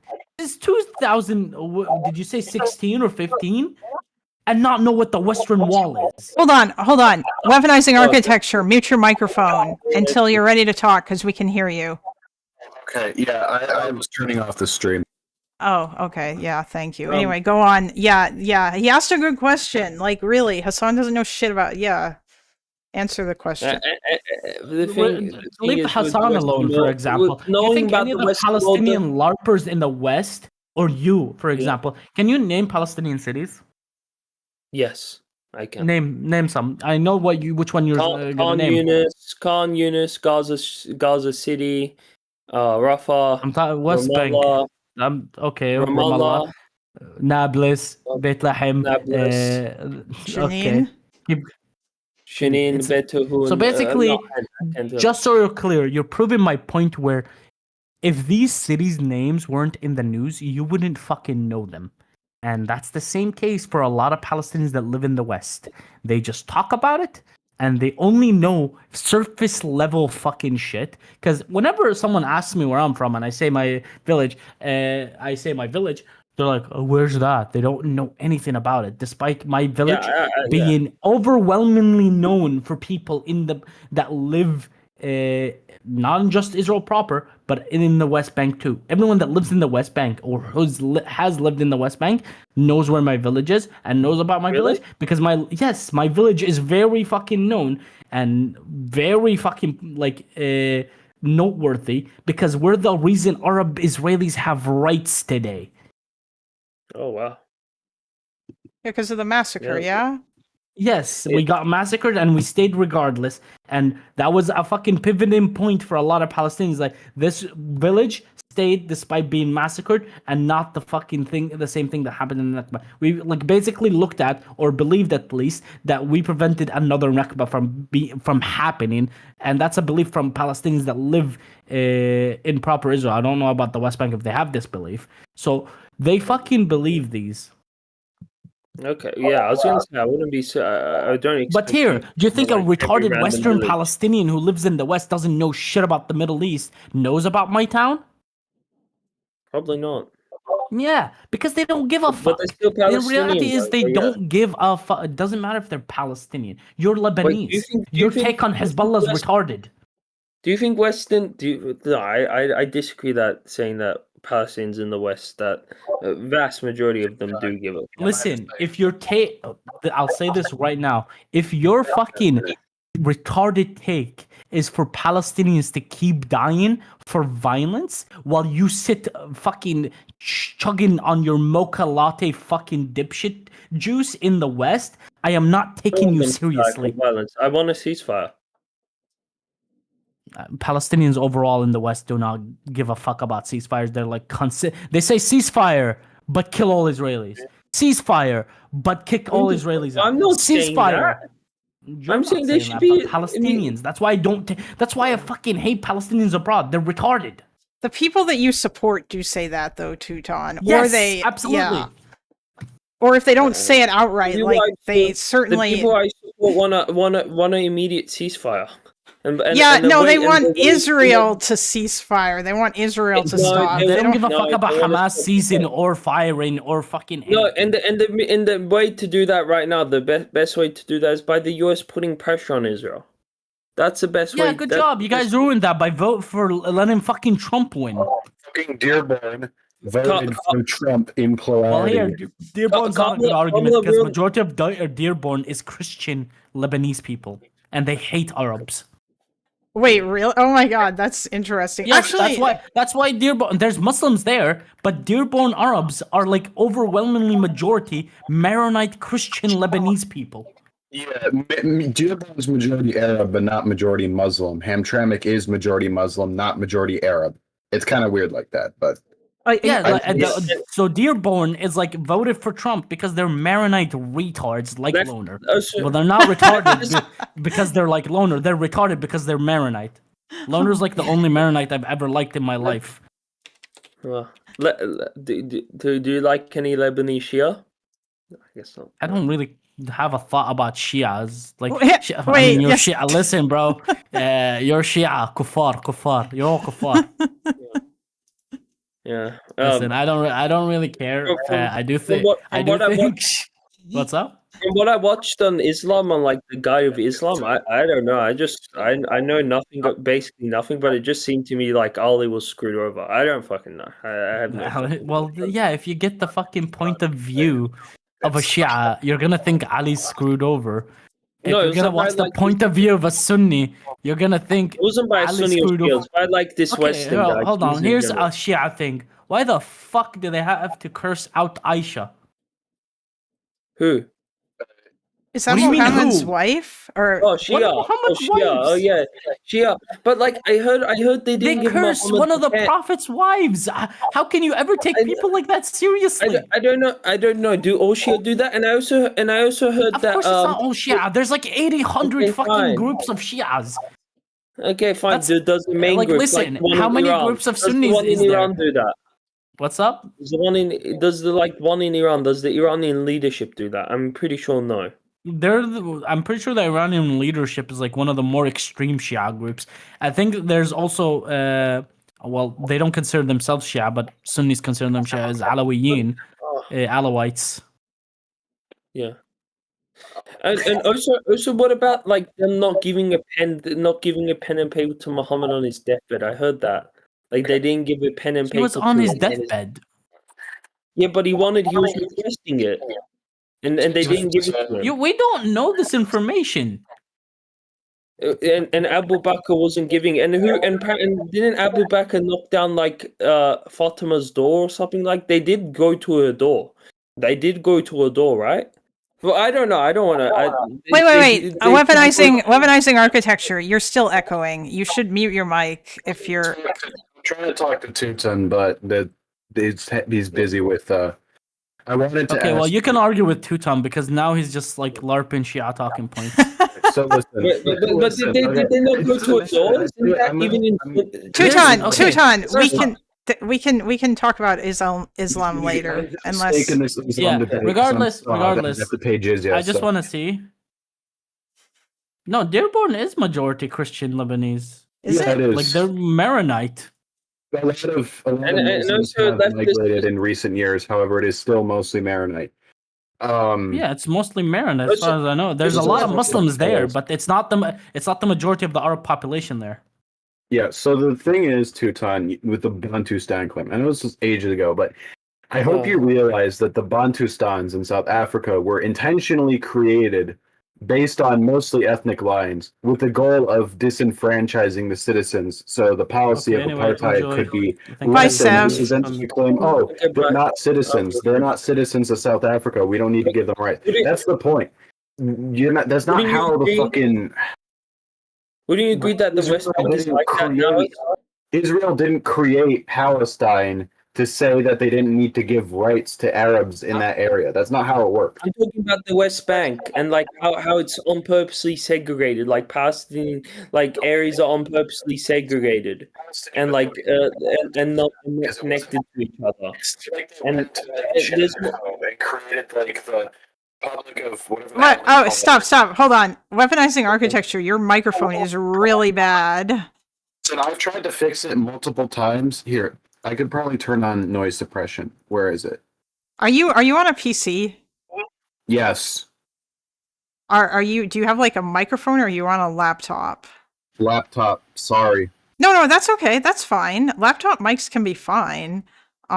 Yeah. It's an Acer. I got it for studying shit. Okay. That's you sound a lot better now. I changed from crisp to standard noise suppression. So. Oh. Anyway. Okay. Yeah. So as I was saying, it's not like they went to Jericho or like Tulkarm or Calkilia and set up like a state specifically for that city and was like, yeah, this is an independent country. Because South Africa tried to convince a lot of the world that the Bantustans were independent countries. They were called like Republic of this, Republic of that. They were also, like, a lot of them also had home rule. Like, the comparison is mostly on the basis that the borders look weird, but they're not systemically the same. And honestly, in my opinion... Hey, chat, if y'all are enjoying this amazing content, arguing with Teuton, the Tankie, y'all should donate and subscribe. Oh, hey, Conradical. Yeah, have a nice weekend, Conradical. Yeah, y'all should, there's a donation link in the subscription, and also, yeah, smash that subscribe button and like the stream. I'm trying to, like, you know, get to be able to do this more often. Anyway, I'm gonna turn it back on. The hell the United States is going on, which isn't great.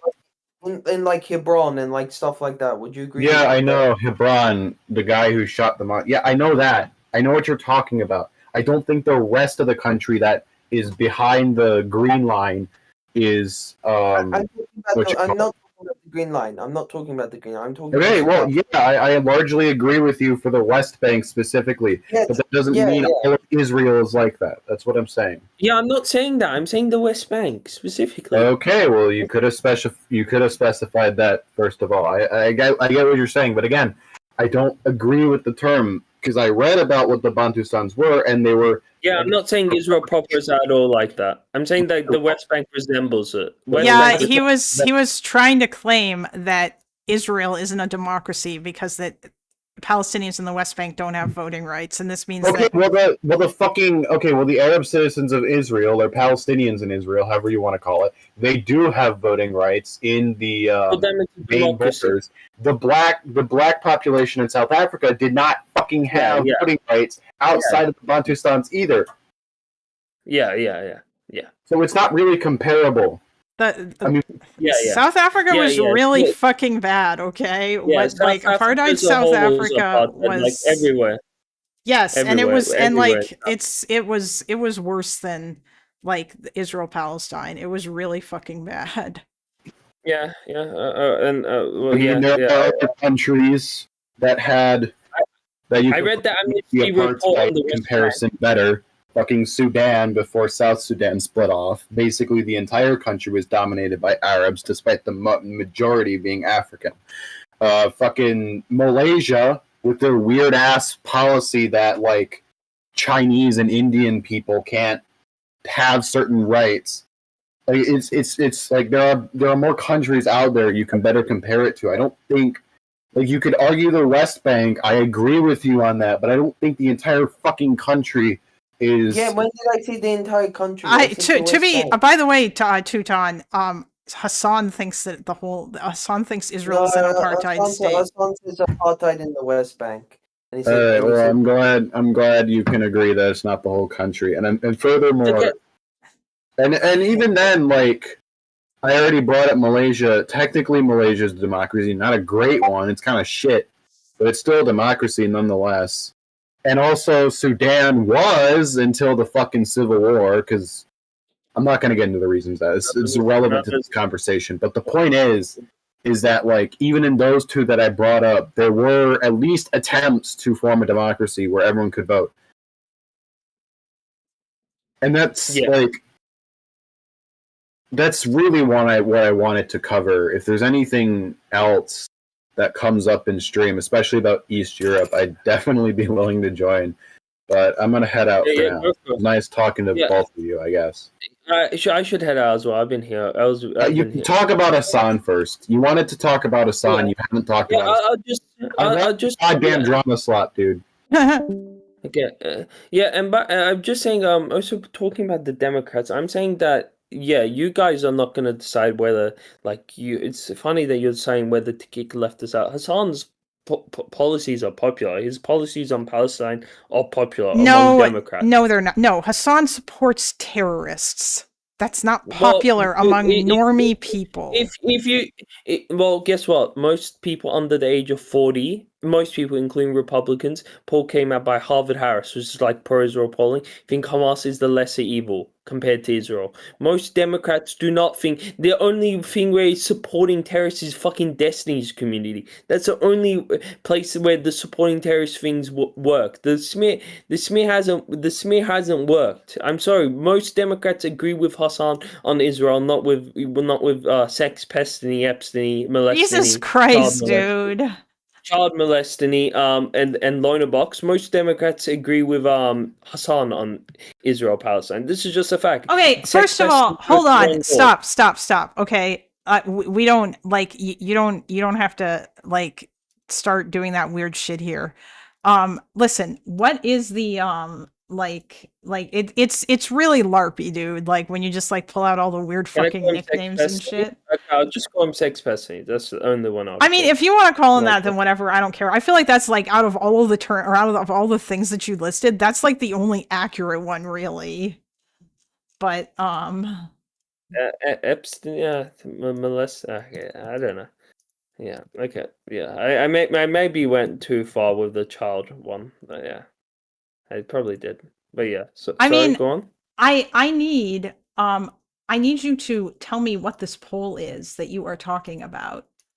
Done by Harvard-Harris, and this is a pro-Israel. YouGov doesn't ask these questions. I wish YouGov did, but I would say if most Democrats do believe Israel is committing a genocide, and if you do believe Israel committing genocide, the obvious logical conclusion is that Hamas is the lesser evil. No, it's not. It's absolutely not, because you could also believe that Hamas tried to commit or was doing genocidal actions on October 7th, and there are people who do believe that. No, nobody believes that Hamas committed a genocide on October 7th. That is a very small percent of. I mean, that's great, but I don't give a fuck what people people believe or don't believe. Why do you keep doing this? You're doing it again. You're doing this is what the majority of people think. Again, we're talking about where Democrats should move. Yes, I know, and that's different, and that's the only time where that matters. But you're trying to claim that nobody says that thing, and therefore it's wrong.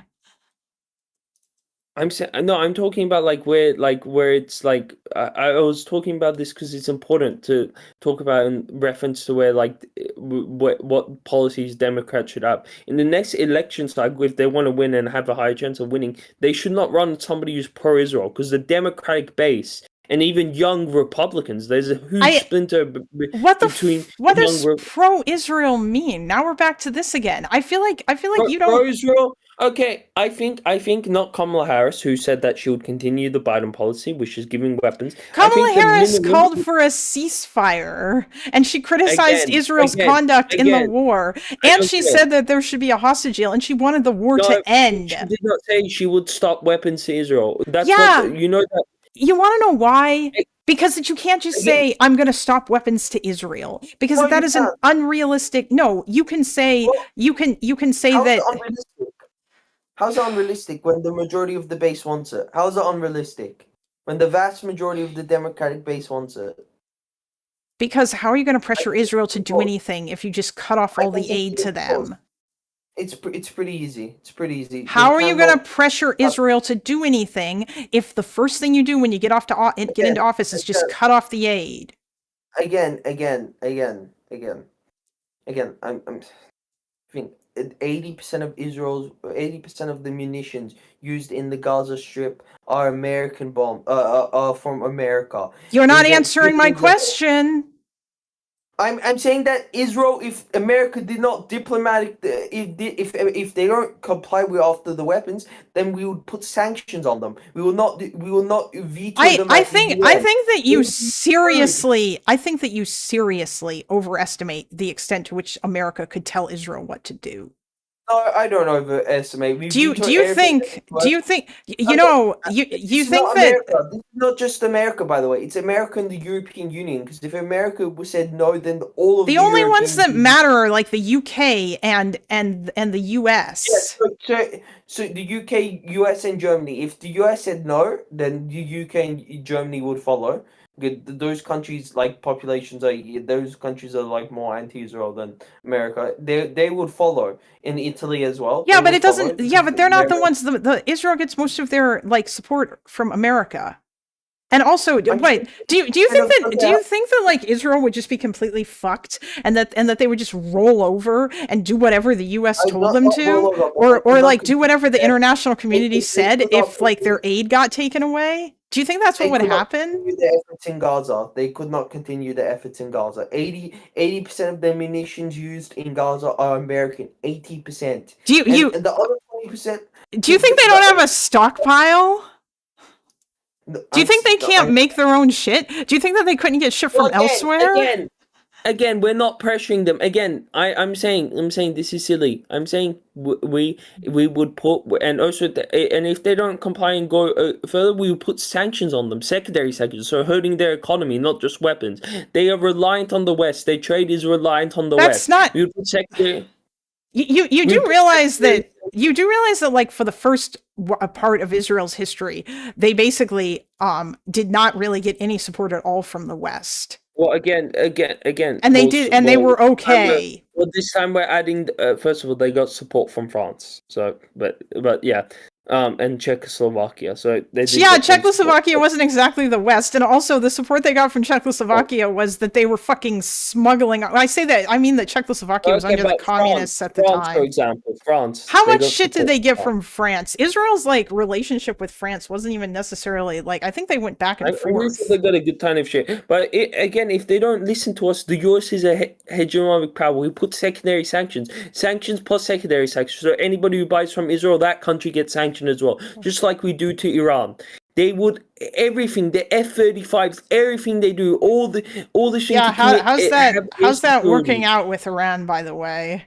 I mean, I'm not saying that like it shouldn't be done with Iran, but I'm saying that like that alone isn't going to bring down a regime. It'll just make life harder for them, but that doesn't mean that they're going to stop. That worked on Iran. How did Iran get rolled over by Israel in like the war? It's because they don't have any fighter jets or anything like that. They sanction and the economy shit, so they don't have like any advanced like military tech or any air defenses. Yeah, but the difference is that Iran was not like. First of all, also, like, it's not like Israel doesn't have its own defense industry and that they don't make their own shit, because they do.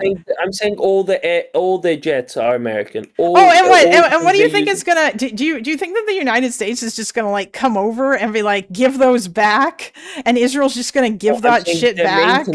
Their maintenance replies again. Their maintenance again replies on U.S. parts. I'm saying if.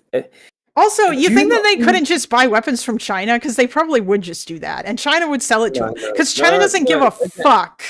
No, the Chinese population is very against Israel. Do you think Xi Jinping gives a fuck about what the Chinese population thinks? And do you think the Chinese population are going to stick their necks out for Israel? Again, it would be suicide on the global south for their reputation as well with the Arab countries. China doesn't care. Bro, the Arab countries all hate Iran, and China is friends with them. No, I'm saying it would be suicide, and there's no, and again, that's why we have secondary sanctions. If they get weapons from China, that's why China doesn't sell anything to Iran, any air defenses. If they get secondary thing, then if they get anything from China, we sanction China. Then that's enough of a incentive for China. That's not going to happen. Because the United States and China are economically intertwined. They are not going to get sanctioned like that. Again, then why doesn't China sell anything to Iran? Why doesn't China sell anything to Iran, even though Iran has a... I'm saying any military equipment to Iran. Why doesn't China ever sell any military equipment to Iran? I mean, how do you know that they don't? They don't. They're literally. You can search this out. Again, I'm saying China. There's no situation in which China would fund Israel. China has been very anti-Israel historically. You really think that they wouldn't play both sides? You think they actually give a fuck? And by the way, do you think China's been giving anti-ship missiles to the Houthis? By the way, yeah, but China also doesn't. I feel like you think that China cares way more than they do. And you should see the Chinese TV daily TV. I don't care. Like, I feel like you don't understand this. Like, this. By the way, you realize that the Soviet Union, like, initially gave support to Israel. The Soviet Union was one of the first countries to recognize Israel. And because Czechoslovakia was a communist state, they allowed Israel to, or they allowed like the weapon shipments out of there. But again, it changed quickly after, and that was a mistake by Stalin. But anyways, I mean, like, you can say that, but like, I feel like I'm just saying that I think that you guys who think that like Israel is going to have to like stop their war, or like, yeah, the way they fight it would probably change, but that doesn't mean that they're Exactly. Well, yeah, but you don't know. By the way, for all you know, it could get. You know what? I think that if the United States withdrew all support from Israel and just said "fuck it, we're out," you know what? You know what would probably happen at that point? Israel would probably say, "Well, you know what? Now we can just do whatever we want because there's no more international pressure." And then at that point, they would probably do some horrible shit. They would not be able to bomb 5 countries. And also, if they did that, I would, as America, put off all the sanctions on Iran, and their economy would go to trillions of dollars. They're not going. Why? Why would the U.S. do that? The U.S. has other reasons to sanction Iran. They're not just doing it because of Israel. Israel's is a top reason. No, it's not just. That's not the only reason. The rest of the Arab world doesn't like Iran either because Iran funds terrorist organizations that destabilize the region, and it's not all about Israel. No, Israel was probably the main reason why. No, it wasn't the main reason. The United States has hated Iran for a very long time. No, I'm talking about JCPOA. Israel was one of the main reasons. Their PowerPoint demonstration was probably the main reason why Trump pulled out the JCPOA. It wasn't just that. Okay. Actually, you know what? No, I don't even think it was the main reason. The main reason why Trump pulled out of the JCPOA is because he wanted to destroy everything Obama touched because he's a fucking child who's angry about a joke that Obama told about him at the White House Correspondents' Dinner. He put out the JCPOA 5 days after Netanyahu gave a demonstration. It was like 3 days after. It doesn't. Yeah, maybe that was like something that made him go, "Oh yeah, fuck that shit." But that wasn't the main reason that he did it. The main reason that he did it was because he was trying to he wanted to destroy Obama's legacy.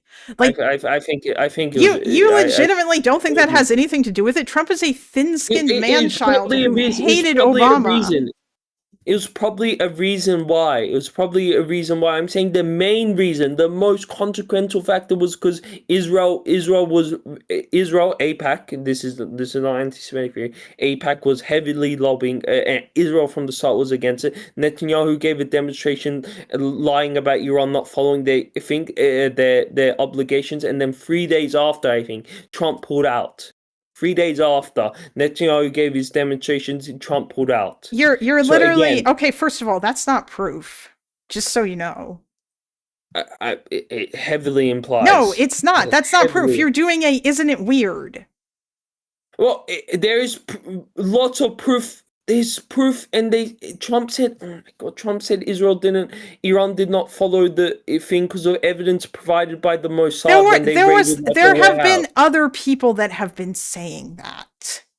Also, you had this angry argument with Loner. It wasn't just Israel. You had this argument with Loner before. Do you remember?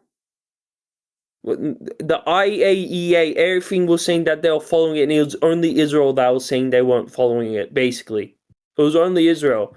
I'm pretty sure that I don't think that's true, but yes, no, it is true. The IAEA released quarterly reports, and all okay, those yeah, reports they say were, that but there Iran- was like issues. If I recall correctly, there was issues with the JCPOA. No, there wasn't. There was issues. There was like technical issues. No, and there they- was and they- issues and with they- the JCPOA in terms of like Iran's commitments and the fact that they didn't want to commit to like never having a nuclear program. It still doesn't change the fact that Israel was probably Israel, and the pressure from Israel was the main reason why Trump pulled out of the deal. Again, without Israel could not bomb 5 fucking countries at once. It's 20 kilometers without America. This is just a fact. I'm sorry, this is just and it's delusional not to. Hold on. First of all, I feel like you've broadened this out. You're talking I'm talking about just the war in Gaza. I'm saying, why are you talking about how Israel couldn't bomb 5 countries or whatever? I'm talking just about Gaza. I'm saying that if America cuts off leads to spillover. If America cuts off aid to Israel and sanctions them and does all this other shit, that would be fucked. No, Israel would not be fucked. Okay, they have nowhere else to go. China wouldn't give them weapons. I don't agree with that. Because I don't think China gives a fuck. No, China would not give them weapons due to their close relationship with Iran. They would not give them weapons, and due to the fact that it would damage all their relationship with Arab countries. And you really think that Israel couldn't get weapons from Iran or from from Russia? They could get them from Russia. Russia's busy with Ukraine. It doesn't matter. You think that Russia wouldn't Do you think that Russia wouldn't sell shit? Replace what they got. They could not replace what they got from America. They could not replace. It doesn't. Yeah, that doesn't matter. They don't need to replace what they got from America in order to continue fighting in Gaza.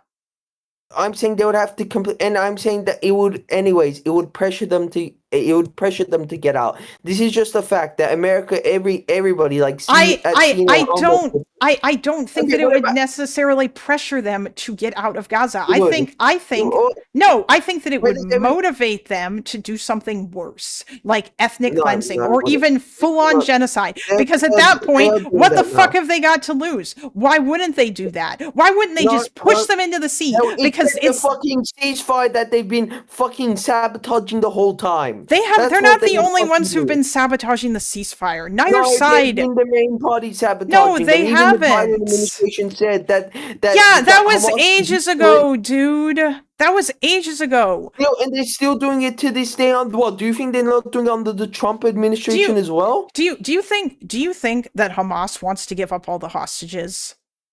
Yes, they have offered that again and again. Yes. No, they don't want to give up all of the hostages. They always want it to be. Also, why is it that Hamas only ever wants to agree to like 10-year ceasefires and shit? They've offered 100 years, and they've offered to disarm as well. It doesn't matter if they've offered to disarm. They're not a reliable partner for peace. I don't give a fuck if they offer to disarm. It doesn't mean that they couldn't arm up again in the future. That's Israel's literal demands. That's Israel thing. And anyways, you would agree that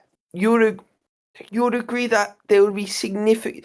They could not operate in the way they do with the strikes in Lebanon. And this is not even just weapons. This is the sanctions we put I think the strikes in Lebanon were largely a good thing because fuck Hezbollah.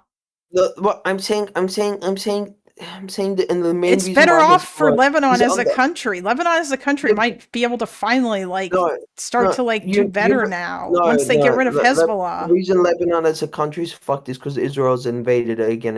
That's it's not. It's not because of that. Yes, it is. No, it's because that they're a country with. Why did Hezbollah get formed? Why did Hezbollah form? Why did Hezbollah come out from the Israeli? Why did Hezbollah refuse to disarm and fucking stop when the Lebanese government asked them to? After Israel was gone, there was no reason for them to. Israel, not knowing that Israel's invaded their country before. They invaded one time. Why? Yeah, you know what, dude? You know whose responsibility it is to defend Lebanon from an invading army? The Lebanese army, not a fucking paramilitary force that's taken over the whole South. I should show you the poll. Majority of Lebanese do not support the full disarming of Hezbollah. I don't know. So, I very much doubt that, but you know what? I don't give a fuck. Well, I do give a fuck because we should live in a we should do the country should usually do what the will of the people. You know what? So, yes, if Hezbollah wants to stay as like a force, then they should be integrated into the Lebanese army. And do you know the reason why they're under pressure disarming now is because of America? You don't know how much America does for Israel. Like America's pressuring the Lebanese government. Do you think that the majority of people in Lebanon actually like Hamas? Or not Hamas, sorry, Hezbollah? Huh? Do you think the majority of people in Lebanon like Hezbollah? The first question, there was a poll back in it was 50% support. It had like 90%. Yeah, that's not very much. That's like half. The majority of the people who support Hezbollah are like the Shias, and that's only because they've been screwed over by the rest of Lebanon. 50% support for one party in Lebanon would probably make them the most popular party in the whole country. Do you think that people in Lebanon, do you think that 50% of the people in Lebanon are voting for Hezbollah as like a political party? Because they're not. No, I don't know. It's probably be around like 30-40%. I don't know. In Lebanon, but like again, you can't have a functioning country if you have fucking paramilitaries running around that are separate from your army and that do whatever they want, including like murdering Lebanese politicians and Lebanese communists. By the way, if the army wasn't an American proxy, then yes, it was an American Israeli. It wasn't under pressure from him. Again, but I just want to go back to the main point. Do you know how much America does? Do you know how much the Israeli economy America does a lot for America, but this notion that if America stopped support for Israel would like fucking collapse, or like that they would. I'm saying they could not keep up the war effort in Gaza. They would not be able to, and all of their military relies on American tech. The Iron Dome, everything relies on like America refilling it. During the Iran-Israel war, we used 15% of our. Do you think that Israel wouldn't find like some other way to like make the Iron Dome work? If they did, it will take them years. If they did, also Israel hasn't had the Iron Dome for the majority of their fucking existence, and they've been okay. But more civilians, like Iranian missiles now they do. And by the way, all like during the Iran-Israel war, we had aircraft carriers there. We had everything shooting down. We had all the American allies shooting down. I'm saying that Israel, without American support, would definitely not be able to keep up the war effort with Gaza, especially with the fact that other countries like Iran would probably, if Iran sees that America's not backing Israel and eases the sanctions, they would definitely go and they would definitely in a war with Israel would not be it would not go out the same how it did before. Hello, Mina. You agree, right? All right. You guys are talking about air defense. In a long time. Yeah. No, Teuton's trying to argue that if the United States put sanctions on Israel, it would mean that they would like completely stop their war. Like if they sanctioned them and arms embargoed with them. No, like I think that they would just do worse shit. I would, and Osad would release the sanctions off Iran. Hold on. Yeah. Okay. Israel has enough weapons to continue the war and annihilate the entirety of Gaza if they wanted to. They don't need the US for that. If that was true, then I would release sanctions off Iran. I would give weapons to Iran, and I would say go shoot them at Israel. Why? That's what the. Okay. Before we go into your weird like ideology. Israel could have completely annihilated Gaza without warning, right? Yeah. Without warning. Oh my god. Without warning, without trying to evacuate the people, or at least evacuate as much as they did, right? Yeah. They could have reduced the entirety of Gaza, including the people there, right? I'm not talking about like how many have been killed by now. I'm talking every single person that is there. So what you're saying? They could have killed every single person in Gaza? Was that what you said? Yes. Yes, they could have killed every single person in Gaza. That's what and they the could have Nazis done. didn't, and the Nazis could have killed every single Jew, but they did not. I don't know. Like, they fucking tried. Okay. Dude, the Nazis. Sorry, I need to tone down because my child is sleeping. Oh, okay, so please, sorry. when I try to say something, the Nazis, the Holocaust was industrialized killing. This was the fastest possible way to kill a group of people. Yeah, probably. Like they killed the largest amount of people right now, in the shortest amount of time possible. The thing is, with Gaza, right, due to international pressure, due to the Biden administration putting immense amounts of pressure on Bibi. Yes, have you giving have you read the book that I told you to read? Have you read the book that I told you to read last time? No. Have you tried reading the book? No, you haven't, have you? I forgot that you even told me to read a book.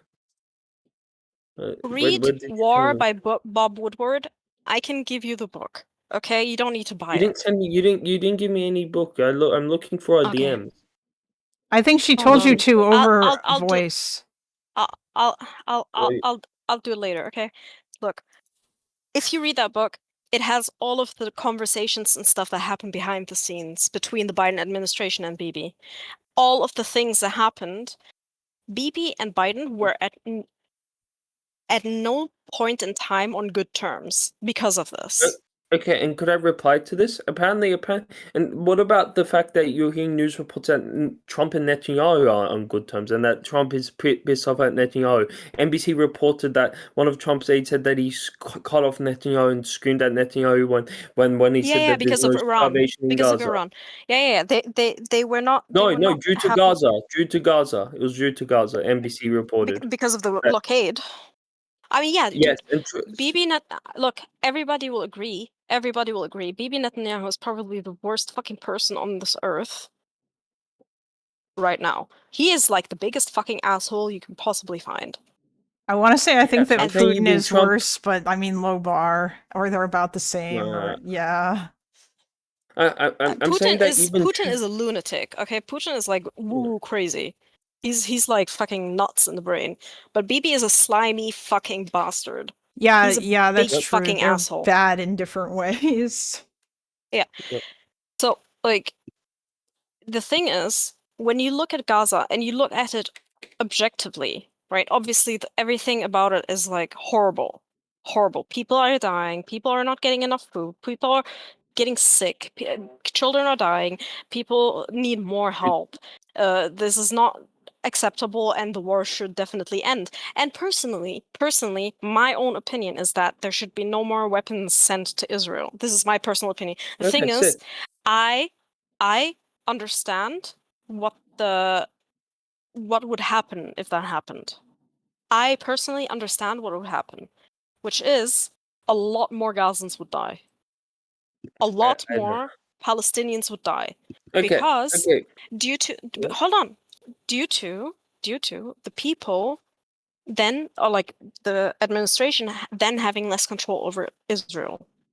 Because Israel is somewhat reliant on the US and, well, I'm not sure about Germany right now. They said they were putting an embargo on like weapons that would be used in Gaza.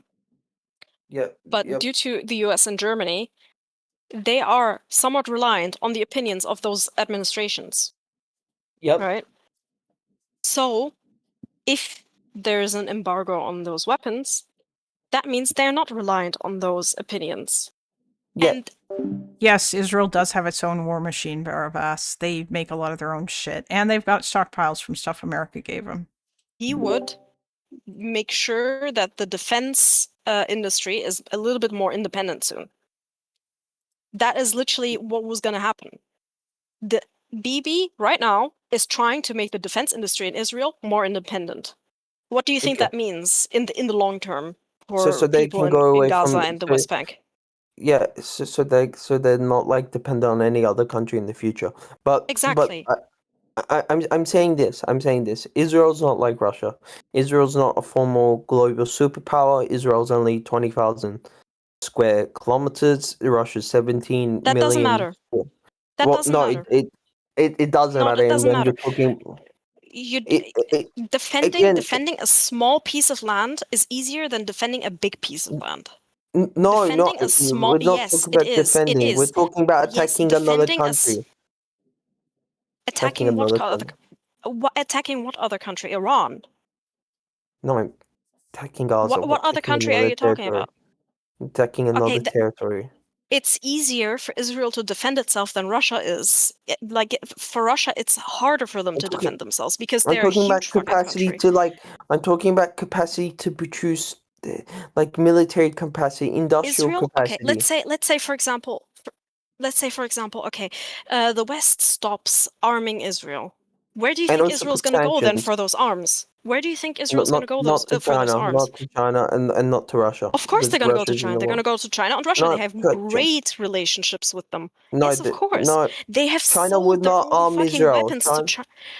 They have sold tech to Israel. They have sold tech They have never to sold China and military Russia. weapons. Yes, they have. They have. And they would not sell. It would be too diversive, and they would not sell there's no proof that China would ever It's sell not that hard. military China weapons. right now is looking for allies. No, China would embrace Israel with open arms. No, I'm telling you this right now. Yes, because they are aligned, like pretty much ideologically. No, and by the way, the Chinese government is made up of Chinese people, and the Chinese people fucking despise Israel. You should go on Douyin. You should see how many Uyghurs are in the fucking concentration camps right now. I don't think they care all that much. They seem to hate Muslims pretty much equally. Yeah, that's the thing. Like you should. I'm sorry, this is thing. The anti-Semitic Chinese society is pretty anti-Semitic, but it doesn't matter. It doesn't matter what they think about Jews. It doesn't matter. You should go on Douyin. It doesn't matter if the national interests align, then it doesn't fucking matter what they think about Jews or not. Because where do they get the oil from? Where do they get their oil from? China gets most of the country that they import the most. No, the country that they import the most. Iran. Again, Iran. But it doesn't matter. Yes, Iran it does. is right now like in shambles. Iran is in shambles. No, but still that oil, that 1.7 million barrels of oil they give. Do you think Iran's gonna stop selling oil to China if China is more buddy with Israel? Well, we're talking in a scenario where America. They have no choice but to sell to China. No, we have because I'm talking every other country is sanctioning them. Yes, and I'm saying in my scenario, I would put the JCPOA in again. I put the JCPOA in again, or I just put up sanctions on Iran so other countries can buy the oil. If that happens. Teuton, that's stupid. not Nobody's gonna happen. Yeah, that's not gonna do that. Well, guess what? I think somebody like AOC would do that. Why would somebody like AOC is not gonna do that. We'll I promise you, and I'm betting $500. Okay, even if it's effective or not, I'm betting $500 that AOC is not going to do the. I heard that, dude. Iran is cooked. Do you understand? Iran is cooked. Again, I think a JCPOA style deal. I think a JCPOA style deal can happen again in the near future, especially under a Democratic administration. With how Trump is going on about this right now, Iran is not gonna. Dude, they've been negotiating for fucking ages. They could have had a JCPOA if they wanted to, but it wasn't. No, they couldn't have. No, I'm talking about a Democratic administration. They were literally talking about it. Yes, and I'm saying the reason it didn't happen was due to Trump's demands of no enrichment. I'm saying they wanted the Obama deal isn't again. It's not going to happen. Do you understand why? Because also Israel doesn't want JCPOA. Israel doesn't also like it. Israel so is I'm not talking interested. You are living in a different reality. His scenario. Hold on, Teuton. His hypothetical is this weird, like, fantasy world where America cuts off all aid to Israel and arms embargoes them. Runs, and then if AOC yeah, runs, but she's not gonna do that, dude. But anyway, if What? no. I mean, she's not gonna do what you're saying. She's literally already said she would, and she supported it. No. She supported it. No. Why she supported? Why does she support cutting off? What politicians say doesn't equal what politicians do. No, you're living in another delusion if you think AOC would be No. pro-Israel. She's not pro-Israel. Being okay with Israel doesn't mean that you're pro-Israel. I think being AOC pro-Israel would is like being okay with what is like. AOC would definitely cut off arms to Israel. No, she wouldn't. And also, she can't just do that. That has to be something that would have to pass through a Congress. president can do that. Congress would never approve that. Congress would never. No, a president can do that. No, a president can't. I've literally asked and searched. Presidents can cut off arms to other countries. Yes, they have the power. Congress to do that. controls the purse strings, dude, and they control where money and aid goes. You don't need Teuton, there is a stockpile of weapons in Israel, probably the largest stockpile of U.S. weapons. Shut up, Teuton. Shut up. Sorry. There's a stockpile of U.S. weapons in Israel. It's the largest stockpile of U.S. weapon in the entirety of the Middle East. There's no way in hell they will ever cut off Israel in that way. Because they can't just go up and move every single fucking weapon there. Like, what do you think? Do you think Israel's gonna be like, okay, yeah, take this shit, and cut us off? No, they're not gonna do that. Anyways, what I propose with doing of Israel, anyway, we're talking about Democrats running. I don't care if it's. Let's just assume it's effective. Let's just assume. I'm saying Democrats should run on an anti-Israel thing because they shouldn't run on an anti-Israel thing, Teuton. I think here's the problem. Well, yes, they should run on that if they want to lose elections. Yes, just a second. Want to be like Kamala Harris. Yes. No, stop. I just want to say something, okay? Because I fucking hate this dichotomy and it pisses me the fuck off, okay? I hate this. You're either anti-Israel or pro-Israel shit. It's so fucking stupid. This conflict is considerably more complicated than that. It's not just you're anti-Israel or you're fucking pro. Yes, it is complicated. It's not just you're anti-Israel or you're pro-Israel. Like, Jesus Christ. I could be like fucking like Sev is okay with Israel continuing to exist as a Jewish state, at least like for the time being, and he's Palestinian. In Israel, hold on. No, hold on. In Israel, if you are pro a Palestinian state, then you're considered to be pro-Palestine. In the West, if you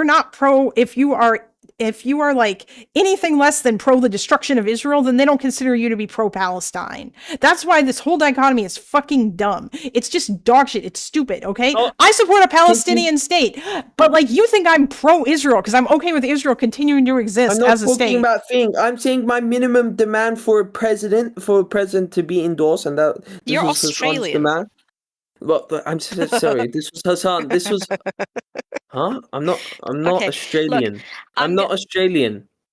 Okay. I don't give a fuck where you're from. Okay, dude. Look, in my city, we recently had local elections, and we had a party that recently popped up, which is a bunch of like Arab diasporoids. I am also Arab diaspora. Okay. And their voting posters was. Gaza is screaming, our city cannot be silent. And that was the only issue they put on that poster. The only issue. Gaza is screaming, our city cannot be silent. Okay? And why do you think that personally fucking pissed me off? Why do you think? Why? Because our city cannot do a single thing about Gaza.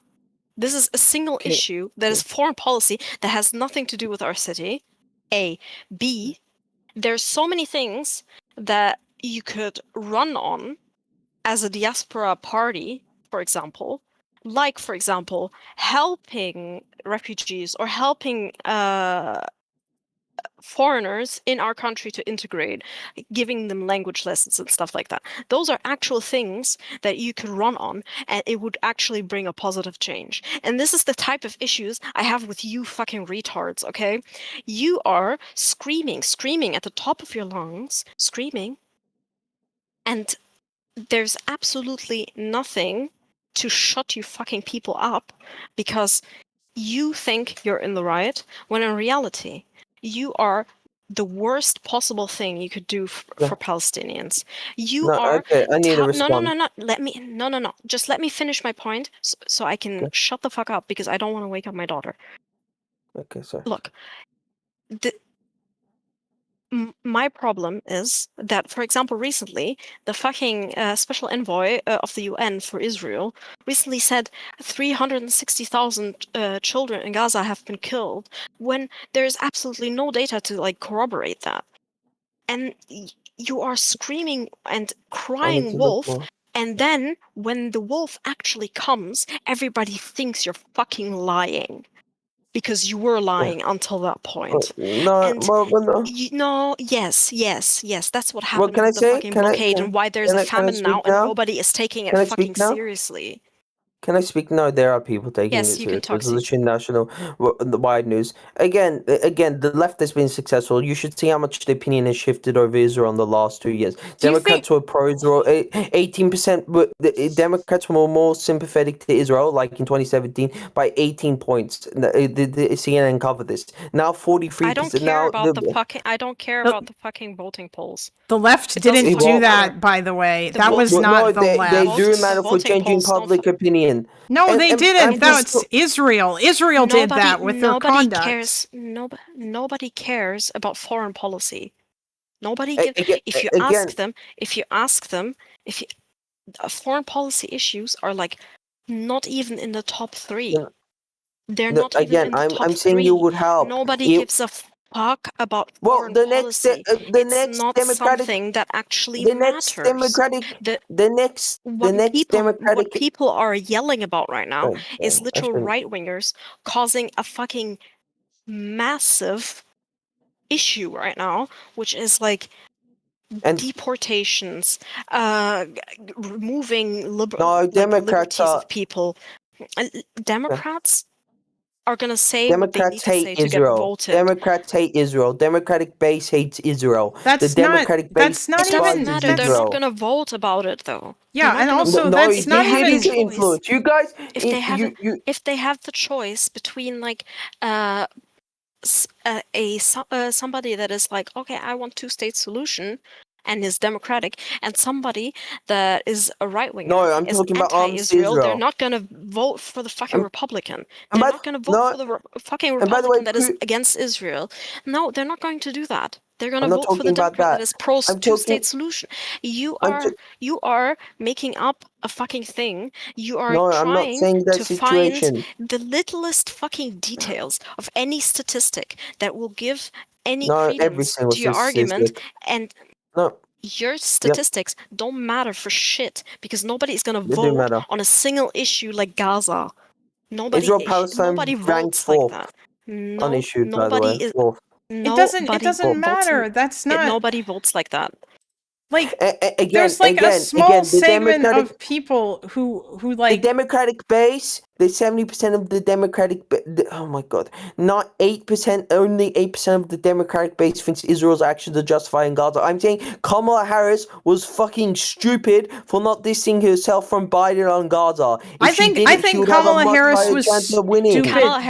Kamala Harris would have polled way better if she went into economic issues and all of the data. And also, it shows your no. I'm talking about, and also it would help. No. It would help. Do you agree? It would help. At least it would help if she went not away enough, from Biden's Gaza policy. Not enough to swing the election. No. There is I'm not no saying evidence it was not of enough that. to swing. I'm saying that's it would all that help. fucking matters. The only thing that matters is whether or not it would have. Might swing in the next one. And by the way, you don't. Also, Gaza's very big. Gaza's still getting like when I go. Nobody gives a fuck about Gaza. No, yes, sorry. it is. Okay, well then why? Okay, we can go New York Times, Instagrams. Stop. Okay, hold on. Teuton, stop. Shut the fuck up. I don't care. 150k likes. Okay, all the other ones have like 50K I don't care likes. about the likes on fucking Instagram. Tuton, do you I don't care about the likes on Instagram. Do you Democrats understand? do care about Gaza. Democrats do care about Gaza, and they hate Biden's Okay, shut Gaza up. policy. Shut the fuck up. This is true. Just a second. Shut the fuck up. Do you understand what it is that you are doing right now? You are making the same fucking dumbass argument by talking about how many likes are on a post. You're doing the thing again. We're This is saying not. they don't care. How can I show that they do care? Democrats do care They about don't. Gaza. No, a small number of Democrats care about Gaza. The young ones who Not don't a even very really large amount fucking of vote. us. No, stop. Democrats. Shut up. Sorry, I gotta go I'll show now. you New York Okay, polling. thank I'll you, show New Mina. York Bye. polling. Okay, But- bye. Good luck. Listen, bro, I don't care, okay? Let me make my point. Jesus Christ, stop interrupting me. Holy fucking shit. Okay? Fuck. Like, okay, here's the thing. Now I'm trying to remember what the fuck it was because I think I just lost it because you guys were like fucking screaming at each other. Oh, yeah, no. Kamala should have distanced herself from Biden, not on like Gaza, but like on like everything. That was part of what lost her the election. And in Gaza as well. I mean, okay, if she were to run the best campaign, hold on. No, I don't even agree on that. You want to know why I don't agree on that? Because I don't even think Biden's record on Gaza was that bad. Okay, it was horrible. Think no, it was horrible. No, it wasn't horrible. Okay. Okay, how was it not horrible? Okay, can I answer this?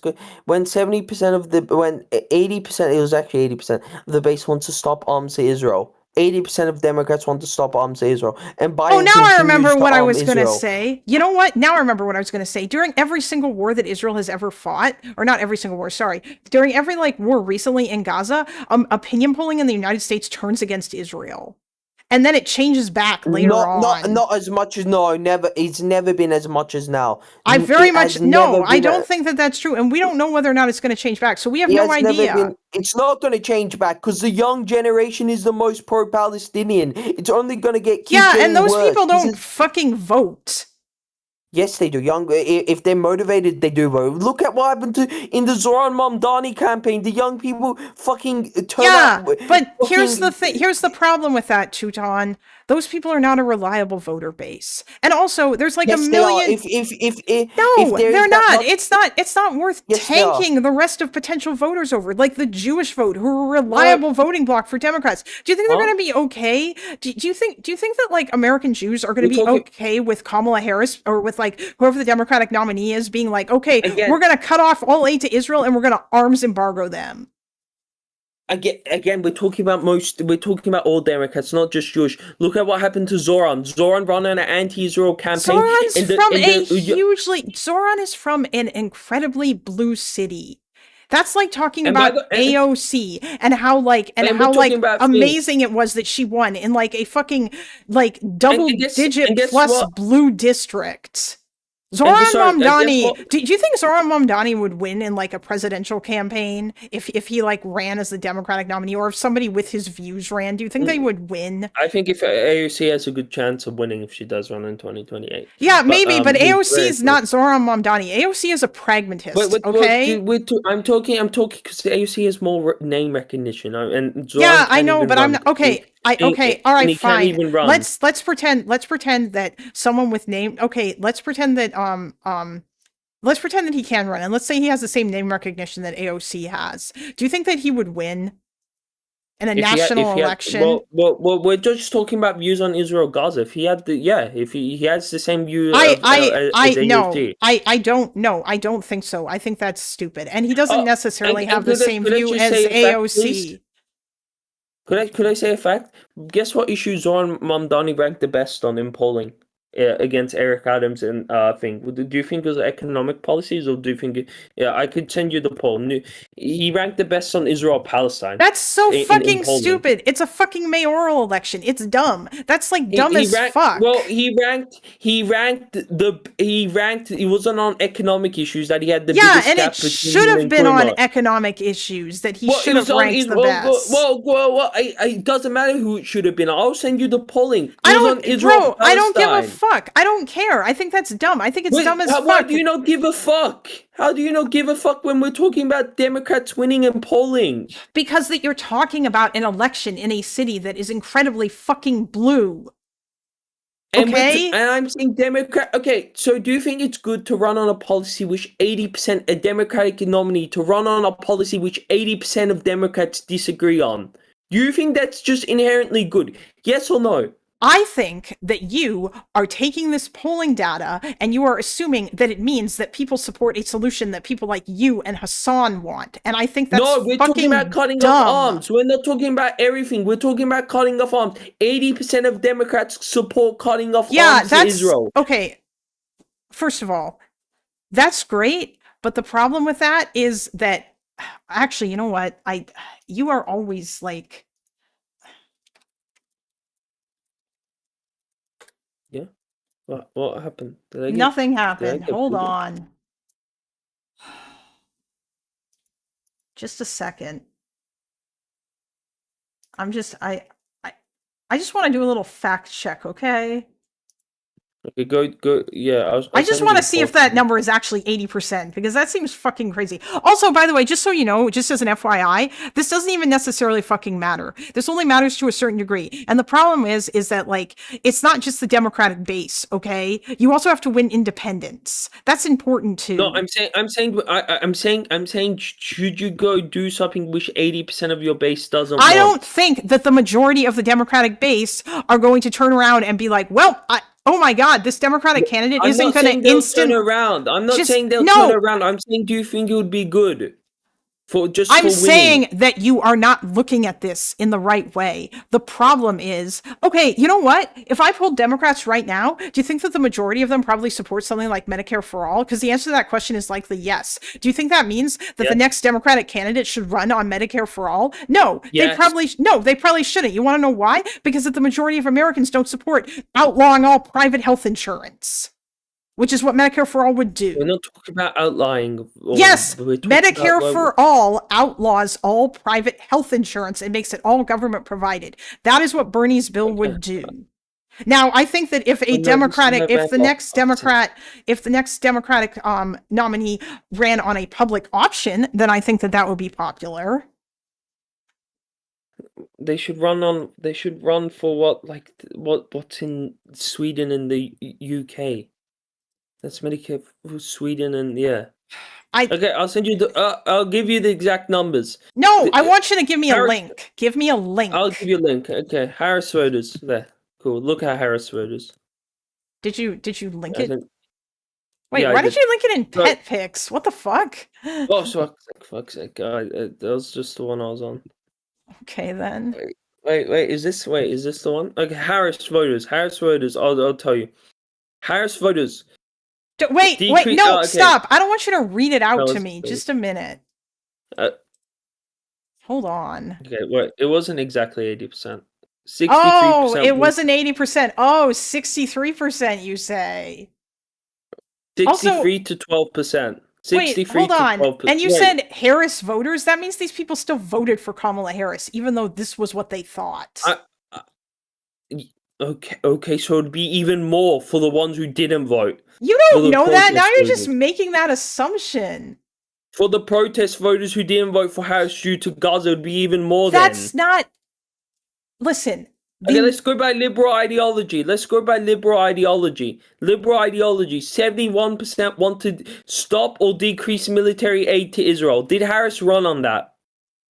Or did Harris run on maintaining the same amount and increasing? 71% to 16% 71% oppose, and 16% only in favor. And Harris ran to be in favor. Do you think that's good policy? I don't think that is the only reason, or even in the top 5 reasons why she won the election. Only reason. No, because the problem is that I think that Kamala would have won the election if she did a bunch of other shit differently, and that I don't think this matters as much as you think that it does. I'm not saying I'm not saying it's the only reason, but do you think it would have helped if she distanced herself? No, I don't think that it would have fucking mattered. I think that she needed to distance herself from Biden in general, and I think that overall, that she should have distanced herself from the economy and some of the border shit. But I think that Biden did good on Gaza. He pressured Israel. No, he didn't. No, yes, he pressured did. He pressured Israel by giving them billions of dollars in weapons. Great pressure. Yes, by keep giving them weapons and voting on giving them each $17 billion. That's the best pressure I've seen. Is that when somebody's fucking bombing civilians, just give them another 17 billion in fucking bombs. Great job, Biden. What the fuck, man? You don't know what kind of okay, you know what? I think because you clearly don't know about this because none of the people in your echo chamber fucking talk about this shit. I think that you should actually legitimately read like the chapter from Bob Woodward's book about like Anthony Blinken going to Israel and the pressure that was put on Netanyahu at the beginning of the war and various other points of pressure put on afterwards. In fact, I believe that Lonerbox even read like that section of the book on his stream. So if you don't want to read it yourself, I can fucking find you where he reads this out loud. Although I actually would like to read this book from cover to cover because Bob Woodward is pretty based. I've never got sent the link. I never got sent the link. I mean, it's a whole ass book, but yeah, okay, I will send you the link because I disagree. I think people who claim that Biden did absolutely nothing are being fucking stupid. The only reason why they're mad about that is because they will accept nothing less than Biden cutting off aid to Israel because they want Israel to lose because they want it to not exist. Anyway, I'm talking about would it help in her winning? Would it increase her chance? Okay, in the next I don't think that it'll really help that much. In the next election, do you think if the Democrats want to win, maximize their chance of winning, do you think they should run on the Kamala Harris Biden Israel policy, or should they go towards the Bernie policy in terms of winning? I think that in the next election, Democrats will have more room to be able to twist Israel's arm without getting like yelled at and screamed at by people about how they're anti-Semitic and that actually working because it obviously, like previous to this, it was very difficult to be critical of Israel. And I think that if the shifting polling numbers, if these stay the same, and if people are still this critical of Israel in like 3 years when it's time for the next election, then yeah, I think that they'll be able to twist Israel's arm. Do I think that this means that it's going to translate to them being able to like start doing, oh my God, arms embargo, or that they're not, or that this translates to a being anti-Zionist and supporting a one-state solution, which is what all the fucking retards that you want? AOC is gonna run. Don't worry, AOC is gonna run, and she will cut off arms to Israel.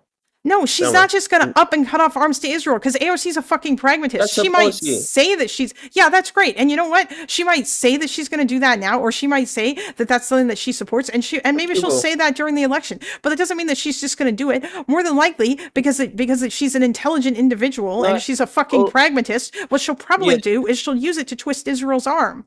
Which by the way is what should happen. Guess what? And all of AOC staffers I don't give a fuck. What, you think her staffers control her?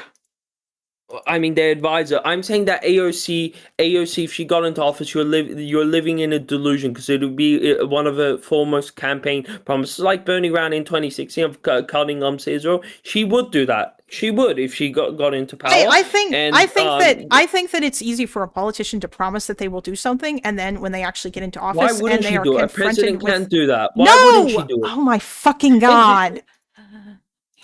And do you think AOC is not like actually anti-Israel? Because I think she's horrified. No, I don't think that AOC is anti-Israel in the way that you define it, because the way you define anti-Israel is fucking retarded. I think AOC supports a two-state solution.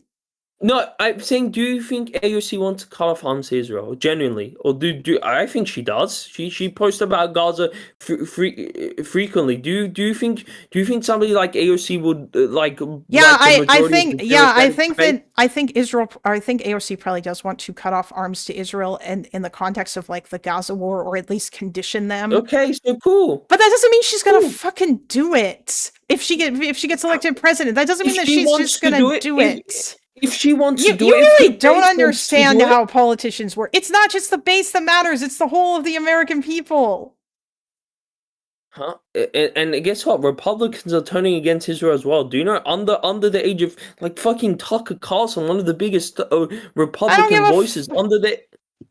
Yeah, I'm aware that young people are turning against Israel. Although, by the way, like the reasons for that aren't necessarily good. And Zoran Mamdani, sorry to bring up Zoran, but I'm just saying it's crazy. Zoran Mamdani, you're saying Israel Palestine doesn't matter. He polled best. It was like affordability as thing. He polled best on Israel Palestine. Yeah, again, that's fucking retarded. It's a fucking mayoral race.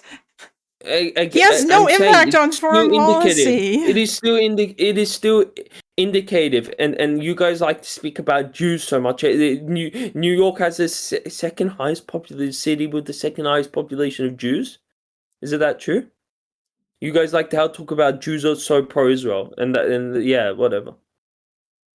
Yeah, but Anyways. like you're talking about young people, so that doesn't matter really. And also, like again, anyway, New York, in a campaign like that, it gets low propensity voters to vote. That's what so much people are motivated by Zoran, because it shows that you're earnest. When you're anti-Israel, it shows that you're earnest and you're honest. And even if you're doing it from not honest position, it shows that it gives you help, because the thing, it shows that you're honest. Like Zoran got like so much people to fucking turn out, like so much people to knock campaigns, and a major part of that, he runs such a perfect campaign, man. I love Zoran. Holy crap, I love Zoran. Yeah, listen, you know what? He's a great politician, but that doesn't mean that like his views on foreign policy fucking matter. Like I think and by the way, like if people voted for him just because of Israel, that's really dumb. Like I don't understand. No, I said he polled the best on Israel. Yeah, but that's fucking stupid. That's like retarded as fuck.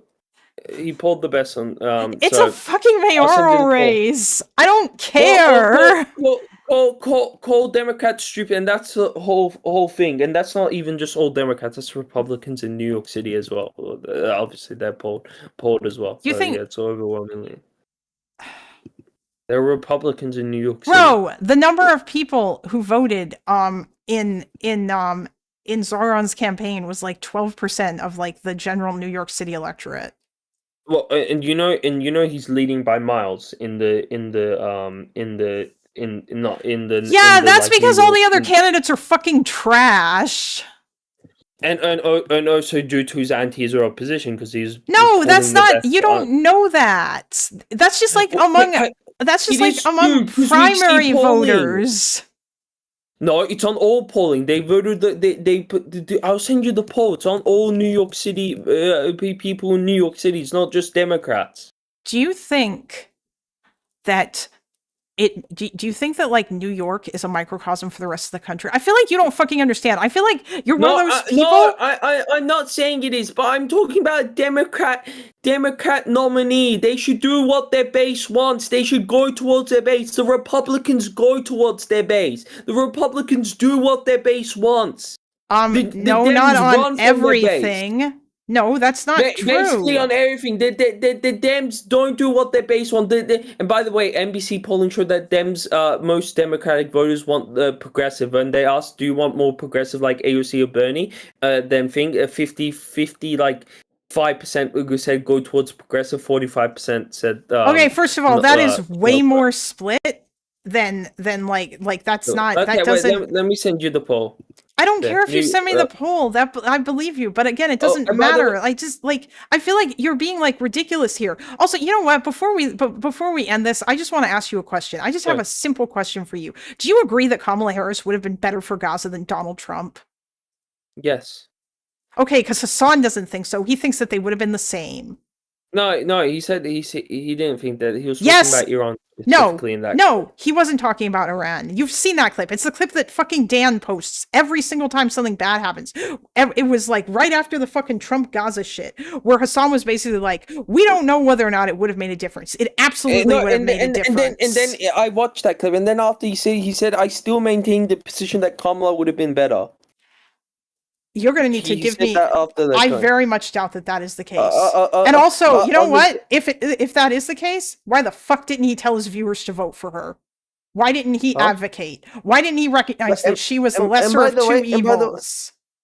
And by the way, most of his viewers did vote for it. He polled them on election day, and it was like 80 something percent voted for, 6% voted for Jill Stein, 6% did not vote, and because it was election day and there was like a lot of like people in there, 314,000 people watching live, he had like 6% like. Okay, first of all, how do you know? How do you know if all of those people were even American? I don't know whether or not a viewer. I know.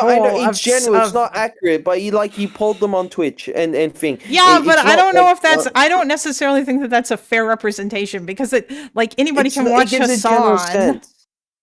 It gives a general. It gives a general. I mean, sense. you know what? That's great, but how many of the? You know what? Let's assume that's true. How many of those? What about that 6% that voted for Jill Stein or the rest of those people? And I don't even think that Hassan's that voters wouldn't have changed anything. That wouldn't have changed. I don't think that Hassan's viewers necessarily swung the election, but I do think that, and the reason why people like me and Loner and Destiny and all of these other and like liberals and Hutch, the reason why we talk about how people like Hassan need to be ejected from the Democratic Party, it's because that they don't advocate for voting for the candidate. Hassan never advocated for voting for Kamala over Trump before the election. I'll tell you why. Because he is a purity testing retard who only cared about Gaza, and because the Democrats wouldn't do exactly what he wanted on it, he was like, fuck that. Not exactly what he wanted. He said that he would go door knocking for Kamala if Kamala promised to stop the offensive arms to Israel. Yeah, you know what? Exactly, and that wasn't gonna fucking happen. Because there were too many other factors that meant that wasn't going to happen. No, and I'm saying Kamala is the Democrats are fucking idiots for not cutting arms to Israel. Because you think that this would have mattered. And I don't think that it would have. I think it would have helped, and it would have definitely helped. I don't know. What the fuck does that mean? I'm saying she would have had a higher percent of the vote. It would have been more closer if she would have gotten more votes. Oh my god, a higher percent of the vote. Oh man, but that's not winning the election, is it? Okay. I think she would have gotten a higher percent of the vote. Yeah, the answer is it's very unlikely that she would have won. And also, yes, I think there's other things she should have done that, Hassan. I think there's other things that she should have done. And no, I don't necessarily think that those things are fucking like. And by the way, she should have been more progressive. You guys decide. Like Destiny's nothing. Hassan is bigger than Destiny on every platform of 5. Hassan is way that doesn't matter. It doesn't fucking matter who is bigger. Also, most Democrats agree with Hassan, not with Destiny. Most Democrats fucking hate Destiny's view on Israel. Who are you guys to decide? You are so fucking tunnel visioned, dude. I'm not talking about just Israel. On everything, most Democrats, most Democrats are what not about like centrist. What about most? First of all, Destiny is not like a fucking centrist. Okay, he's a center right. Yeah, he's not center right. He's a liberal. He's center right. No, he isn't. You're fucking retarded. If you think that Destiny is center right, then you're fucking stupid. And you're like, I do think your brain is. Yeah, because everything that because I bet you've never watched him. I bet you've never actually sat down and watched any of his videos, which actually in some ways kind of surprises me because that like you came in here like.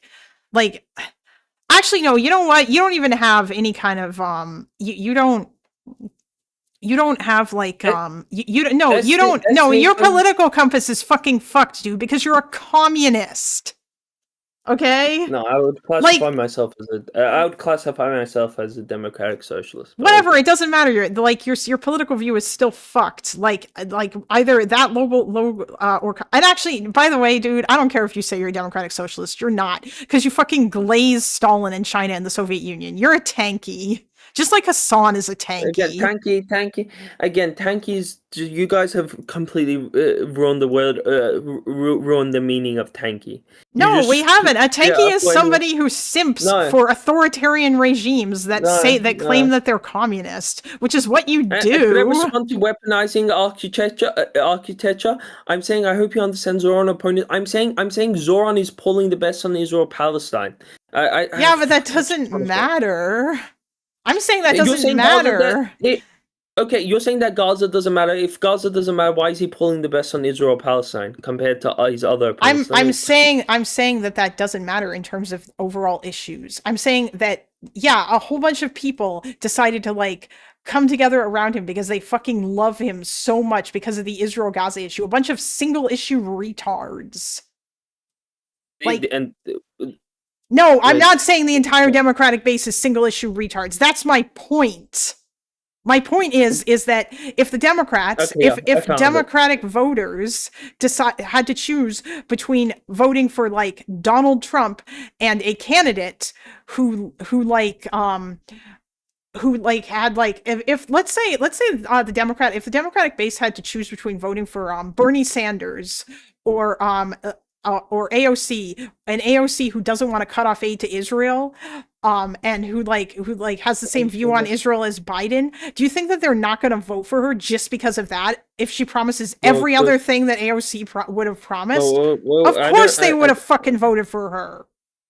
Wait, what? Wait, what? Because Bernie's like nearly 100. I know, but I'm saying if AOC ran, in the general election. Now I don't know if she would win, but let's say that she were to run in the general election. Yeah, I don't know. Honestly, I don't think that she should run yet. She's too young. I think that she needs to get more experience. She said that she's planning for a president. Her team is planning for a presidential run. If they don't run in the presidential election, then she's gonna try to run in Senate. I think that she should run in the Senate, and I think that she should get more experience before she runs for president. I think that I know. I don't want Gavin Newsom or fucking Pete Buttigieg. Ew, fuck. Anyways. Yeah, I know. Liberals are just so horrible, aren't they? Yep. I like AOC. That's just like I know you like AOC because she is like further to the left than the other two people that you named. But like, I don't think AOC is actually a socialist, by the way. And I think once AOC gets into office, she will. She's a part of the DSA. It doesn't matter. She's a pragmatist. If she gets into office, she's gonna like, you know what? You know who the first group of people who are gonna turn on her are? Your fucking crowd. In fact, most of them have already turned on her because she wouldn't do shit like vote to defund the Iron Dome. It's about encouraging voters. Again, it's about encouraging voters. You encourage your base. You encourage Democratic voters like Zoran did. You encourage them by being anti-Israel. You realize, no, that's not the only thing that you do to encourage them. Also, I think you're forgetting how much... I'm not saying it's the only thing. When have I said that, God, Israel-Palestine's the only thing? You're straw-manning here. I'm saying if Democrats... You're acting like it would make a huge difference if... It would make a difference. It would make a difference. I would argue that it wouldn't make that much of a difference because that independents are the voters that you really need to win. It would make independents against more against giving weapons. Independents are more conservative than they are like super far left. I know they're more. I know they're more conservative. That's why if AOC were to run in a general election, she would have to pivot to the center. No, they should go. The Democrats should go more towards the base. That's what Kamala Harris did with fucking Liz Cheney. Going around with Liz Cheney and not supporting like progressive policies. It's hilarious that you think that mattered, or that you think that Kamala didn't have any, or that she didn't have, or she wasn't progressive. Into the right-wing narrative on the border, like the border. She gave into the right-wing narrative and said we were actually trying to protect the border, and they cut the bill and going and she gave into the right-wing. This is what I mean. You have this. And they were starting, and Biden was starting to say illegal. I think he was starting at the end. He was saying illegal aliens. He was starting to say illegal aliens. Like they were going. They let the Republicans win on this issue because they didn't. Yeah, because most Americans are against illegal immigration, dude. Yes, because the Democrats did not counter message from 2017. They did not counter message about. You actually. You're one of those. You legitimately think that that the United States of America is that everyone in the U.S. is all just like fucking secret like uber progressives. This is like the delusional shit that leftists believe, that you guys think that everybody is like so much further to the left and they just need to be told about it, and then like they'll all just magically come out and vote for somebody like Bernie Sanders. I'm saying Democrats did not counter message about the illegal illegal immigrants and let the Republican messaging win. You know what? Maybe they didn't, but it doesn't matter. She still had to like pivot to that, and also. Okay, so you mean that they didn't? So you and also they did not talk about how illegal, undocumented. I don't want to use illegal. Come on, why? Who cares? They are illegal. They came into the United States like they didn't have like. I don't care. They're why? not illegal. Stop with this soy bullshit. Who gives a fuck what word you use? This is like. Do you want to say like unhoused instead of homeless too? Like, why does it fucking matter? Okay, they did not talk about how undocumented immigrants do commit less crimes on average. They do. They commit less crimes on average. Yeah, I know. I'm aware of that. So why did they let Republicans win on this message? Why did they let Republicans back in 2017? Americans were positive towards. They were like they did not have the same sentiment towards immigration like they did in 2024. So do you mean that Democrats failed in counting the messaging of Republicans on this issue? I mean, like, there's a whole bunch of shit related to that, but yeah, sure, they did. But you know what? There's like, it's very difficult to like deal with a Republican media machine. And also part of that is the whole media environment problem too, which is like made worse by people like Hassan and the Democratic Party like simping for him. Hassan makes it better because the reason I know this. No, he doesn't make it better because he doesn't support the fucking candidate, and that's at the end of the day, that's what matters. No, he fucking doesn't support the candidate. He didn't tell his voter or his viewers to vote for Kamala. He's not vote blue no matter who. They still did overwhelmingly. It doesn't fucking. You don't even know if that's true, dude, because of a fucking viewer poll in his chat. How else are we supposed to know? It's the best indication. But I'm saying just saying that also it's not even just about telling them. He could have activated his community and got them to go fucking canvas and knock doors for Kamala. But he didn't. Jimmy, that's Kamala's fault. I put the Destiny did it. Look at what Destiny did. He helped get those Democratic senators elected in Georgia in 2020. What, did he? No, didn't they cut them off? He did. Didn't Destiny get cut off? No, that guy. No, that was in Omaha. Okay. Anyway, and we see what did Hassan do with Zoran?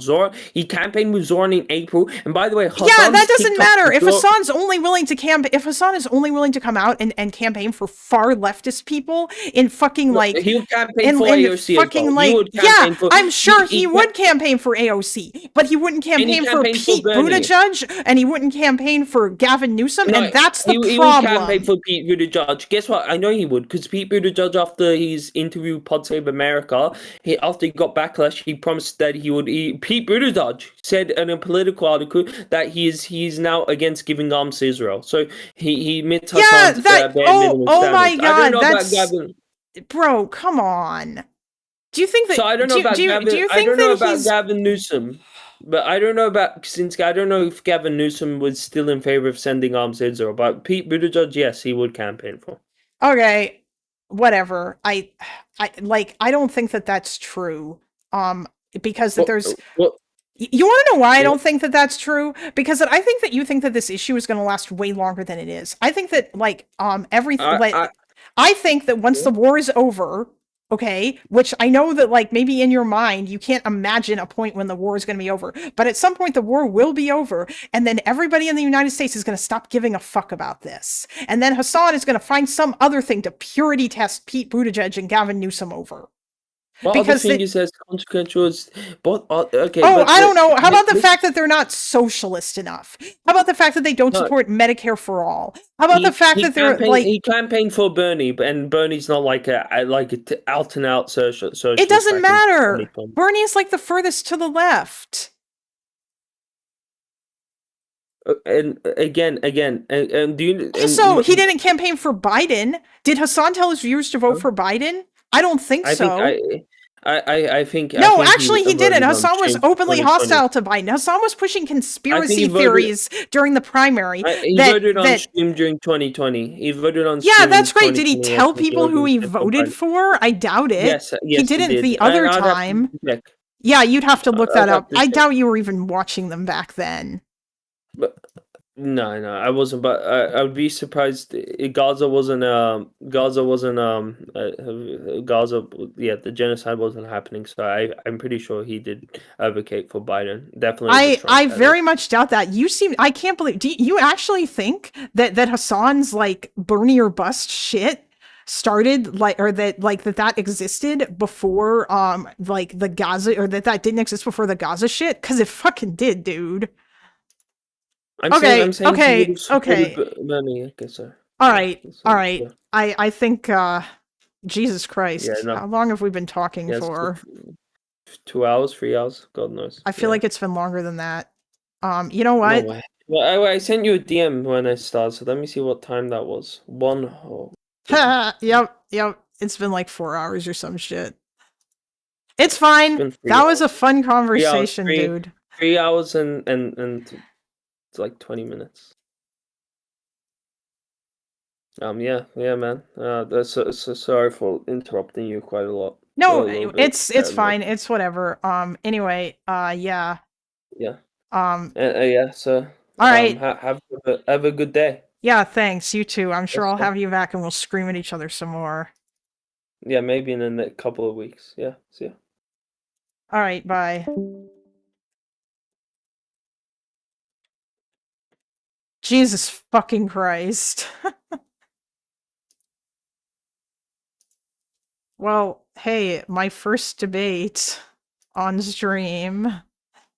God damn. Yeah, I know that there are people in the waiting room.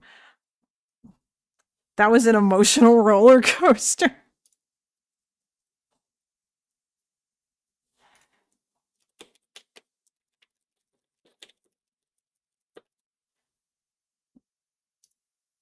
Hold on. All right, everybody.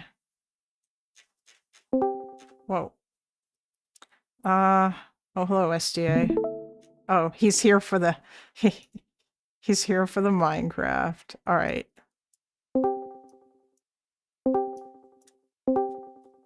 Hello, everybody. Be sure to please mute the stream. I did. Wow, that was a very therapeutic session, wasn't it? I mean, no, it wasn't. I want to video game myself. I mean, honestly, I don't even know what to even say. I mean, the dude straight up justified Hamas murdering Palestinians who they think are traitors. Like, I don't even know, like, what do you even say in response to that? I'm surprised Sev didn't get even more harder on him. But I mean, I think that Sev pretty basically yelled at him pretty hard, and it was very funny. And I think that, and it was good too, you know, like, because yeah, like he doesn't fucking know anything, and he just kind of like says stuff.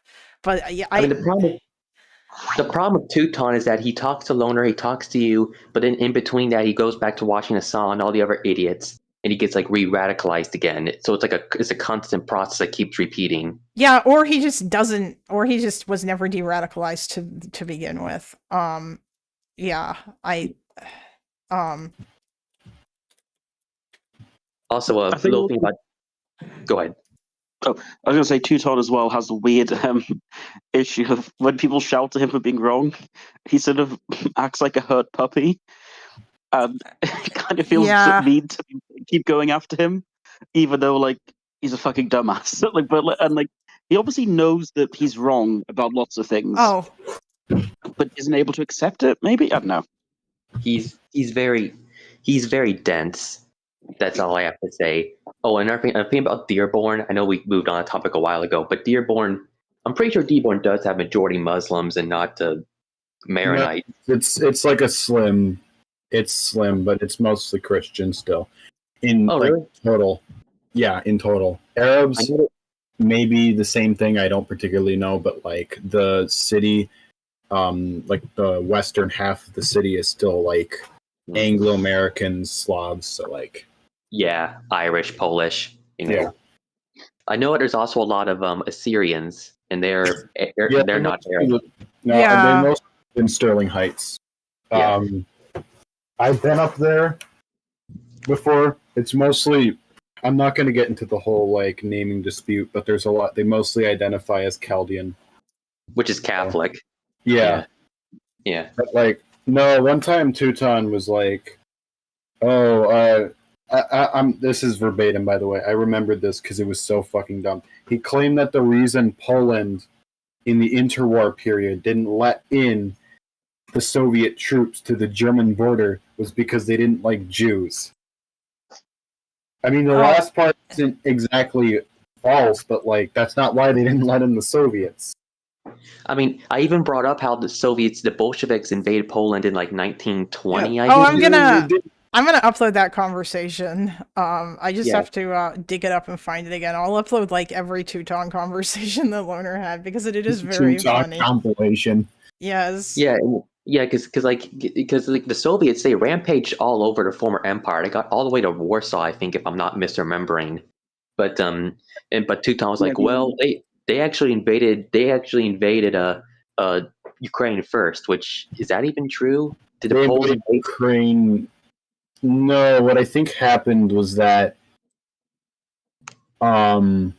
by that point, this Ukrainian People's Republic had already been annexed by the Soviet Union, and the Poles just pushed. But the Poles did have like irredentist claims in Western Ukraine, and that's why they ended up in that land.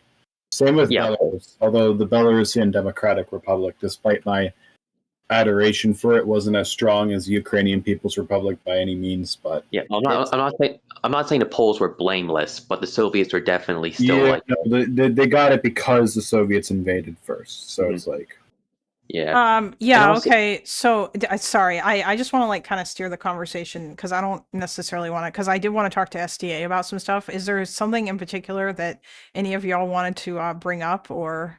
Well, the thing that he keeps talking about how the Poles, like polling, most Democrats think that Israel's committing genocide, yada yada yada. But that doesn't mean that they support Hamas or they support any of the other retards that Teuton and his bunch support. It also I think that's the problem. Like, people are interpreting these polls in a really weird way, and I think that he is like pushing it. Like, I think he thinks like way more, like, I don't know, the United States is like very like they have the United States is a very complicated country, right? Like, I don't even think national polls even really fucking matter that much. Like, I could cite national polls that show that that the majority, or that like the majority of Americans like support like Medicare for all or whatever, and a lot of those polls are bullshit because it depends on how you ask the question. But like, I could cite national polls that show the majority of Americans support like a public option. But that doesn't necessarily mean that a candidate who like is running on that is going to necessarily win just because of that, because most people aren't single issue voters. And also, like, the states, and what matters is like how much support does it have? Like, you'd have to go state by state in order to figure out how much support it has in each state, and like, as well as the rest of the policies that they have. Like, for healthcare in particular, the only thing we really know that is very popular is specifically Medicaid expansion. That's it. And that's not necessarily even like a public option. So yeah, well, I mean, I'm sure that a public option is something that would probably be good to be pushed towards, but that's still like, that would still be very fucking hard, I'm sort of, this is a pretty unpopular belief of mine, especially in Loner Box's circle, but I kind of believe that most voters aren't necessarily motivated by economics, even though it was like the plurality of the reason given for voting voting in the election, like last presidential election. It still wasn't a full majority, and there were still people voting on like democracy. And again, like, you could argue, well, the people voting for democracy were probably Trumpers thing and was rigged. But like, my point is that like, especially with the MAGA movement in particular, which is usually why I reference this opinion of mine, and it's usually referring to MAGA. I don't think MAGA especially gives a shit about the economy. I think what they care about is it's just like they are motivated by the culture war, despite how stupid it is. Yeah, they are. And also, like, I don't know, it seems like that vibes shit is like, which is really sad to think about, like, that most people just care about vibes, But like, Americans are vibes in the economy, like, the economy is perception of the economy is Its even vibes. Yeah. Care about the economy. The point is that media coverage is what make people think. Like, say somebody like last term ended up going from like poor to super like middle class directly because of Biden's policies. They're not gonna think it was Biden's policies, even though it directly benefited them, because the fucking media doesn't do anything but talk about inflation this, inflation that. Biden's not doing anything. This is Biden. You know, and they're gonna think Biden's causing an economic crisis. So it's like, it doesn't matter if they're directly influenced like that. And I definitely think a lot of the left fails in that regard, because obviously they're predicated on the belief that every working class American secretly supports their ideas, and it's just too brainwashed by, I don't know, Mark Zuckerberg to support that shit. But completely also failing to realize a lot of the perceptions of the economy in the U.S. is mostly dominated by media coverage, which is pretty much predicated, at least for-profit media is predicated on making negative stories, because that's what gets more views. Yeah. That's why I think for-profit journalism is a good thing, and I think I personally favor forcing journalist outlets to register as non-profit, but like, yeah, again, I mean, there's definitely a lot of perverse incentives there, right? Too. I mean, and I also think that like a lot of journalists as well, probably like they probably just want to like, you know, like write and break stories or what have you. But obviously, yeah, the extent, especially after Watergate, which we're still kind of, I'd say we're still kind of living through the effects of. Yeah, I mean, it sucks because there's so much shit that like I still need to go and look up and read about like the fairness doctrine, because the extent like the U.S. media has changed so much in the United States, and it was so different such a long time ago, and I would argue that it was probably quite a bit better than it is now. I think now it's just like gotten. I don't know if the fairness doctrine was like a good answer to this, but I should actually like look into that, especially given like where things have been going lately. Yeah, especially with like the rise of so. I mean, I personally feel like the conservative talk radio shit. Oh yeah, that was a predecessor to the, it was a predecessor to, I guess, what people call male podcasters. Although I think that's kind of two different things, because those are mostly just like, it's just like advice that won't get you anywhere with politics as a side, while conservative talk radio was mostly politics and sometimes religion. And again, like that kind of stuff directly appeals to like, I guess, people my parents' age, because I remember like my step grandpa used to be like a Republican before Trump. He's one of the few never Trumpers. I think he supported Kasich in 2016, but he was one of those guys. And it's like, yeah, he's that old. I haven't really met anyone. And this is anecdotal, but I used to like prank one of those talk radio people in high school. Everyone I heard on call had to be at least, the youngest was probably like 50. Like, oh yeah, a lot of those people would have been older. Yeah, and a lot of the conservative voting base is old. Like Fox News, Fox News is like average. The demographic of Fox News is they're like, you know, people in their 60s and 70s and shit, right? So. Yeah, like it's fucking, and it's also that's the other thing too with I think a lot of people were placing too much hope on the boomers dying out. That's not exactly, I know that was a big talking point after the election. It's going to be a while. But it's not just, I don't think it's the like fucking like dumbass like people who go on r/looks magazine. I think it's the fact that Gen X was basically the most conservative demographic, at least in the vote in this last election, and they're still like middle-aged for the younger ones are middle-aged. They're not old enough to be dying off. They're still going to be around, and they're probably still going to control a lot of shit. Oh yeah. Hold on. SDA just mentioned that he grew up listening to Mark Levine in the car with his dad in the Minecraft chat. SDA, just fucking undeafen and contribute to this conversation. I wanted to ask you a couple questions about guns anyway. I gotta say, I'm surprised that Jesus, Echo. I'm surprised Teuton still likes AOC, given how most of the far left already hates her now. That's the fun part about the whole DSA shit. It's Hassan still likes AOC, and as long as that, yeah.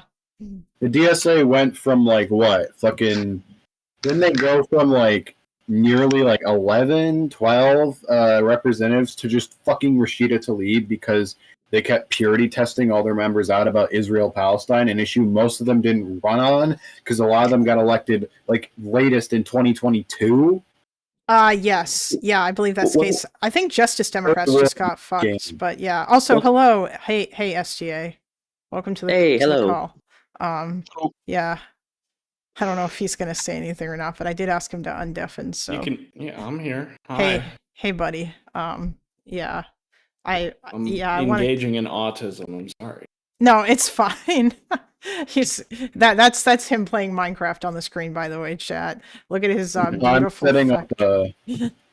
No, I enjoy my Minecraft too. I'm trying to get I'm trying to prepare for a Geopol Factions server.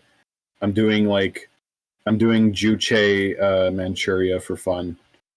Not that I particularly believe in that, and I don't like North Korea for obvious reasons, but I think it'd be a funny narrative for a Minecraft server. Wait, are you playing with other people? I'm assuming so because it's a server, yeah. Me? Well, the server hasn't set up yet. It's mostly just the thing with my friends. Oh, okay. No, that's fine. Play faction servers. It's just me and my IRL friends together. Yeah, we're doing that with in Sev's Discord, in Sev's streaming Discord. He's got a server going. Yeah, well, no, we still are, but like you decided to continue because you needed to continue your autism, which I completely understand because you're committed and you needed to keep going until you finish this godforsaken mod pack. Oh man, there's like part of it that I'm now more familiar with. Yeah, TLDR, I didn't max out the resources. The problem was I was just cramming too many tick events. Is this the Rat Boy Genius conveyor belt, Potato Canisius? Does anyone remember that? Yes, Potato Canisius. Yeah, that creeped me out. I crammed too many tick events into too small of an area, and the server couldn't handle it all. But your computer can. Wait, before we move on, didn't the DSA, weren't they like, wasn't one of their chapters so obsessed with Vosh, they start asking their members if they watched him? Yes, that was a thing that happened, yes. This is crazy. Yes, lefty purity testing is insane. Yeah, like it's stupid. I mean, I know I'm usually known for raging about it in chat. I guess I'll say like my experiences with it now without being angry because I'm not in a fucking argument. Yeah, it is pretty crazy. Like I used to be involved, or try to get involved with some left-wing groups. The one I tried to get involved, I believe, was a YSDA chapter. However, I don't know if they were affiliated anymore. It was really inactive. They only got active mid-year, and the server that they used for communication was largely dead, despite there being a movement against like a local resolution, largely pushed by like non-student left-wing groups. And they brought it up during the meeting. However, what really got them going was that somebody hung up the Hungarian flag with a hole in it. Because it was like the Hungarian Revolution anniversary. Oh no! About that. Now I think the person who runs it officially, she's okay, at least in my experience. She's not necessarily a Tankie. I haven't really talked to her that much. She seems okay. She seems to be.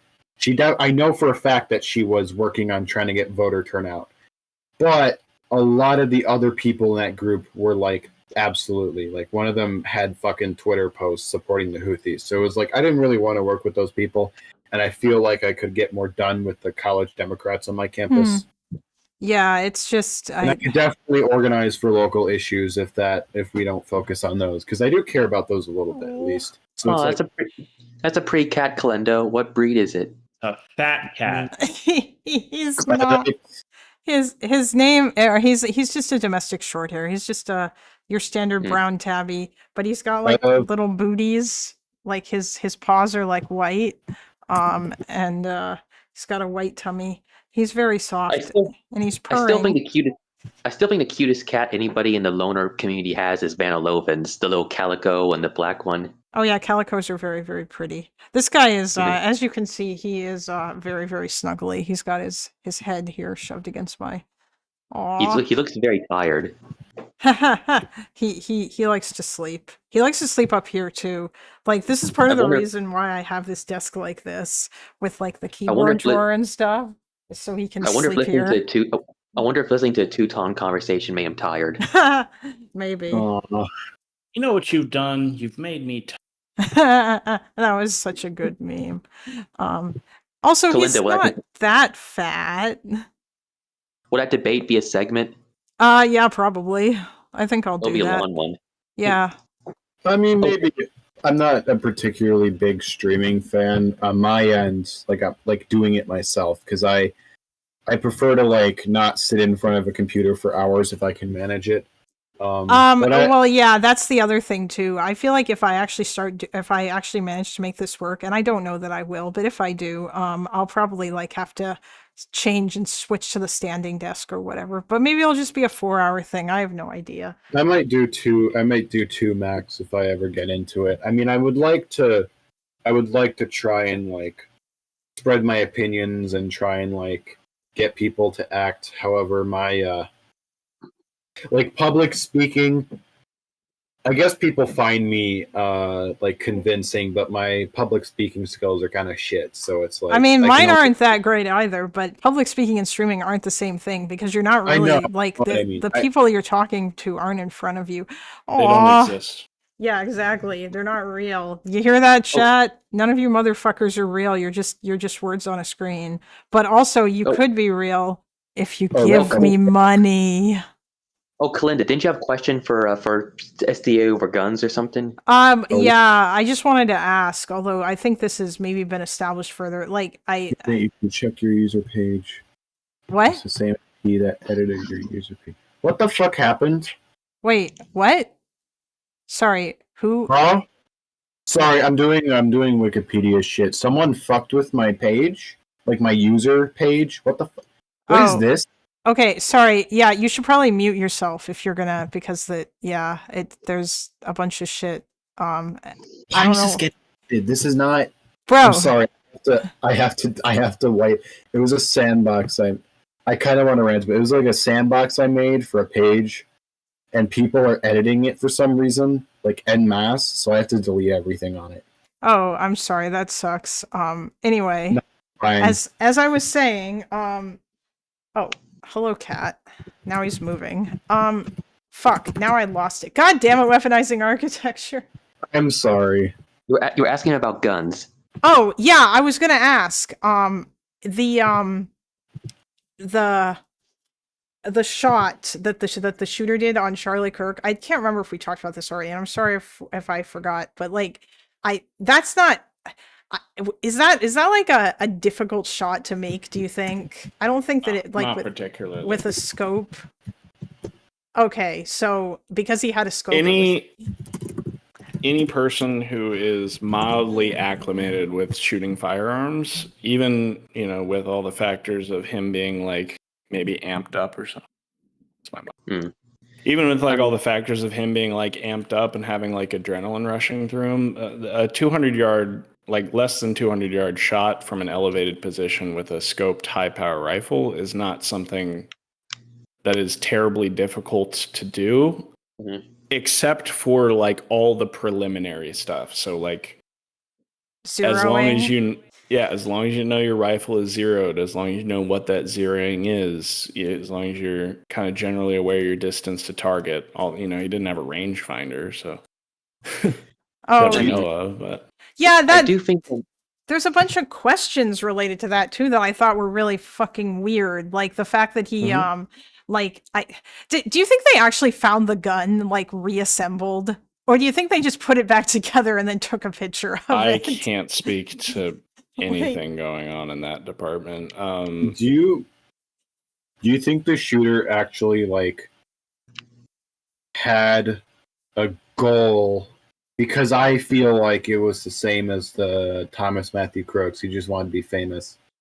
I mean, I don't know. It looks like he genuinely just didn't like what Kirk was saying. He might have been worried about his friends and that were of minority groups, so maybe he might have been distressed by that. But like, I think part of it was probably to get attention, given some of the shit that he said in the text messages. But yeah, who knows? Yeah, because his Discord account was found, and like his messages about politics were so like, he was talking about the 2020 election in like the most bland and analytic ever. Like he wasn't very passionate about either candidate, so it was like, yeah.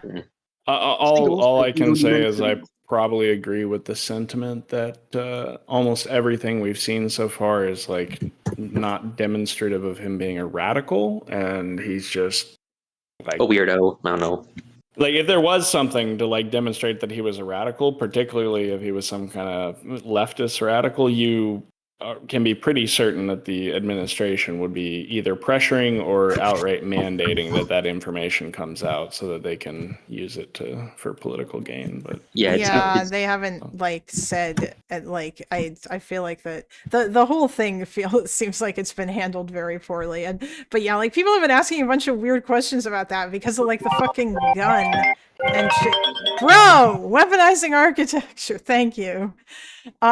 Because of the like the gun and shit, and the fact that it was like that. I guess he took it apart and stuffed it down his pants, and like I guess SDA, you did see that video. We can't know. I would have to go back over like the indictment and stuff, but I don't know what was actually said about how he transported the firearm to and from the location. Yeah, because you can't. I don't think you can take that shit apart.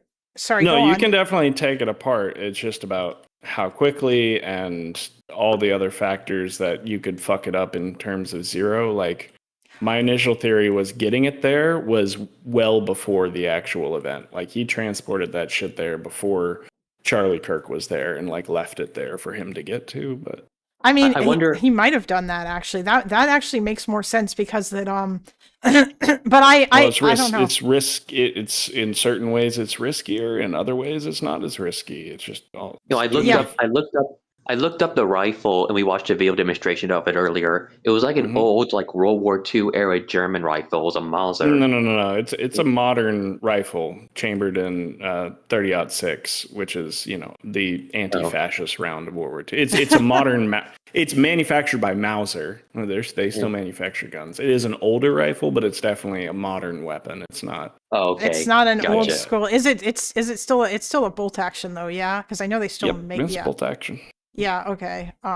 It's similar to the Carcano that Oswald used to kill Kennedy, except that was except that was like an actual World War II gun. This was just a modern one. This is a modern hunting rifle. It is certainly it's got an accurized barrel and it has synthetic stock. Of course, we don't know if that was added later or whatever, but it's just. I mean, Crooks, the guy who tried to kill Trump, didn't he use like an AR-15 style rifle, or I forget what he used? Yeah, I believe so. The guy that killed the fireman. Yes. Yep. Yes. Yeah. The fireman that God directed the bullet into. Yes. Who apparently spent his last moments on Twitter replying to cat turd. Oh my God. Jesus Christ, that fucking. So the like everything I've seen so far, the biggest problem with answering any further questions is now there's too much conflicting information, and thankfully, yet frustratingly, the Utah government, police and governor have basically stopped answering all questions, which is a good idea. It's a good fucking idea. Shut the fuck up Friday. It seems that from what I've seen, like there's a few days ago I saw last reporting on, but like he wasn't saying shit to the cops. Like he was saying silence, which means there's going to be a trial almost certainly. Unless he just changes his mind and pleads guilty, but they're already demanding the death penalty, so I don't think there's much point in pleading guilty. I mean, there's a long road to trial, especially a long road to the only way he got caught was because his parents recognized him on the video, and he basically like confessed to them, and then they turned him in. Like it wasn't like he didn't tell the cops, like You gotta be wary of a little hindsight bias here. Like when it first happened, and the first day and a half where we had basically nothing being released, like no video, no photos, no suspects, no nothing. Everybody was like, "Oh my god, this must have been some highly trained, well planned." They weren't gonna catch him because the previous ones happened quicker. Like, I mean, Thomas died on the scene. I'm not even. Oswald was caught like about an hour or two later. What's funny about Oswald is that the guy who taught him Russian ended up being like the first leader, not president, leader of Belarus, Stanislav Shushkevich. Oh, really? All I'm saying is, like, I don't think that, like, just because, like, if his parents didn't turn him in, I'm still relatively certain he would have been caught within a couple more days or a couple. Like, it all depends on what exactly he did, but. Yeah, I think that's fair. I don't think Kash Patel has fired all the competent agents at the FBI yet. It's like he probably will out of some rage someday. I mean, that indictment's pretty fucking, or not indictment. Sorry, that lawsuit, that complaint, is pretty fucking insane. Like the fucking purity testing shit is like ridiculous. That shit is very but like, yeah, we're not there yet. I think. There's still lots of competent people at the FBI. I just basically handed, I can't remember his name, Walls, the guy who accidentally added the reporter. They just confirmed him as UN ambassador. So somebody did take the fall for that, and now he's just back in the administration. What the fuck? It is surprising that Robinson got away as long as he could. I mean, also. From what I know about Utah, there's a lot of remote and open country there, so he could have just disappeared into the hills for a while. Definitely, like, okay, I have step family. I say step family because I'm not genetically related to them at all, But my dad's because my dad's parents divorced really early on, so I have some step family in New Mexico, and yes, it is a very isolated place a lot of the time, especially in the South. South half of Utah, North New Mexico. Yeah, it's definitely. Well, the town he lived in, St. George, is around the border of Arizona, so he could have just gone down there and hid in the hills around Flagstaff, or maybe even tried. I mean, or maybe even tried. That region's kind of got associations, especially the area around Colorado City, because of that town was completely controlled by a rape cult for. Oh yeah, the FLDS. The FLDS. FLDS are scary. Yeah.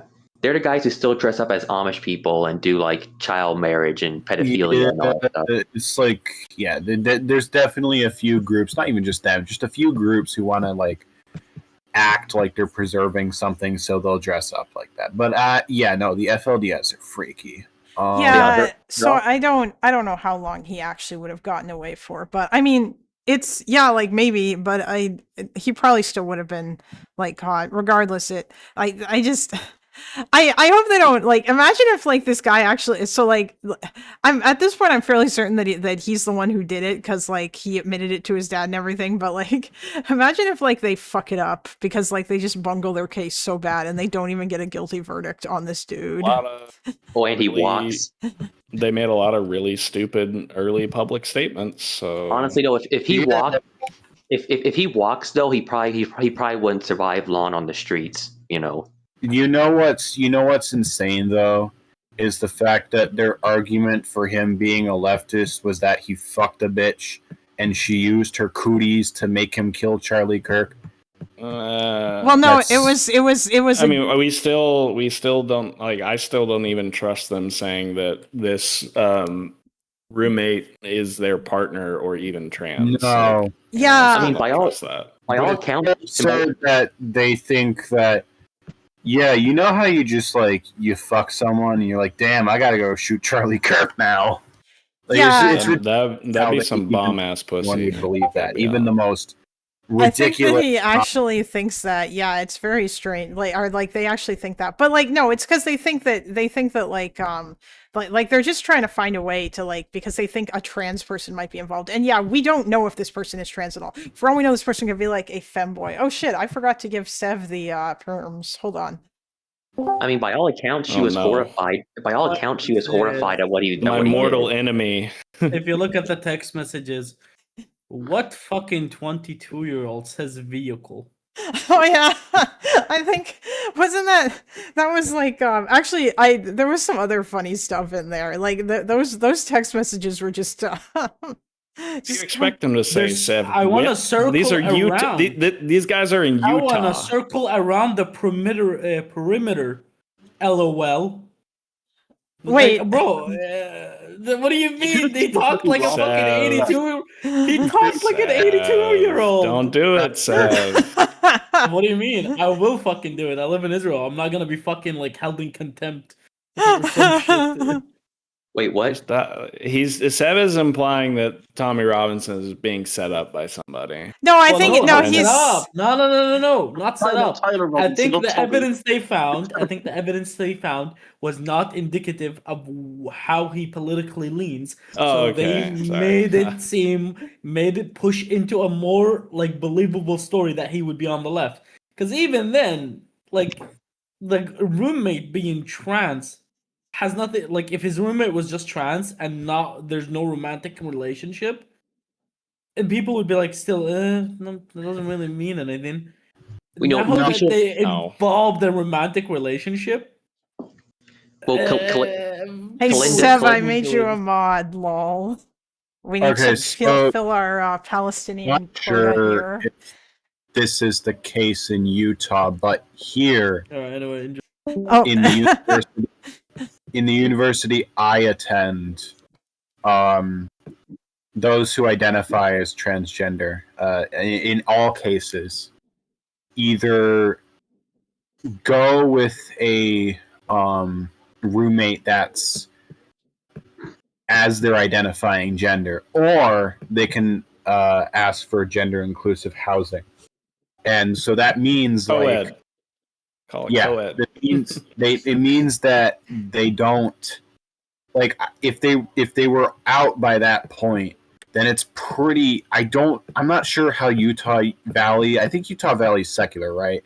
I think it's Utah though. Like, it's still a conservative school. Well, Utah is literally like a different society I understand that, but my point is that if they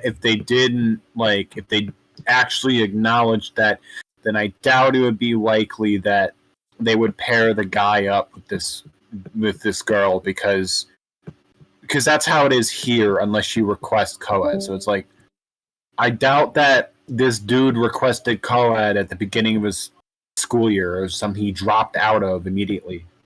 Yeah, I can believe that maybe like they were dating, but I have no idea if this person is like trans or not. Like there is no evidence whatsoever for that at all, and it's just something that like people are saying, and like I think it's just based on once they found the culprit, they realized they couldn't accuse it of being a trans woman directly, so they could like start a mass killing, and so they've decided that maybe we should just pretend dumb shit like.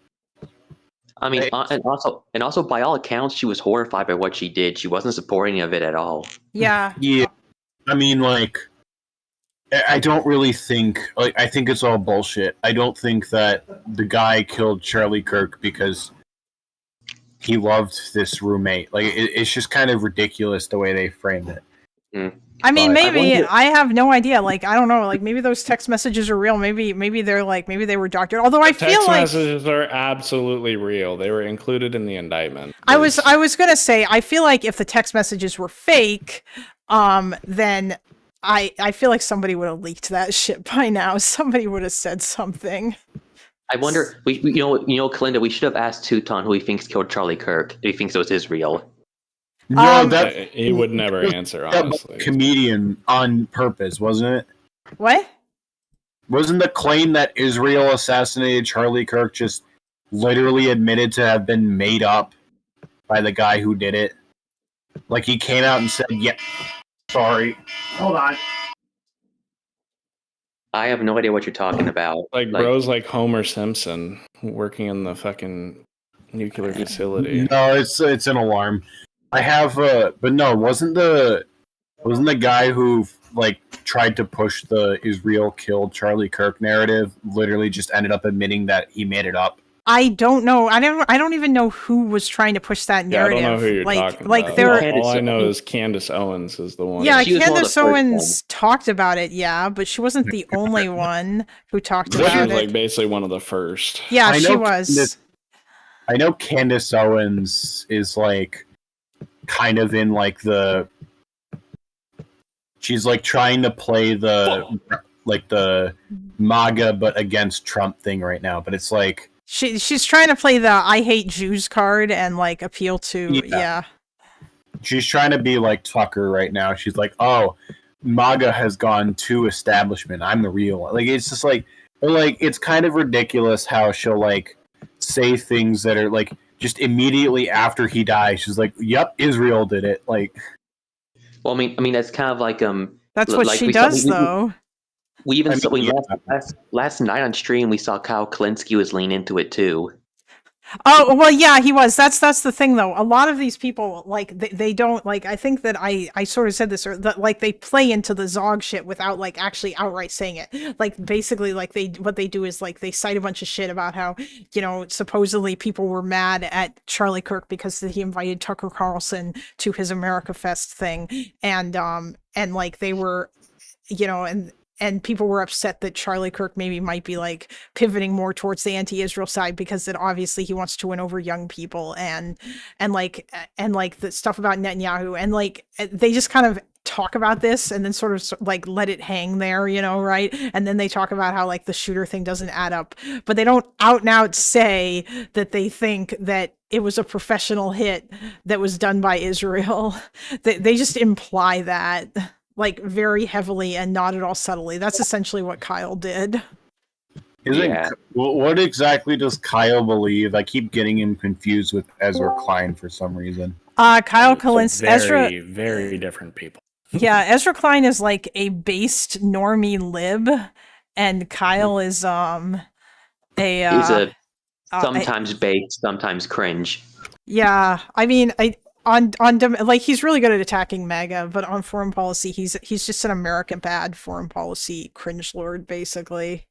He used to say some really bad stuff about Ukraine back in the day. I don't know if he still does. Probably back when the war first started. Yeah, because he's a non-interventionalist. Like he's like a fucking weird isolationist person who like just doesn't. Yeah, he just thinks America bad. That is his instinct.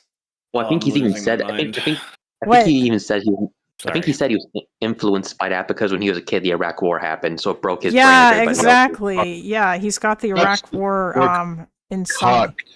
Yes, we're completely cucked because everyone in this country has like fourth-hand guilt for the Iraq War. So I don't.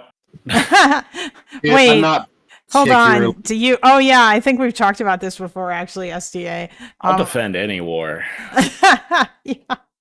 Yeah, he said that he'll defend any war, but that doesn't mean that. Actually, you know what? No, why don't you do it? Make the argument. Go on, everybody. Ask SDA why he. Well, number one, my family made a lot of money off of it. So. Oh my god.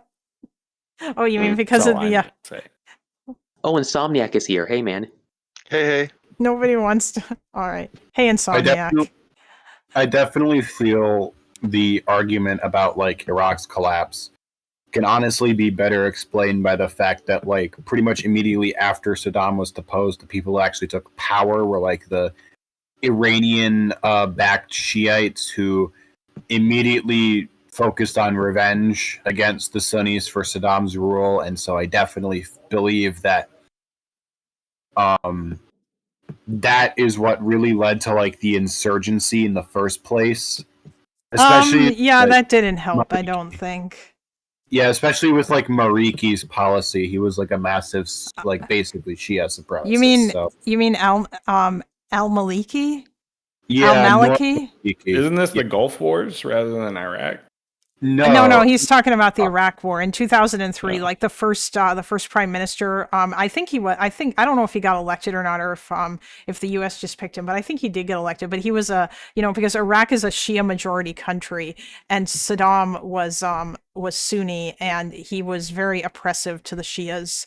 And so like when the Shias got to take power again in Iraq after Saddam was gone, there was a lot of reprisals and revenge, but there was a bunch of other stuff that contributed to it too as well. Like they went too far with the de-Baathification, if I recall. They completely disarmed the old Iraqi military to where they couldn't patrol the streets Yeah, or whatever. they did, but a lot of those guys went home, and I think they took their guns with them. Like a bunch of weapons like just disappeared, if I recall correctly. I don't know if I'm remembering this right. This is stuff that I had learned a long time ago. But they fucked up. Like they tried to do de-Baathification in the same way they did denazification in Germany, but they went too far with it because it meant that they got rid of a lot of like competent people just because that they happened to be in or associated with the Ba'ath Party.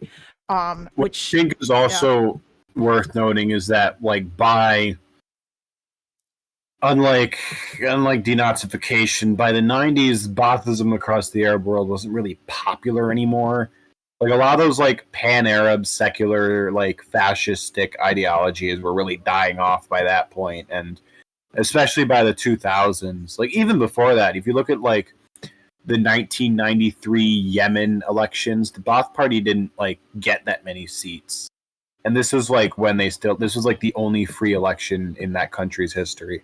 So, like, yeah, no, the Baathism and Nasserism and all, like, the secularists, like, pan-Arab I imagine, really dying off since the 80s. I imagine that the Cold War ending probably, like, oh, yeah. Yeah, that... Well, it might be that without the demonstration, our forces in the Cold War would... Sorry, you're cutting out so much. What? Oh. I said it might have been, of course, we're always playing what if with history like this, that if the United States didn't display such overwhelming supremacy against Saddam, that the Cold War might have been extended for another decade. Wait, what are you talking about? Are you talking about, you're talking about the first Gulf War? Yeah, the lead up to, if you're going to go all the way back to the Cold War. Oh, well, I mean, not just that, yeah, but there was a whole bunch of other shit that that caused the Cold War to end. Like it was arguably the I think the Soviet Union was they got fucked in Afghanistan pretty fucking hard, which I would argue is also another example of military might. Didn't help that Yeltsin was literally smashed all the time, but yes. Yeltsin. Wasn't it Gorbachev that was in charge during Afghanistan? Yeah. Yes. No, it was Brezhnev launched it. The two continued it. Gorbachev tried to withdraw, but Soviet politics is a fucking mess. So. Well, yeah, the war lasted for like a decade, I think. Yeah, it did. Yeah, and like the Soviets, like just like they just like the amount of money that they poured into that was so much, and then the And then obviously when Gorbachev did the Glasnost and Perestroika, and like it kind of exposed a bunch of rot in the Soviet system, and that was a thing as well that contributed. Yeah. I also feel, and it also did actually like re-enable more like, and I mean nationalist in like a we want independence kind instead of kick out all the minorities kind, but like that definitely was a factor because. Hey, Chase, what are you doing? Sorry. Mute your mic, please. Thank you. He's driving. Probably, yes. He's always on his phone. David made him do push-ups. It's like there's this one factor I also feel like that definitely influenced it. Like by 1990, I know in 1989 the Ukrainian national movement was formed, and they became like the main like national opposition against the Soviet system for a while. And Maruzzi, you missed me talking to Teuton for like 4 hours, and there was much retardation. I still don't understand why Teuton is like. I'm trying to figure out what exactly goes through his head to where he's like, yeah, I'm going to debate these people. I'm going to get them to agree with me, and then and then he doesn't, and then he concedes. But then he just immediately reverts everything and goes back to what he was doing. I can't. It's his social circles. It's his problem, most likely his social circles. That if he doesn't say certain things or have certain beliefs, they don't talk to him or like him. That's probably like what 90% of these kind of relationships are for these people. Yeah, that's probably true, especially since like he claims that he cares so much about this stuff, but I think it's pretty obvious that he doesn't like for example, he's not going to read like that book by Bob Woodward or even like the parts of it. Although I will still find it and send it to him, but he's probably not going to read it because that like I think he's more invested in other things and like this is just entertainment for him. You know, Teuton is no different than a lot of Ben Gvir supporters. He's just looking for justification to be bloodthirsty to decide that he wants winning. That's all. Oh yeah, I mean like this is obviously like I think that's probably true too because this is very obviously like a fucking this is like team sports game shit to him. He literally said that Palestinians who work with Israel deserve to die. Like yeah, it's kind of that was so fucking insane. Yeah, but yeah, like he just it's a little insane to me. He never sees like how much he's so like the Israelis that he doesn't like. Yeah, well, I mean, like, I don't know. That was something that I noticed a long time ago. The extremes on both sides of this conflict truly deserve each other because, like, they're like the same, except they're just like, like this is my land, get the fuck out. No, this is my land, get the fuck out. Yeah, and it's just they want to do the same shit, but they want to do it to the other side. You know. So. I mean, that's why this conflict needs more. Chase, yes, I agree. 100%. Absolutely based. Oh yeah, Insomniac, did you see that thing that I sent you about Ben Gurion? I think that you saw it where like I shamefully asked ChatGPT for information. Although I shouldn't necessarily feel, but is the translation like did ChatGPT get that translation correct in the part that it was talking about? For the most part. Okay. Yeah, because I want to I was gonna do that with the rest of the quotes because I don't even know where to begin in terms of like trying to find that stuff because I don't think most of I wish that like Ben Gurion's diaries are available in like English or whatever, like just all of them, but they're not, and so there's kind of like a lot of I feel like this guy's quotes probably get butchered so much. Like it's kind of insane the extent to which that like I still don't even know where that quote came from ChatGPT found it eventually, but I had to ask it 3 times or I had to ask it to dig deeper 3 times, and I don't know like what English website that he got it from. Because that's crazy. I'm sorry, what was I mean, yeah, social circle, I guess. There's also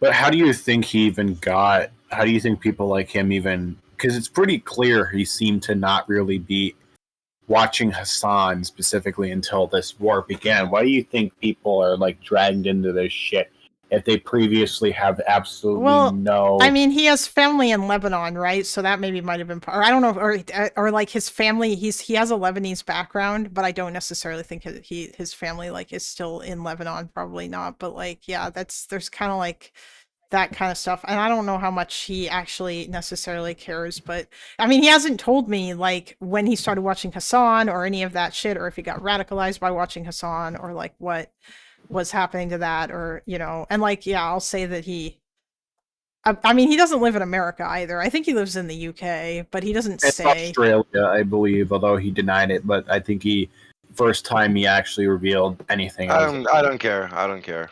He can live wherever he wants. No, he can live wherever he wants. It's irrelevant. Yeah, you're right. It's not particularly relevant. I mean, he lives in a Western country is the important part. As Sev noted when he browbeated him, he lives in a Western country and he is like so fucking passionate about Israel-Palestine that it's like his #1 issue in terms of politics. He also said taking hostages was leverage. Yeah, I know, he defended it. That's what I mean. But then he walked it back like the second that like it's just. That's what I'm saying. Like everybody say, oh, he's so goofy. No, he's not goofy. He's a bloodthirsty. Like he's bloodthirsty. That's pretty like bad. Oh yeah, no. I mean, I would understand also like, yeah, obviously because it's gonna hit differently for you because like you live there and this is your country that he's fucking talking about and he's justifying like war crimes against like, you know, your fellow countrymen and you, and yeah, it's pretty fucked up. Or like for Sev, it obviously hits differently too, because Teuton is like justifying the shit that Hamas does, which results in when he says like that, like like we should take away the Iron Dome so Iran can shoot Israel with rockets. He's talking about civilians dying. He's talking about like Israeli civilians. Yeah, he doesn't. I don't think he thinks about this. Excuse me, you mean colonizers? Yeah, exactly. Yeah, like it. Well, that's I was messaging Kalinda a little bit while listening to it, and like especially when they were arguing about this retarded polling stuff, which has a ton of problems with it. Like the biggest one for me is just like the way you ask questions and when you ask them are so influential over like the responses you get.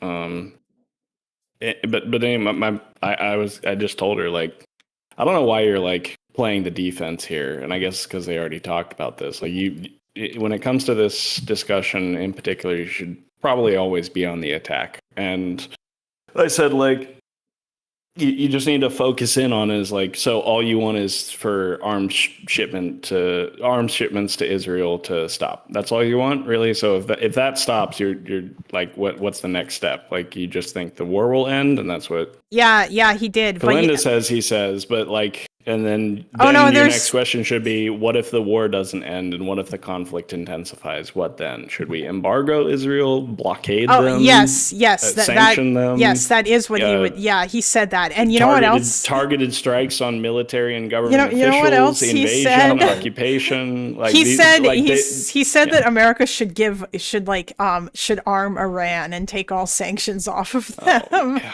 yeah. Amazing. Yeah, and I'm like, bro, and like he was convinced that the only reason why America is like opposed to Iran, or the only reason why Trump ended the JCPOA, was because that Bibi Netanyahu told him to, and that was it. There was no other possible reason. It couldn't possibly have anything to do with the fact that Donald Trump is a fucking child who wanted to undo everything that Obama ever did, and there were lots of other people in his administration who were also telling him that the JCPOA was bad. Like. From there was actually a great Sarcasmatron was actually making a video. It was before the election. He tried to get it out, but it was mainly about the it was primarily about like the wars Donald Trump started or intensified with his stupid actions, and one of them was like anything caused by like the nuclear deal falling through, and fucking from what he said, it was like. Yeah, the conservative movement believed there was like a secret military solution to Iran's nuclear crisis, and Obama was just a wimp, so he did a deal. That's kind of what they believe, basically. Yeah, I mean, it wouldn't surprise me. The thing about that, though, too, is that I think that, I don't know if Loner ever finished his research on this, but I think that he was looking into it more, and he was saying that it's possible that maybe the JCPOA wasn't necessarily that great to begin with, but I don't know. I think that a lot of that had to do with just Iran being bad faith. Yeah, absolutely. It was better than nothing, I think.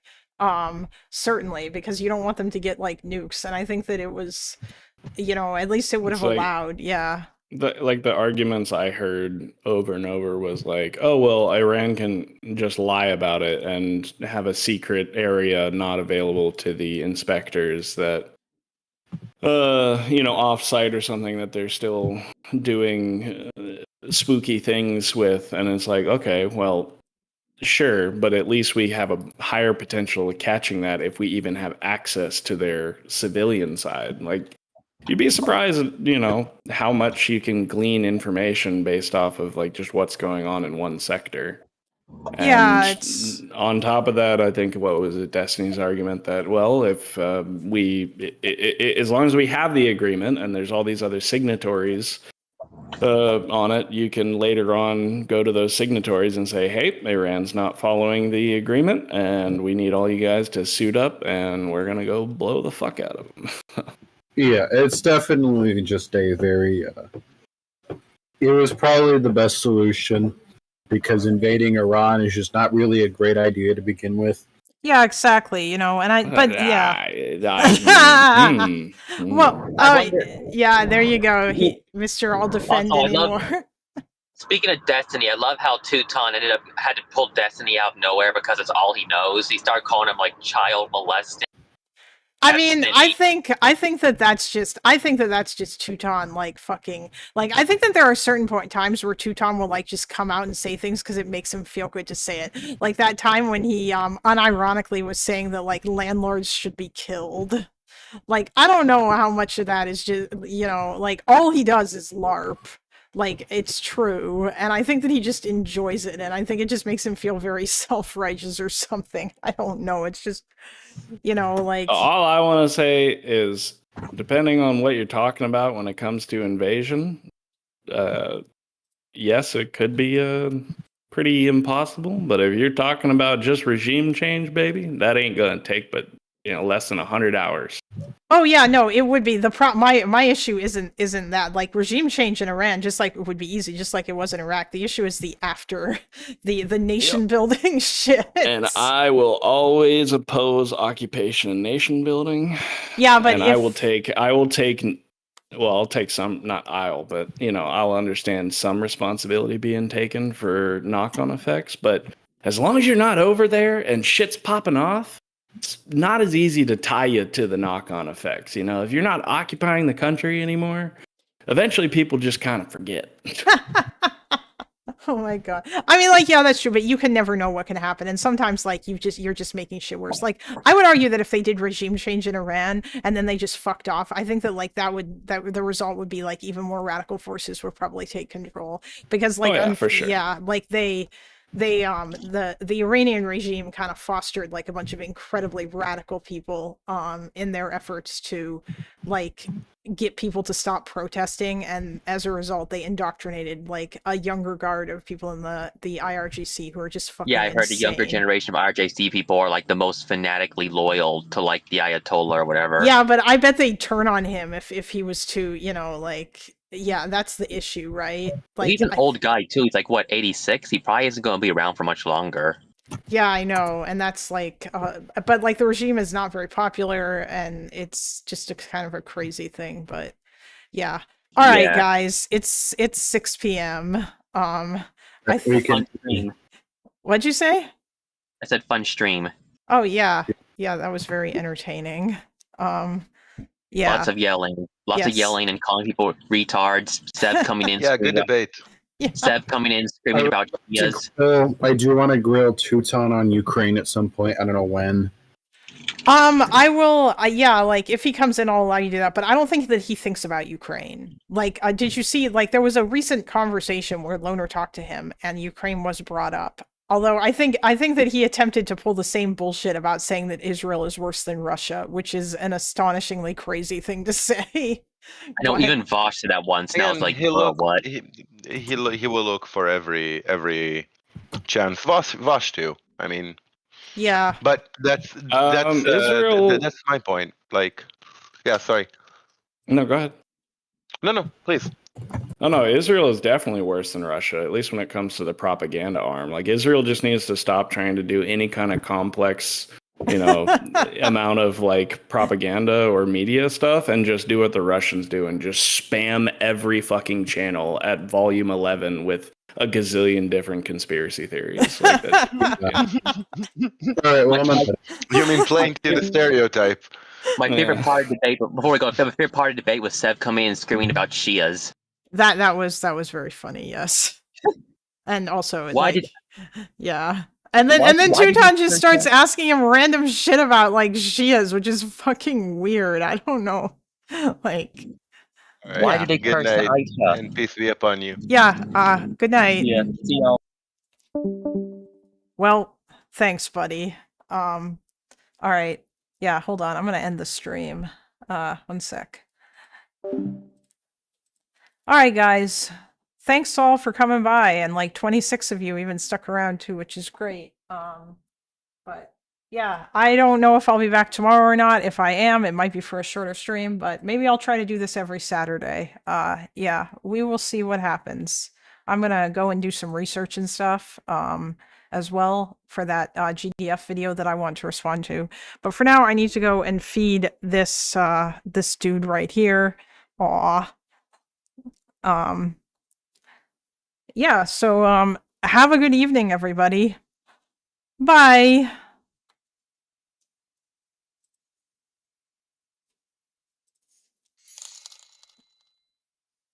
Felly Goblin donated $13.